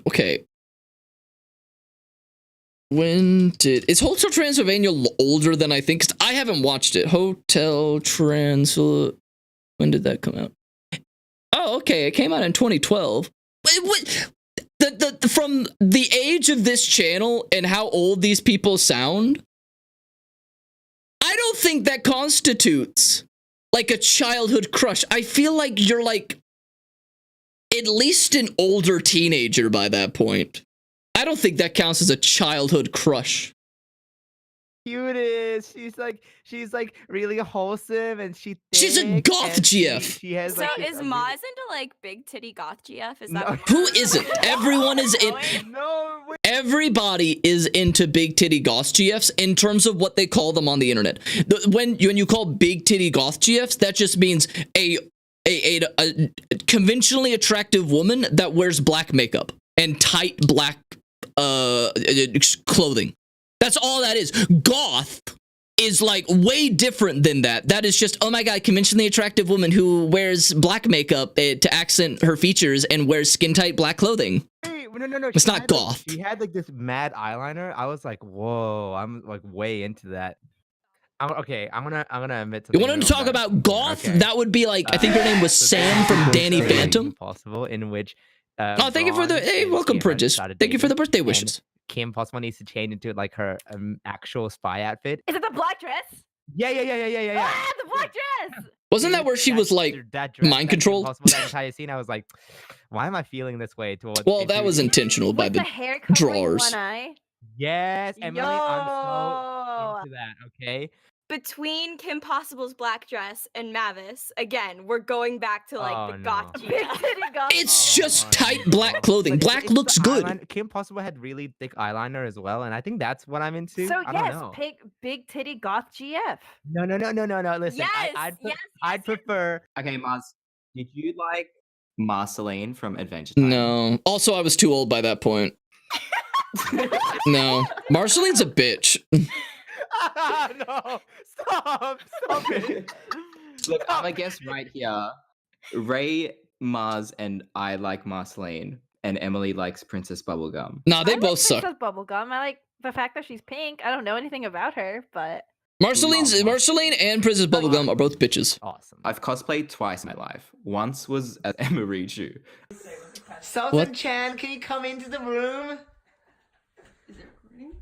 Sultan Chan! What's in his back? What? That's looks like he has a hump. And the second was Marshall Lee. Marshall Lee, yeah. Not surprised. What's That that fits supposed in- to mean, Ray? I'm saying that Marshall Lee fits in with your whole Troy Bolton fanboy image. I mean, he does. He's literally doing that. Speaking of High School Musical, If you all say Gabriella, I'm going to throw. Gabriella Montez. Gabriella Montez. Okay. Okay. Now it's really it gets weird when you start talking about real people. It gets a little weird when they're like, yeah, this actual real person who was a teenager. Yeah, it's like, okay, well that's a little weird now. Gross confession. oh no. When I was like 10 years old, right? They used to have these websites on Disney where you could like outfit the characters. Oh no. No, Sultan. Sultan, no. No. Why is he a dog? To be fair, I was with some friends, and What? That doesn't make it better. we would go on Gabriela Montez's outfit thingy and just take off all the clothes.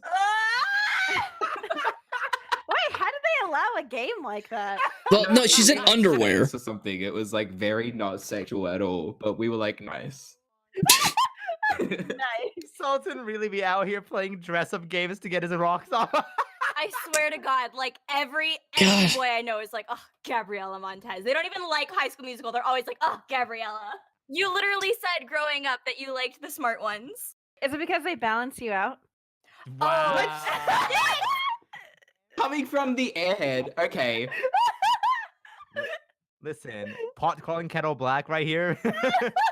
A dumb bitch calling another dumb bitch dumb bitch. Zac Efron in Greatest Showman. Never seen it. Oh my god! Dude. Oh my god! Hugh Jackman Oh in my Greatest Hugh! Showman. I remember when I watched that. I want it to be. Okay, now they're Hugh not even. Jackman, Zac Efron. Now they're not even talking about childhood crushes. Now they're just fucking getting themselves off to thinking about people they find hot now. They've Oh my lost the God. plot halfway through. Hell Okay. yeah, brother. Okay, so one of my favorite movie of all time is actually Scott Pilgrim vs. the World. Okay, I love it. And Ramona Big Flowers. City Goth GF. What did No, I no, tell no, you, no, dude? Did you like that goth chick from Danny Phantom? Oh, see, that's actual goth. Sam is actually goth. I just want to say that I am When they were also kids is what they're going for. Did you like Raven from Teen Titans? No. Who didn't though? What's weird is I didn't like Raven. I liked Starfire when I was a kid. Team Starfire. No, Team Raven, B. That's how it is. It's back to Teen Titans. I did not care for Robin because I'm not really into like the Spike Sam was an era. asshole? Yeah. The movie came out and his hair was down for like a portion of the movie. Damn. Wait, so are you into goth boys, Emily? Yes. Wait, hang on. No. Wait, not necessarily like goth boys, but like the very specific hair that I'm into. Anime boys. Okay, Just anime. Bangs make me feel Yeah, early 2000s, 90s anime Crush protagonists. story. Yes, always. Weird one. This one's like, there's no rhyme or reason to it. I literally could not tell you why. Is there a rhyme or reason for any of your childhood crushes, Reagan? Yes, plenty of them. Anyway, you've got idiot boys that are my age and very charming, and then you've got silver foxes. You know, there's two categories. This one, I don't know where he falls. It doesn't make any sense. Did you guys play Nintendogs? What? What? Exactly. What? Where is this There are going? people in Nintendogs? Start. I What is know. that? Yes, I played Nintendogs, but I never played it with me going like, What? I tell my friends this. They're like, "Oh, what are you talking about? Like Archie?" And they're talking about like the announcers for the contest. I'm like, "No, not them. There was this character, like you know how there were other dog owners and they would also participate in contests and like you could run into them on walks. What the fuck? So there was this one dog owner and his name was Eric. And he had a Shiba Inu named Nugget. Oh, Shiba. And for absolutely no reason, I just had such a crush on Eric. Where's the like, picture? I got so excited whenever he was also in the contests. And when I was taking my dogs on walks, I would specifically hit every single walking spot and hope that I could find him. And when your dogs got along, they'd start like cuddling and being all cute. And I would do that and pretend like, oh my God, me and Eric are on a date and our dogs are also on a date. Like, it's really cute. Oh, wait, that's sweet though. Wait, what does this guy look like? He doesn't have a face. There's what? Wait, I don't think he has a character. What do you mean? That's why I'm saying that's sad because I don't understand what you're into, Reagan. What are you into? What is? I don't know why I liked Eric so much. I think I just like his dog. I think that's why I have. She wanted to fuck the dog. Is this a white woman or? I can't tell because they're doing anime styles, so I don't know. Is she a white woman? Because if she's a white woman, it makes sense. White women are into dogs. There's no rhyme or reason to it. The White only women are thing into that I dogs. think that like tipped me off to liking him initially was like I liked his dog. He had a Shiba. I got a Shiba now. This is exactly why guys put dogs in their Tinder profile pictures. I was just gonna say It is. Exactly. And dogs. Who was your favorite DDLC character? Okay, we're not talking about childhood crushes anymore. Doki Doki Literature Club definitely came out after they were no longer children. Now we're just talking about who do you goon to. That's all it is now. That's all it is. That's all it is. Now they're just like, oh my god, which high schooler do you think is hot? They've devolved. It was fine when it was framed in the sense of like, oh, who were you into when you were a kid? Now it's just like, when you were older now, who do you still like? DDLC character. Okay, they always have these skirts in anime. Are these skirts actually in Japan? Because I'm pretty sure aren't like actual school attire that are for uniforms, like aren't the skirts like down to like almost their knees usually? I don't research this, so I don't know, but I've never seen an actual picture of like people in Japan of like, yeah, Japanese attire totally is like, no, it's not. The actual ones are long. I thought so. Yeah, it's just like, here you go. Yeah. You tell me, Gooner? I don't know. It's just weird. Also, whoever this one is, she's fucking flashing the camera. Oh, she's flashing the people behind her. What the fuck? She's looking at her. Fucking purple hair's looking at this bitch. Oh, damn. Put your skirt down. What the... Oh, Monica. Sayori. Monica. Sayori's a close second, but like Monica though. I keep getting comments of people being like, you got your character design from Monica. I'm like, what? Oh, because of the white bow? Maybe? Yeah, What? I get compared to They look her very and different. Futaba a lot, but real fast on the topic of Persona 5, like Joker. Oh no, is he into... Futaba a I lot, swear to fucking God.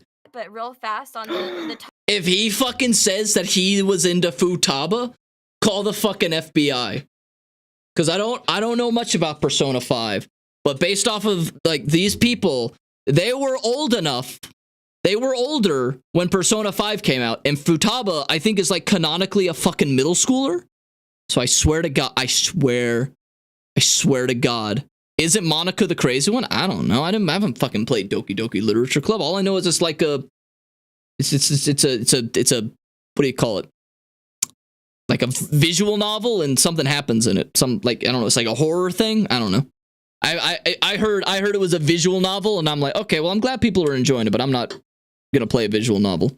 I think she's supposed to be like 14. Isn't that middle schooler? That 14's middle school, right? So I swear, if this guy goes like, oh my god, Futaba, it's like that, call the FBI. You were definitely old enough to be like, I shouldn't. Nope. topic of Persona 5, like Joker can steal my heart. She likes the main character because there's no personality for him, since he has no personality, thus being the self-insert character. I literally wrote down every girl from Persona 5 on my crush list. Oh, Futaba? You've seen it. Like, I don't know, maybe this guy was in high school when Persona 5 was out. I actually don't believe that. I don't, based off of like the age of these channels that have been around and my own age and where I was when Persona 5 came out. He had, at best, he was like a senior in high school. And I'm like, that's like crossing it. That's like crossing it where it's like, you should not be into Futaba. Crush has changed, Emily. What do you mean? Well, because before you said Zuko, but you hadn't watched Avatar. But now that you've no seen other option. What other option is there? Persona 5 came out in 2016? Really? I thought it came out a little bit late. No, I thought it came out a little bit later. Oh, I thought it came out in 2018. Okay, maybe he wasn't, but I still... Can I get an age on this guy? I want to know. How old is the guy that's talking? Whomst are these guys? I want to know. Howdy, hey. Okay, it's this guy. Shush, shush, shush, shush. They're really into Persona because that's the Persona sounds and the Persona stuff right there. Who is this guy? Is he still upload even? Oh, he doesn't even upload. I want to know, who is this guy? Age. What's your age, dude? He's 26.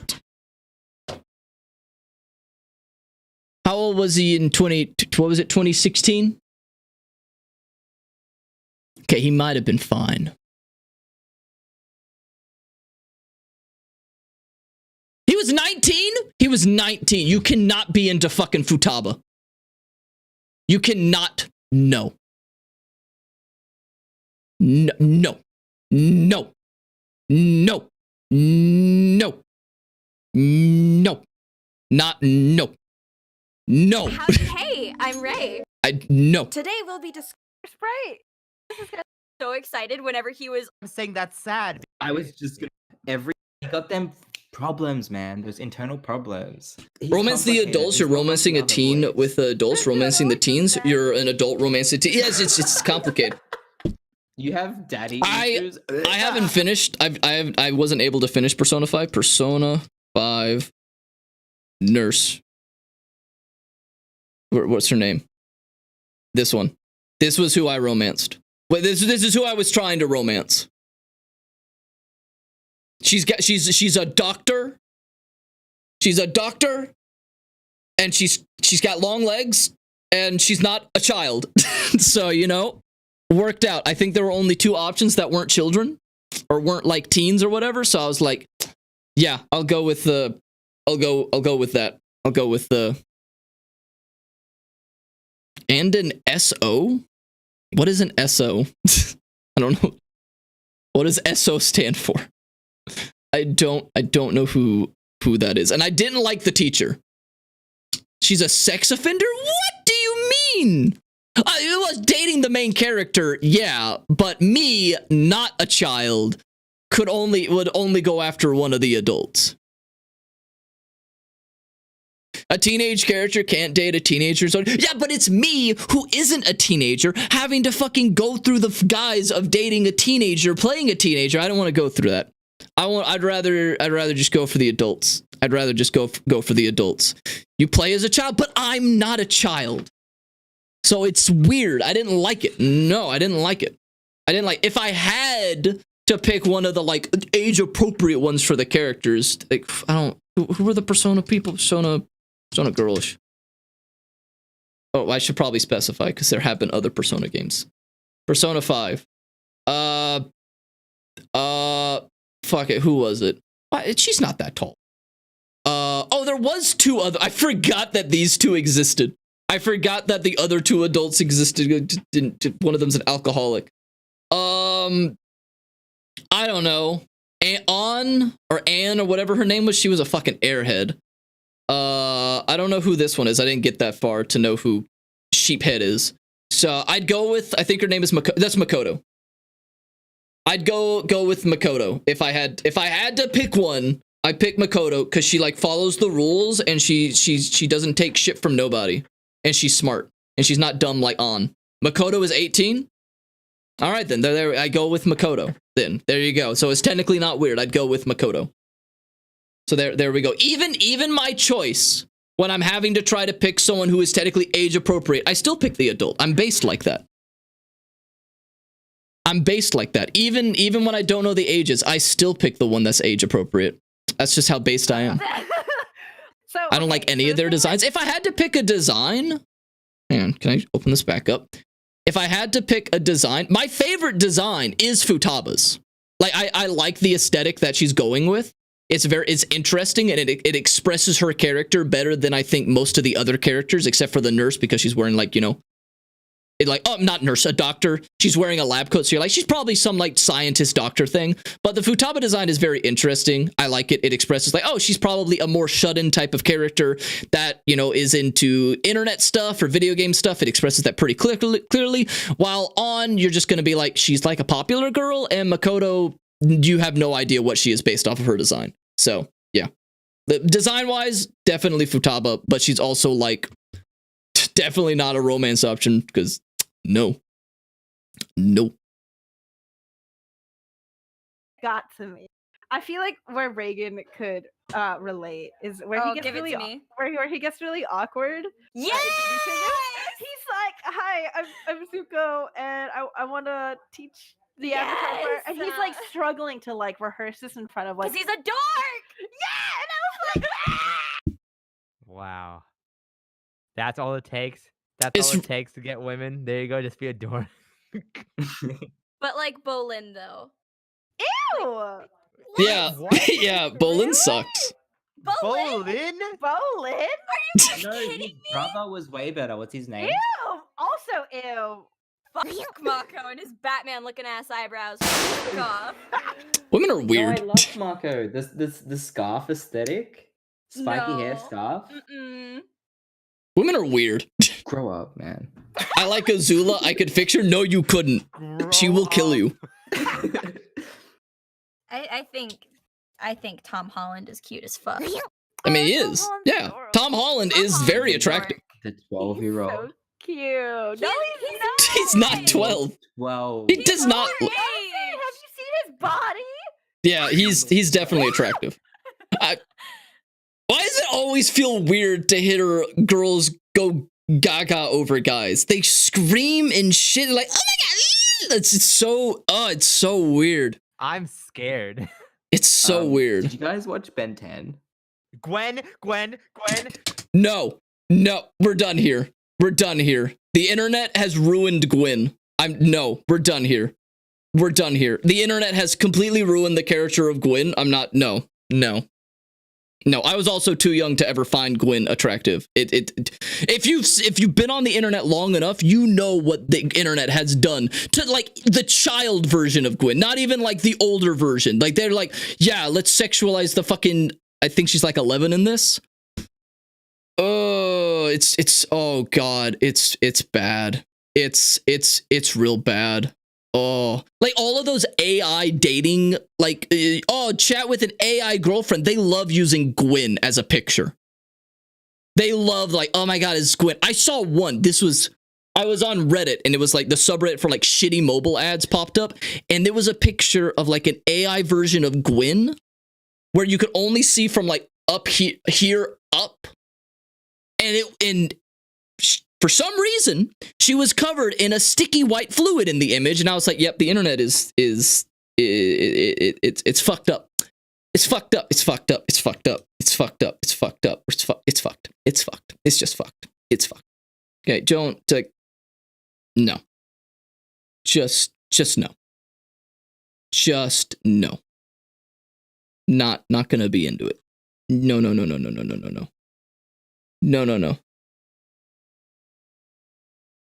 All right, what is this?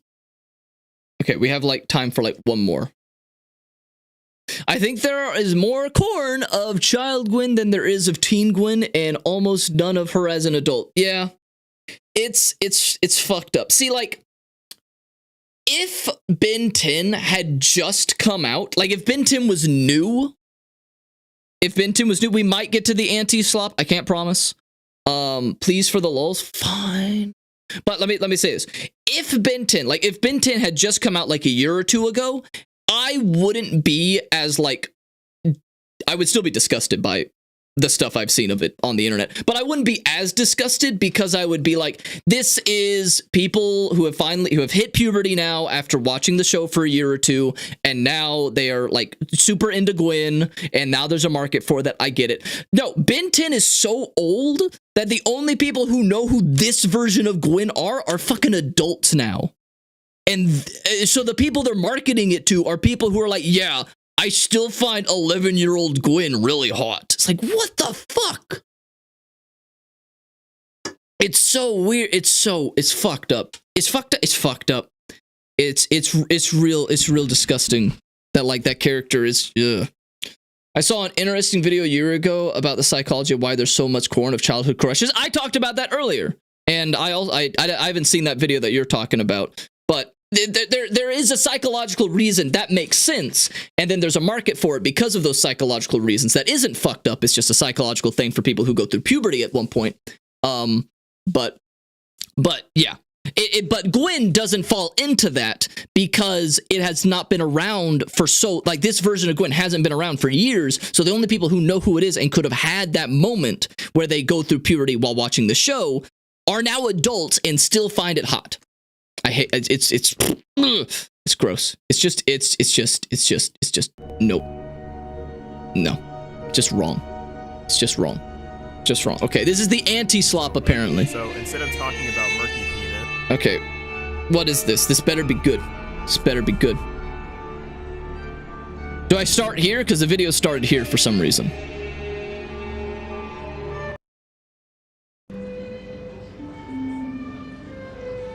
How'd that get in there? Okay, I'll rewind 5 or something seconds. My eyes and said it was over. So instead of talking about murky, then I went up to my wife and simply just said, "Thanks for slopping by." She then looked straight into my eyes and said it was over. So instead of talking about murky penis, I think what I'll do is assist you guys in becoming employed. And the first step in doing so is by resume. All right, so what we have here is your ticket to See, this is what you should do. Yourself. What website should I use, Diesel? There's too many of them. All right, this is what you should do. If you're ever watching a slop channel of drama that doesn't matter to you, this is what you should do. This is what you should do. Absolutely, this is what you do. This is what you do. You go become employed. Go become employed instead of watching the slop. Don't watch the slop. Fight against the slop. I believe in you. Good video. Good video. All right, what is this? If you ever get the urge to watch a drama video, go outside. Go outside and go for a walk. What the fuck? Oh, this is not a video. All right. All right. Whoever set up this by Mr. Friend, you did it wrong. You set up the playlist backwards. Why is you did it wrong? You have it in the wrong order, my man. This is the wrong order.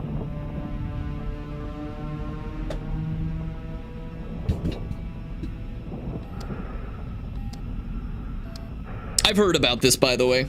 I didn't watch it, but I heard about it. This is where like the moon and a bunch of planets gain faces and they eat the other planets.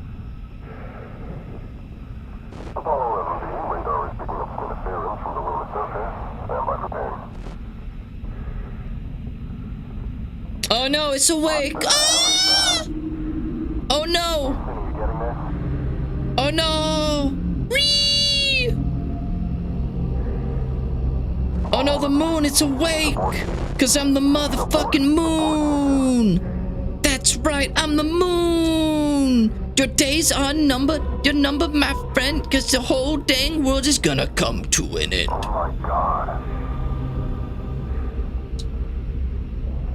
I like how that's the reaction. Oh my god.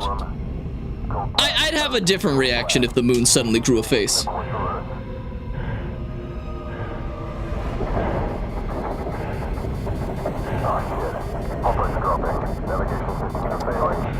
They're very calm.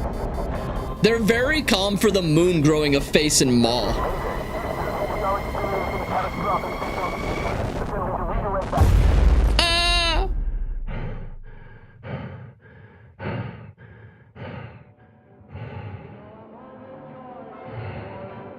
Show me what you've got.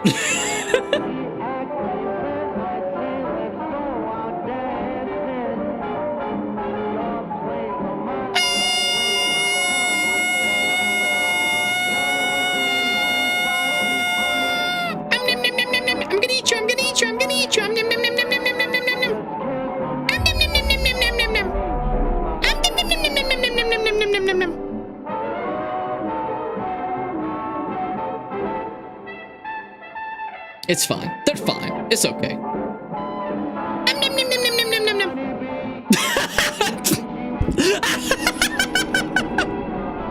I know it's not to be meant to be funny, but that's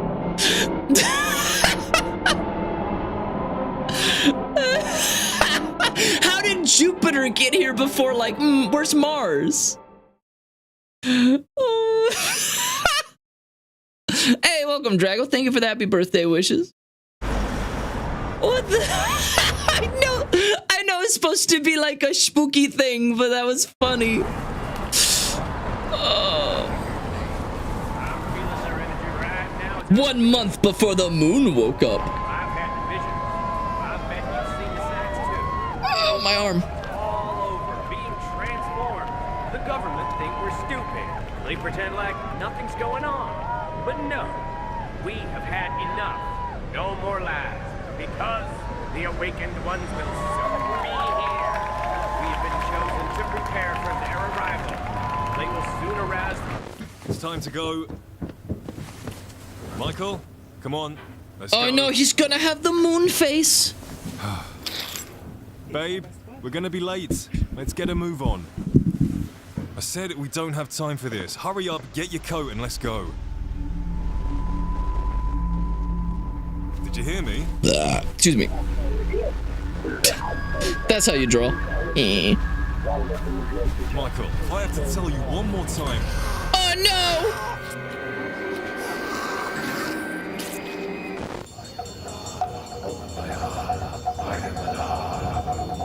Oh no, the moon is gonna wake up.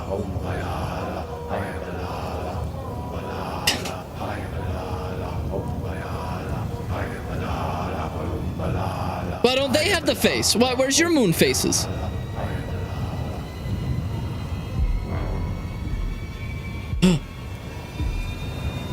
Oh no, it's awake. Ah! I'm gonna eat you. I'm gonna eat you. I'm gonna eat you.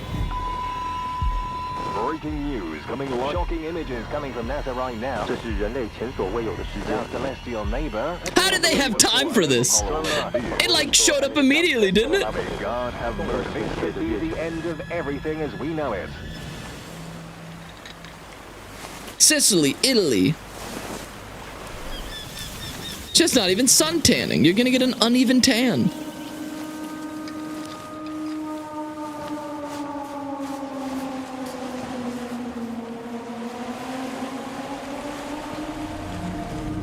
Wouldn't the gravity start changing?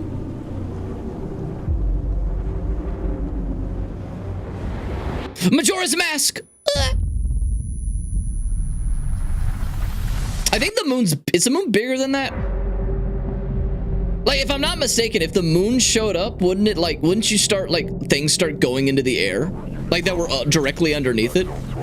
It's Sokka's ex-girlfriend. She's mad! As we approach the 5th anniversary of the lunar impact, people survived? 3.2 billion, with nearly 90% of Earth's population wiped out, and our major oceans having all but dried up. Two questions echo louder than ever. The moon's... That's hilarious!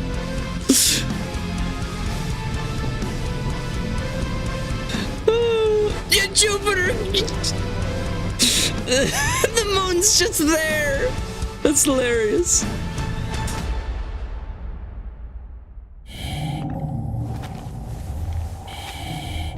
Alright, I'll check it out. Oh, no shit, it's PC Better Days.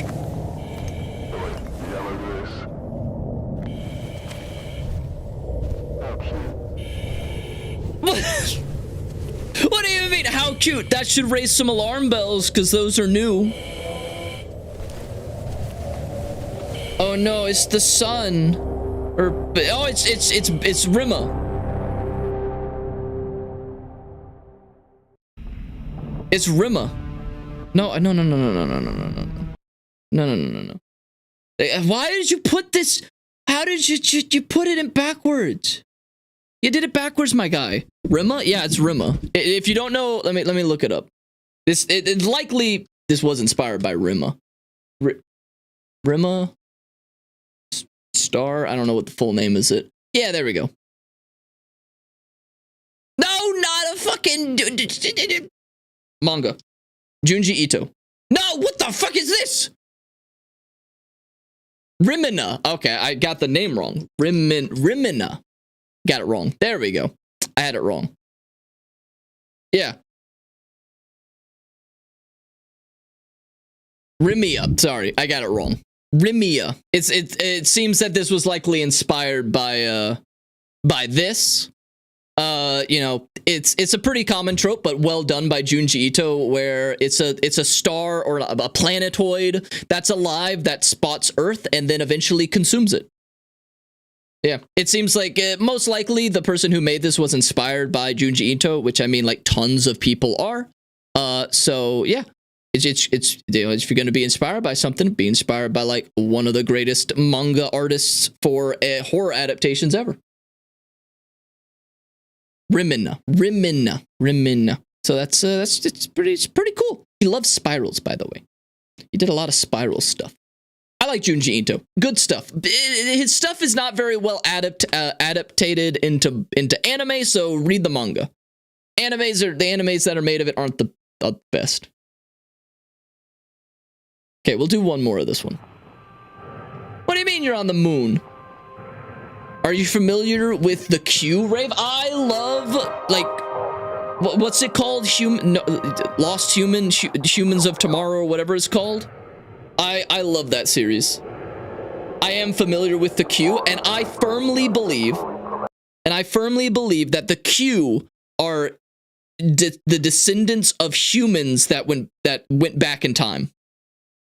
All tomorrow, that's it. I believe, I don't know if it's mapped out in the book or in there, but I do believe the theory that billions of years into the future, the human race that the descendants of the human race that disappeared went back in time and they became the Q. I firmly believe that. All Tomorrow is great. It's now been 10 years since the moon woke up. It's now been 10 years since the moon woke up. Has attempted to rebuild, the cosmic threats facing our existence appear to be far from over. Ever since Jupiter, Saturn, and Uranus arrived several years ago, their intentions have remained unclear. I'd fucking just kill myself. To simply loom in the distance, watching. I like that Uranus is on its side, because it is on its side. In response to another potential apocalyptic scenario, I'd just kill myself.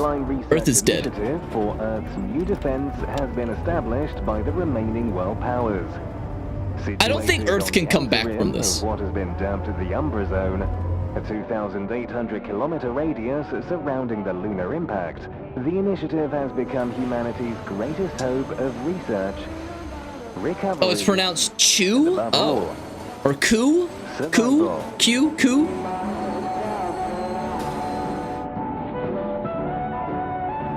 Yet, as the bulk of the world's resources are poured into this bold endeavor, millions of displaced survivors continue Only option build planet-killing weapons? I'd rather die. And food.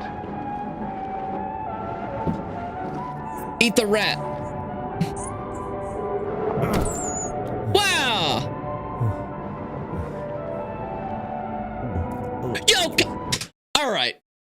Humans haven't forgotten how to make fire, have we? Come on. Through all the chaos and despair, our new celestial neighbors continue to hover some 9 million kilometers from Earth. If Jupiter was that close to Earth, I'm pretty sure, like, things...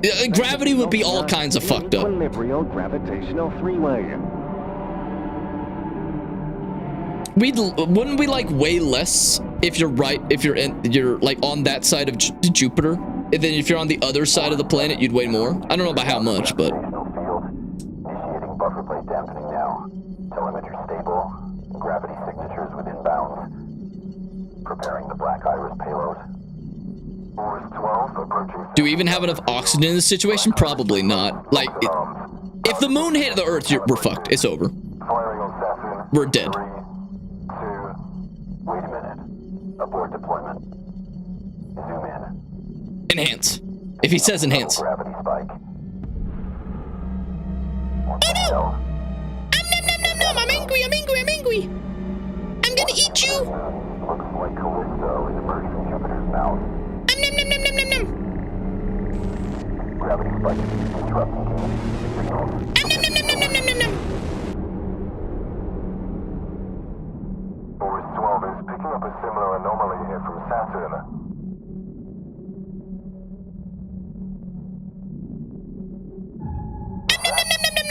I'm Pac-Man! I'm Pac-Man! Nom.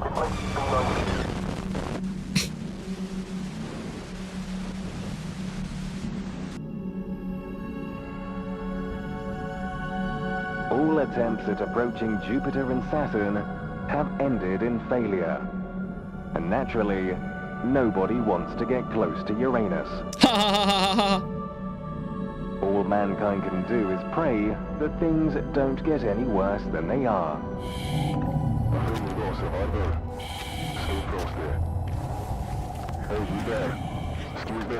He's gonna have the face. Ooga booga. Oh my god, shoot him. Just shoot him. Oh no, there's a thing in the back. I saw that. You can't hide that from me. There's an Oogie Boogie man in the back. I see him. I see him. You can't fool me. All right. All right. We can't go for much longer. I'll see. Okay, go to 12:10. I'll go to 12:10 for this video. Shush, shush, shush, shush, shush, shush, shush, shush, shush, shush, shush, shush. I'm gonna go blink the sun if it's not too hot. All right, Jason, keep it up. Followed by Kazuna. How do you like your eggs? Uh-oh. This might be the most Riz I've seen today. I can see why Kazuna likes him. He's a little bit of a Giga Chad, I can't lie. He's a bit of a Rizzler, I can't lie. Sent a photo. That was funny. Do we do it? Call me Nemo, because I'm about to touch the butt. On stream. Whenever, Paul, you want. I'm gonna risk it all, chat. That's very dangerous. Why would you do this? I'm gonna risk it all. I'll give you guys 10 seconds. Whenever. Chat, if I die, know that my death was on Dalton's hands. 3, 2, 1. Oh! It's fine. All right. All right. Final's a very cool dude. That guy, very cool. Very cool dude indeed. Very cool dude indeed. I don't watch Fillion. It's too much. It's too much for me. Also, like most, never mind. I don't watch Fillion though. But yeah, very cool dude. Very cool dude.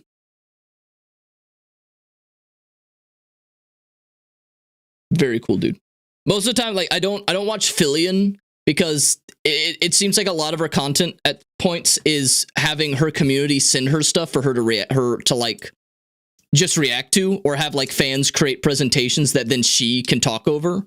And I was like, I'd rather not watch that. It seems very like disrespectful to them. So I don't really watch Fillion or anything like that. But yeah, not a fan of that. But all right. But very cool dude that sent that message. The pancakes looked lovely, Xander. Thank you for that. Thank you for that. Rave, what are you doing right now? We're ending stream. So I'm gonna be ending stream and go to bed because it's midnight. And it's no longer my birthday. Because my birthday is gone. I have no clue what insanity drove her into doing that. She needs to think up of more ways that people can give her content. So it was a very risky thing for her to do, but a lot of the stuff, not all of her stuff, but a lot of her stuff is, can some people make like presentations or make videos or make stuff that I can then use to fill out 3 or 4 hours of stream? And then that's what it is. And then people do it thinking that, you know, either because they like her or because they think that maybe that'll help their Twitch career or something like that, and it won't. So then she just goes, then that's kind of how it goes there. Just like it's an easier stream when someone else can make the content first, and then you just watch their content for it. So yeah. But all right, I'm gonna end it here. Does anyone have anybody that they would want me to raid? If not, I can find somebody.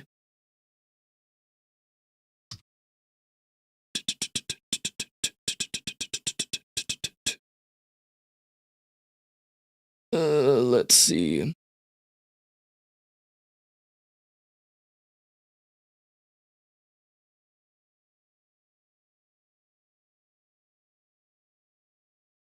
Okay, we haven't done sardonyx in a bit, so we'll do that.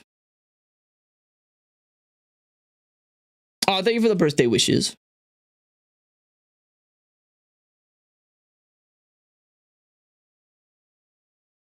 But again, Xander, thank you for the video. I like the pancakes. They were very good.